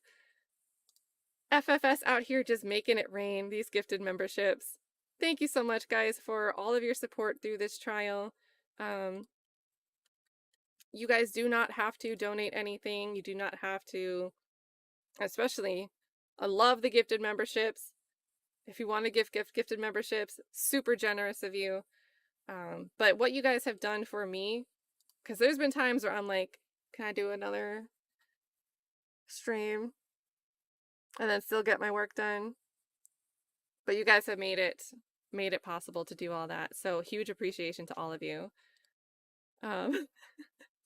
Kristen Vasquez says, when I see Shart's face, he was pretty emotive back there.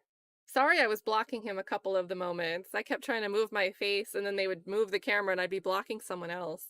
So I was pretty bad at that today. But Shard was making great facial expressions. I think I got him in a pumpkin. Where are the pumpkins with all of them?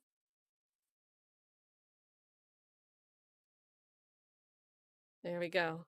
We even got a bots in there. And Angie Lay, thank you again for sprinkling another gifted membership. Oh man, Marlena Mack says, and they still don't know who was in that car. And what hurts about that is the family came. The family came because they knew Jeffery Williams was taking a plea. They came because they seem convinced. And I'm not going to judge them for how they feel and for wanting justice. But what I am going to judge is how the state doesn't seem to care if they have a damn clue or not. So, good point, Marlena Mack. They still don't know who was in that car. KC Dog says she's trying to get her whole case in on a plea. Just going and going. Moni Ford, I think this is Jeffery Williams, right? Meaning like yesterday and today we could see it in his face that he got tired. A lot of people pointed out his facial expression yesterday. Can't blame him, and I think you guys, I think that's a good read on the facial expression. I think probably really was tired of it. And it's interesting, you can really see the energy shift from like the beginning of yesterday and today to when he finally got to speak, and the judge was like, all right, well, I'm going to not do some of the stuff the state wants me to do, and I'm going to give you the probation. You could see the energy shift, which was really nice. Casey Dog says the money, and I think this is right when she mentioned the 2 fines. She's gonna, for the 2 counts, she's gonna, I think it was like $15,000 for one of them, and something else was another amount. But yeah, that stood out to me when she made sure she still got those fines. Rosemary Carter loved this comment. I'm still happy for the outcome, but as a big picture thing, right? Taking these pleas is an individual choice, but what put Jeffery Williams in this position, the broader picture here, loved this comment, Rosemary. 34 years of no record as a black man in the South gone down the drain, right? Because we're starting you up here with all these charges. So that way, the best you can leverage is still something that's going to be on your record. You're going to have a felony. You're going to have maybe time for a different defendant. Probation with a risk of 20 years if you mess up. We're going to start here just so you're stuck getting at least here. And we get to claim a victory.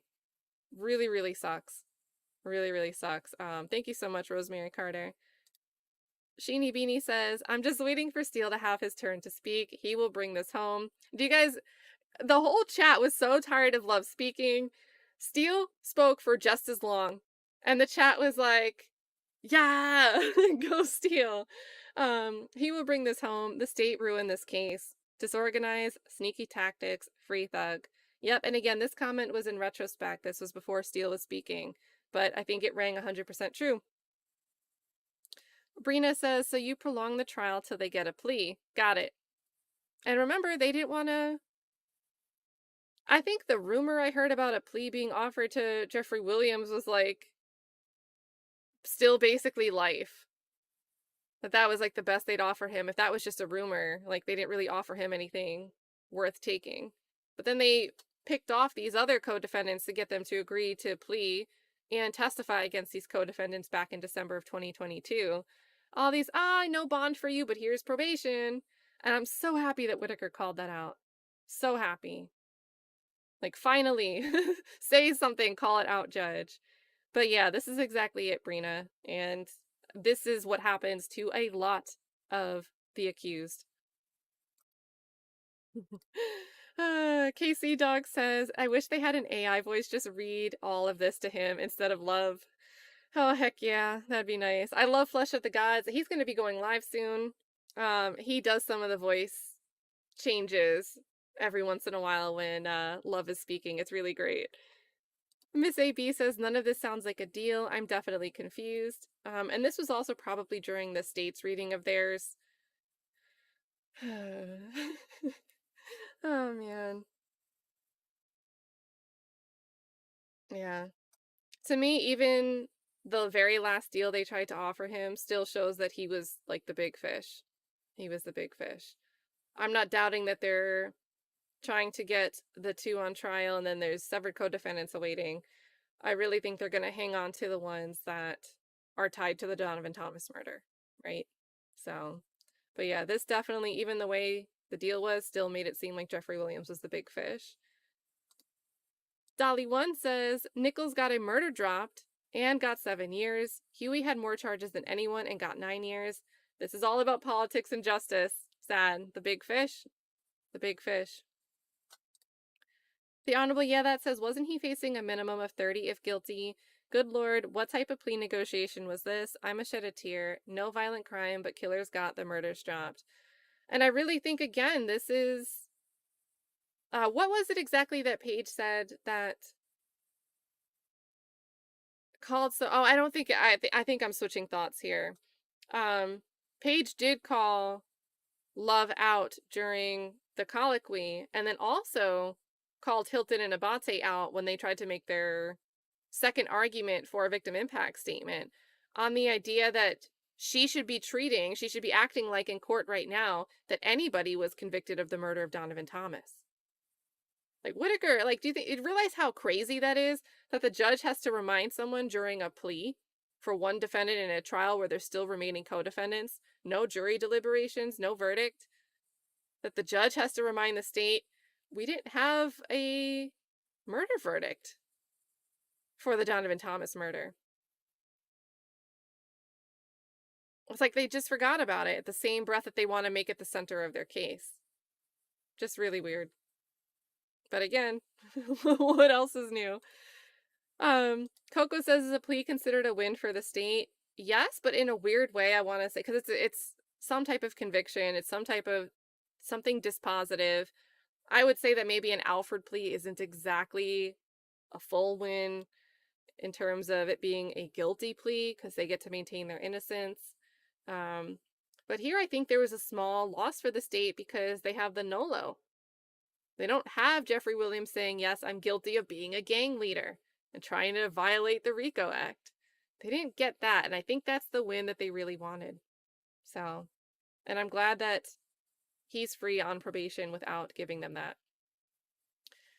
Hot topic, yes. So you can deny the plea in 30 days, and again, whatever that the court term, I don't know the exact date, but whichever's later. Thank you, Hot Topic, for helping us.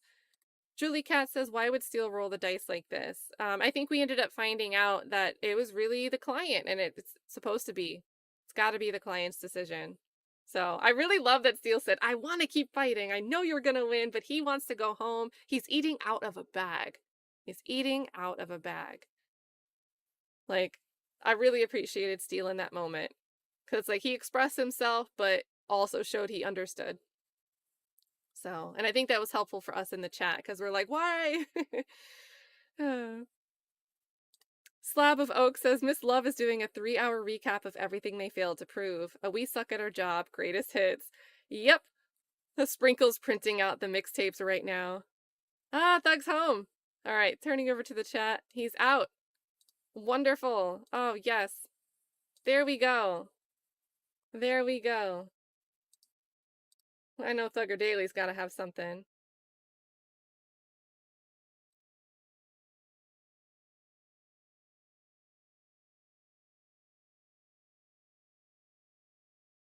There we go. Woohoo! Well, it's kind of tiny. Hold on.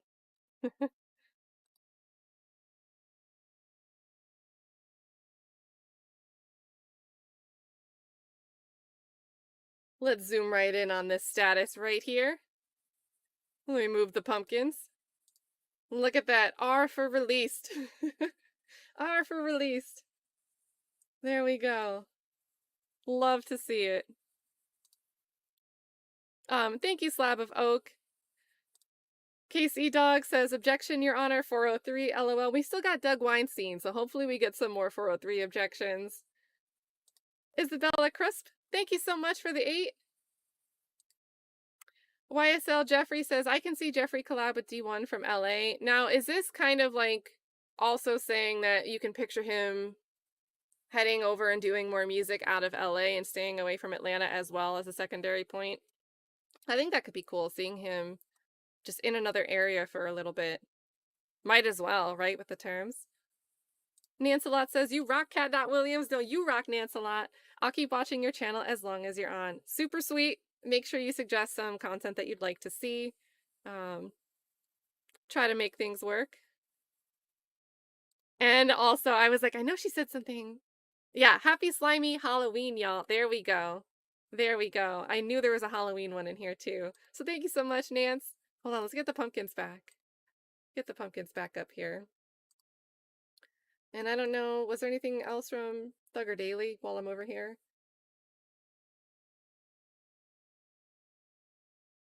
All right, so I'm just going to retweet this stuff so it's up there. But,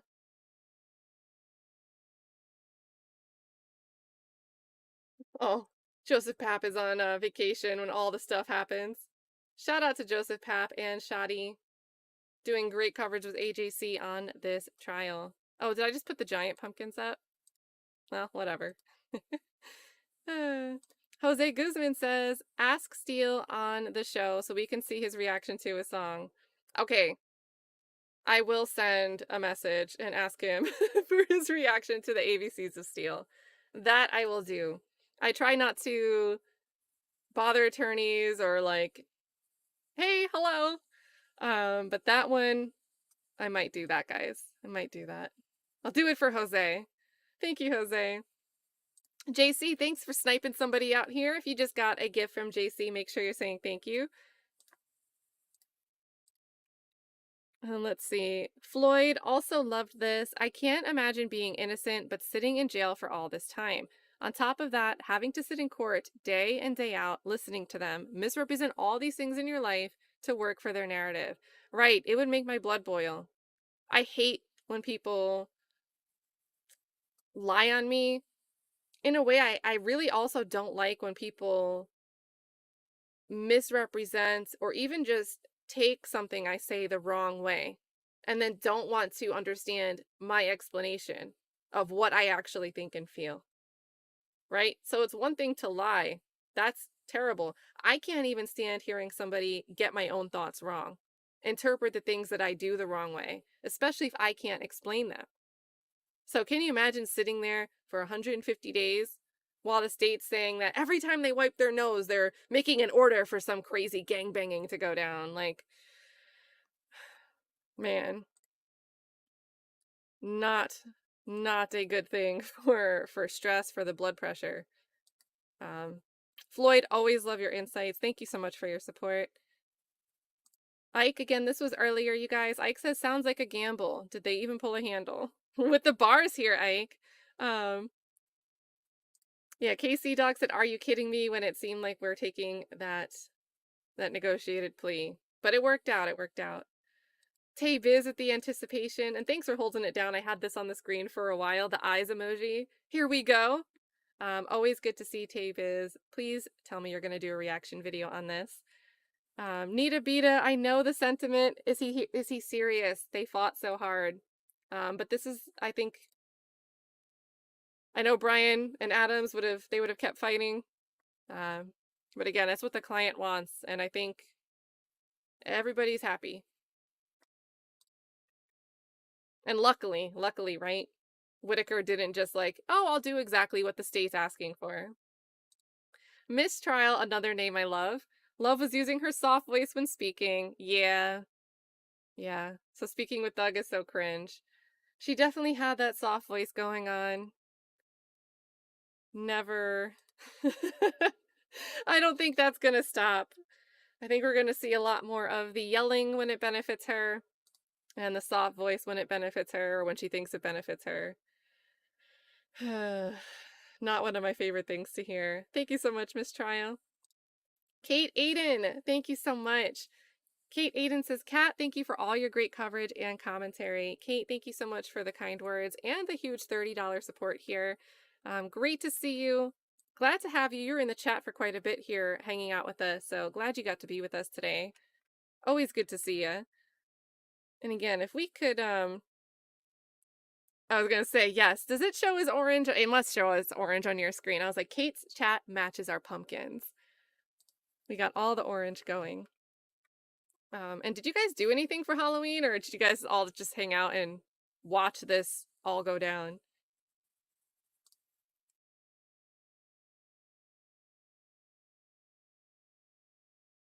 Yep, be happy for Jeff and pray for the other two.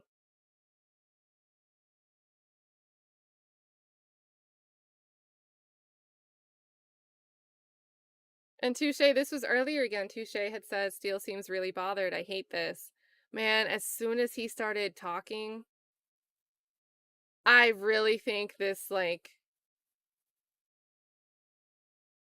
was cathartic for Steele to be able to spell it all out.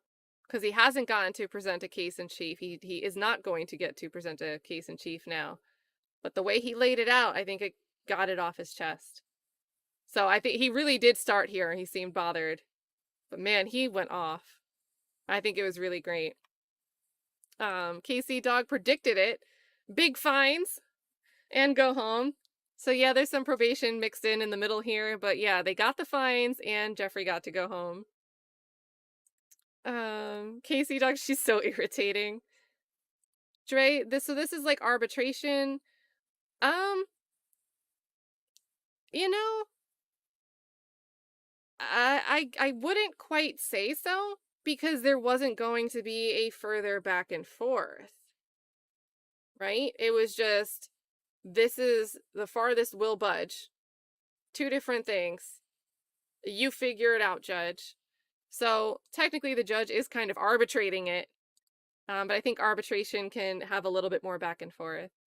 So akin, but not all the way overlapping.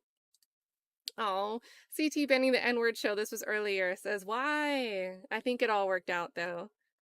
Definitely think. And again, part of that was because of the sentencing. Whitaker didn't just choose to go with what the state said. Touche says, good grief, the others have gone smoothly with Hylton. Yep, trust love to have the issues. Like 4 different things that she did. And then Chris A says, Loveless is going to be lurking in the bushes. Yeah, I really, like, guys, like, I'm not kidding. I feel like they're just out of spite, too. Not out of any interest in making the community better or doing their job. Out of spite. Chris A says, Loveless is going to be lurking in the bushes, watching for Thug to make one wrong move. And that shouldn't be how it is. So... and Squirrel Brain Gang, thank you so much for the insight here. I think we might be behind, but this is awesome that you're giving this here. Thug sold his house, but it's for sale again. So that's why it was in the news cycle. So there we go, you guys. Guys, this was a huge, huge day after 150. The count is weird because there hasn't really been court since like day 150. Day 151 never really happened. These have all just been plea hearings. But really, 150-ish days, we finally have this, really, 3 pleas and then Jeffery Williams. So not to discredit the other 3 pleas, but the news media was waiting to see what Jeffery Williams did. This was the big fish. So, oh, and Tasha, this is going, the state wanted it. The state made it a special condition. They wanted to keep everything that they seized. And Whitaker said that that's going to civil matter. So isn't that crazy, though? The state's like, we want it all. So, and I get it that that's a thing. But it's just interesting that you're willing to give someone probation and time served. But you also want to keep all their stuff. It's a little bit of a discrepancy there. So, but yeah, thank you so much also for the super here. Guys, I think, right, since it's 8:17... I don't know who else might be live right now. This is a weird time for me to redirect, and I think if 9 p.m. is Flesh of the Gods. So I think I'll set up a redirect over there. If you guys don't want to hang around and wait, hit that notify. You can come back and hang out with us for more YSL stuff. I think it's a slime celebration. Or just hit the like button. Hit the like button. So I'll set up that redirect, but now is the time if you guys see anything else going live. I'm sure everybody covering the Delphi trial is probably live recapping right now. So Andrea Burkhart is probably live. That's just a wild guess. Because they're in court all day, so they can't really cover it until they get out of court. They're not allowed to have their electronics in court. They're not streaming it.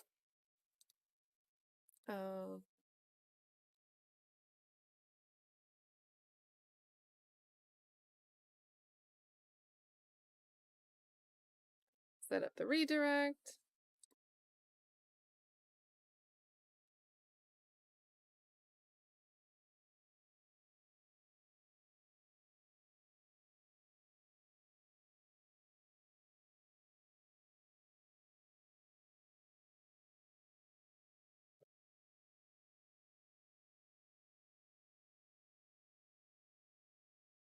Slime Fest, not Slime Celebration. So there we go. So there's that. Yeah, man, I am, like, I had taken, and I felt stupid earlier when I said, I don't know why, I just suddenly felt sick out of nowhere. I woke up this morning and took medicine, and that was the reason I started feeling off, like, midday, because it wore off. So I feel really stupid for being like, I don't know why I feel sick randomly. But yeah, I am saying free me a little bit today. Definitely saying free me. Okay, so Sylvia is covering Thug leaving. AV is still live. Andrea Burkhart is live. Let me get links.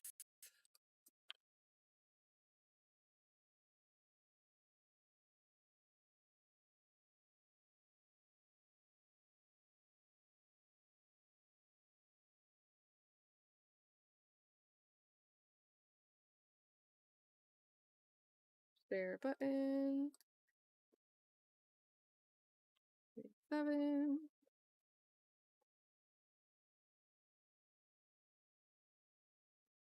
Sylvia.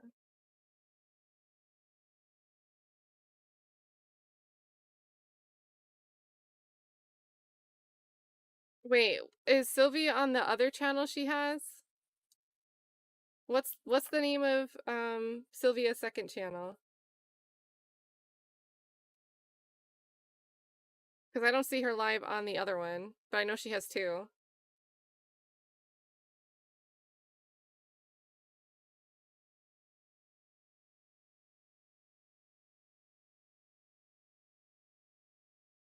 Okay, I don't know her second. Okay, Infamous Sly.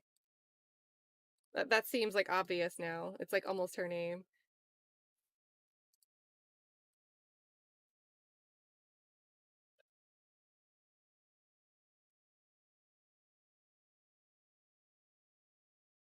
Okay.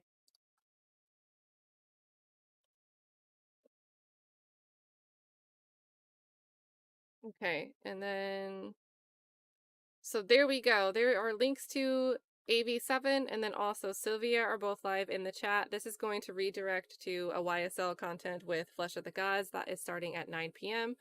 And I'm probably going to go watch Andrea Burkhart for a little bit, catch up on the Delphi trial. So if I see you guys somewhere, can't wait. Talk to you somewhere out in these YouTube streets, you guys. Thank you for tuning in. It has been like I didn't expect this. I didn't expect this. So it's been awesome to go through this with you guys. And you guys know what song's about to come up. You guys know. There we go. A as in Alicia, and B, Your Honor, as in Barry. C as in Colette. G as in Goldfetter. K as in Kittens. M as in Magic. P as in Perfect. C as in Colette.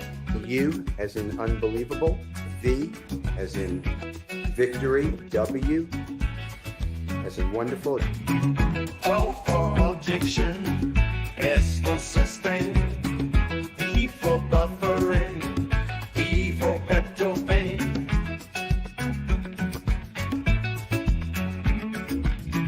S for slime, my friend, and you, as in what you mean. I as in I don't recall. M as in may I sleep. All the ABCs of steel makes me feel so real. Yeah, they keep on spinning round. Never gonna let me down.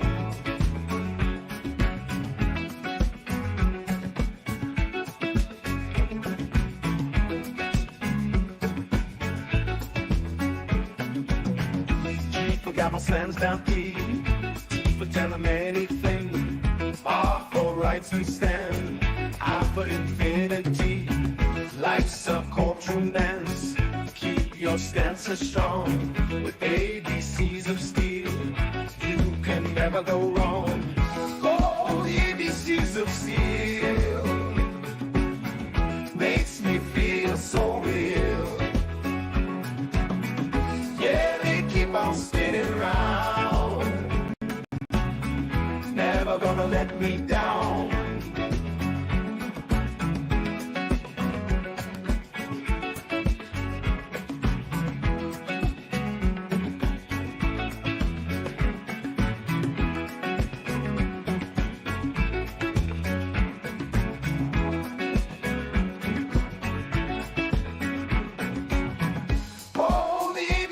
Of steel makes me feel so real.